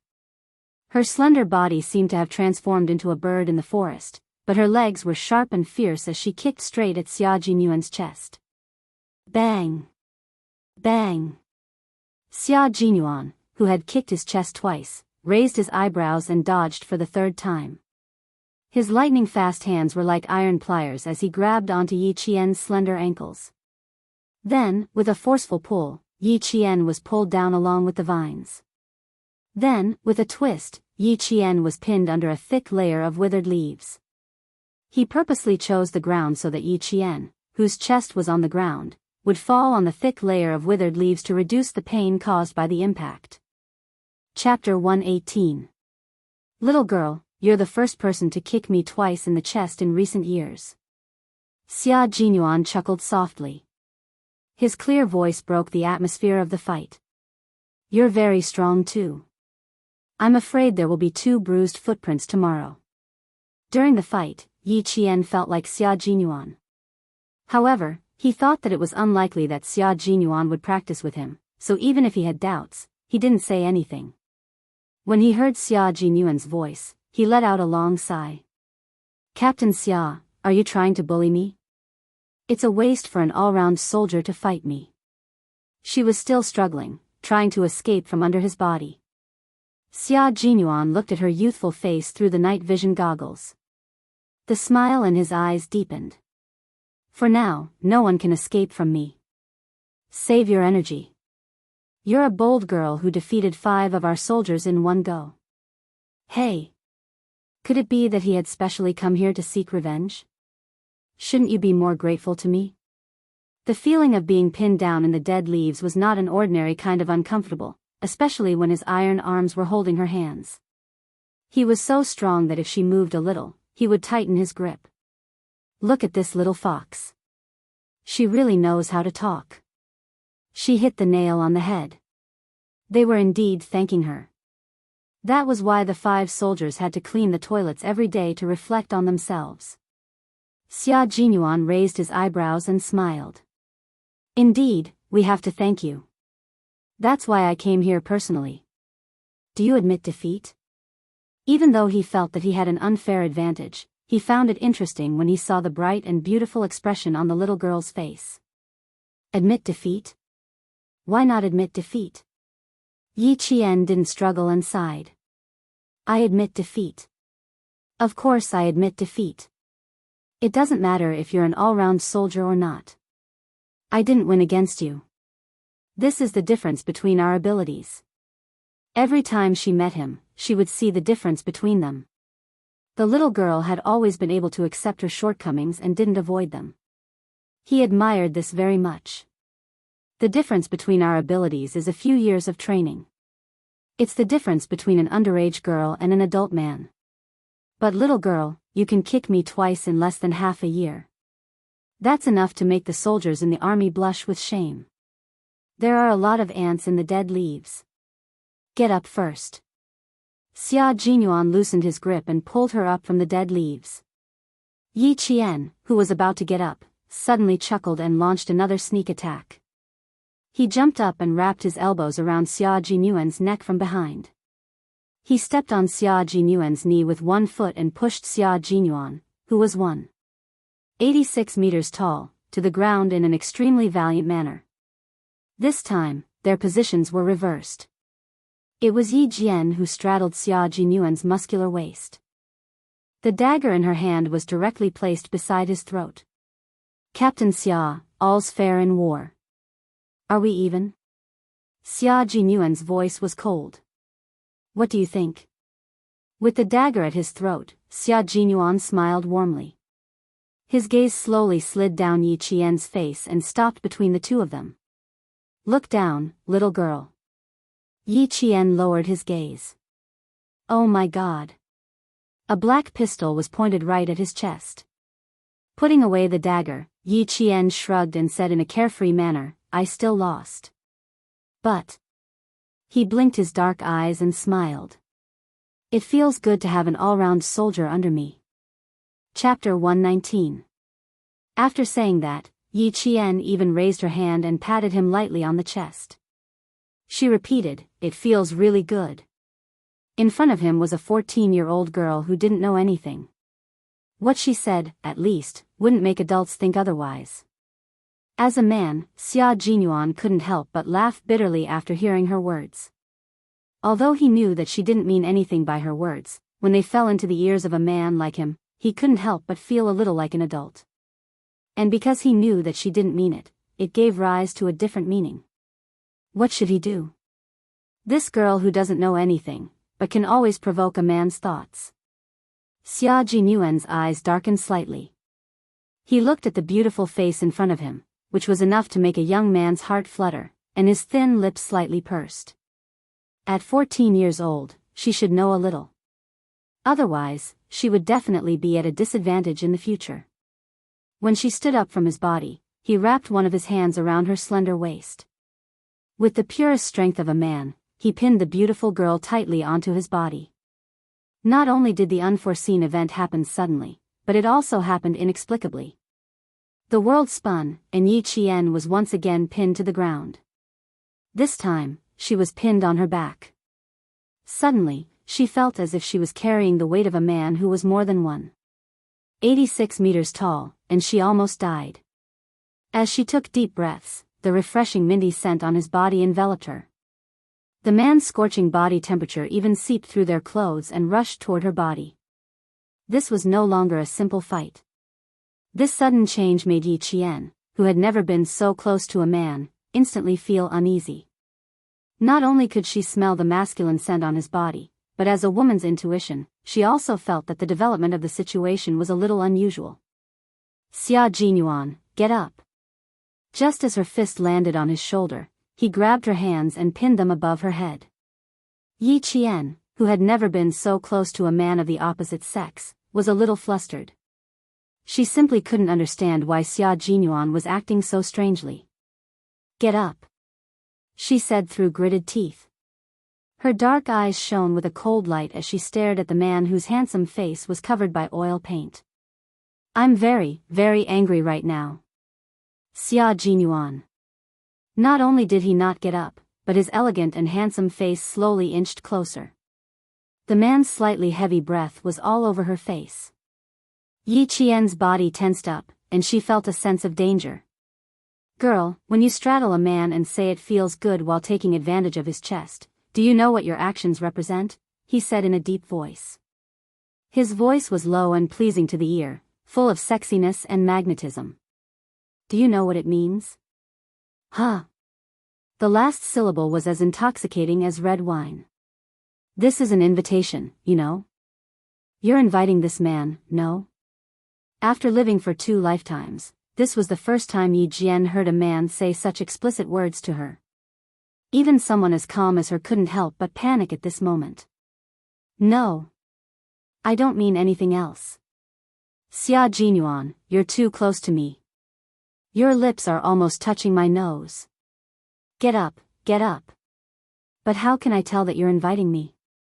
It seems, a little too close." Xia Jinyuan, who realized this, raised his head slightly and looked at the girl who was so frightened by him that her face had changed. He thought to himself, as expected, "I still need to scare her. She'll understand after a little scare." Chapter 120. But her eyes were really bright as the stars tonight. Yi Qian saw that he still misunderstood and became furious. "You're an old man, what's there to invite?"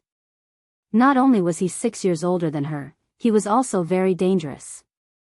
Even if she ate a bear's heart and leopard's guts, she would never touch him. Old man. She said he was an old man. Xia Jinyuan suddenly felt what it felt like to bring disaster upon oneself. He took a deep breath of the air filled with dried leaves and said with a faint smile, "The 20-year-old me is an old man? Fine, even if I'm an old man, don't you think that I'm much more attractive than those little boys in your school?" Undeniably, that was true. But even if that was the case, what did it have to do with her? "Can't we stand up and talk about this properly?" She wanted him to get lost, but he refused. Yi Qian suppressed his anger and tried to negotiate. "I'm really out of breath from being squashed by you." She was unintentionally teasing him again. But she had been suppressing him for a long time. Xia Jinyuan's face darkened and he did not let go immediately. Instead, he gritted his teeth and said, "You ungrateful girl, you're lucky to have met me. If it were another man, he would have knocked on your door in the middle of the night." She pulled away a little, but did not get up immediately. He knew a little about the little girl's temperament. If she really got up, her fists would come at him like raindrops. Jun Yen restrained his mischievous smile, and his clear voice was incomparably serious as he said, "Remember, girl. Number 1, you are not allowed to sit on a man's body. Especially on his waist. Number 2, you are not allowed to touch a man's body. Number 3, you are not allowed to use words like feel, press, straddle, or ride on a man. Number 4, I'm letting go now, so you are not allowed to do anything else." When Yi Qian heard this, he finally understood what was going on. But did he have to use such a method to tell her that men were not to be trifled with? She was scared silly by him. "Fine, I promise I won't do anything else." She was clearly gritting her teeth, but her voice sounded clear and calm. However, when Xia Jinyuan looked at the deep bite marks on his wrist, he understood that no matter how old a woman was, their promises were useless. Hiss, little girl, just how ruthless is she? How big was his mouth? It was just enough to leave a circle of teeth marks. Judging from her teeth, the little girl also had 2 canine teeth. Her teeth were also very neat. When he talked to her during the day, he could see that her teeth were neat and white as pearls. Yi Qian also realized how hard he had bitten Hua Xiaoheng. He pursed his lips and looked at the satchel on Hua Xiaoheng's waist. He reached into the satchel and took out the first aid kit that all soldiers were given. Give me your hand. She lowered her head and muttered, even though he's so skilled, he doesn't know how to dodge. He could only disinfect it first and get the vaccine when he returned to the army. Xia Jinyuan, who was about to deal with it himself, saw her open the satchel on his waist. He knew that the little girl was also frightened. As he reached his hand over, he sighed and said, "You heartless little girl. You bit me as if I was your enemy." If he had really dodged, the hot-tempered little girl would probably be so angry that she would ignore him. If a bite could calm her down, then it wouldn't matter. Yi Qian opened the first aid kit and took out medical alcohol and iodine. She grabbed his strong wrist and said angrily, "How dare you say I'm heartless?" If it were any other girl, they would have screamed for help by now. Chapter 121. She lowered her head and carefully and gently disinfected the wound. Xia Jinyuan looked at the girl's delicate and translucent skin under the light. The smile on his thin lips subconsciously became gentler. "Are you exaggerating? You seemed very scared just now." Yi Qian looked up and glanced at him. If it were a timid girl, she would have fainted long ago. "Yeah, so it's good that it's you, right?" She was indeed still angry. Sigh, the little girl already had a problem with him, and now she was angry. How long would he have to coax her again? His deep eyes held a faint smile as he said, "Fortunately, you didn't scream. Otherwise, I would be in trouble." After disinfecting the wound with alcohol and applying a layer of iodine, Yi Qian put away the medical supplies with a cold expression. "I'm angry now. Don't talk to me." When Xia Jinyuan heard this, he was instantly amused. Of course, he had to coax her properly. The little girl was here, so of course he had to coax her. However, he still had to make things clear. He reached out and rubbed her head. "That's why I said you have no conscience. Did you forget what I said before? 14 years old isn't that young, classmate Yi." His warning echoed in Yi Qian's mind. He suddenly felt his face turn red. "You're not allowed to sit on a man's waist. You're fighting, how can you be so careful? You're not allowed to take the initiative to touch a man's body. Didn't she just pet him in a moment of happiness? You're not allowed to talk about your feelings to a man." Bullshit, it was all his own imagination. The more he thought about it, the angrier Yi Qian got. He glared at him fiercely and said angrily, "It's not what you're thinking at all." "What feelings?"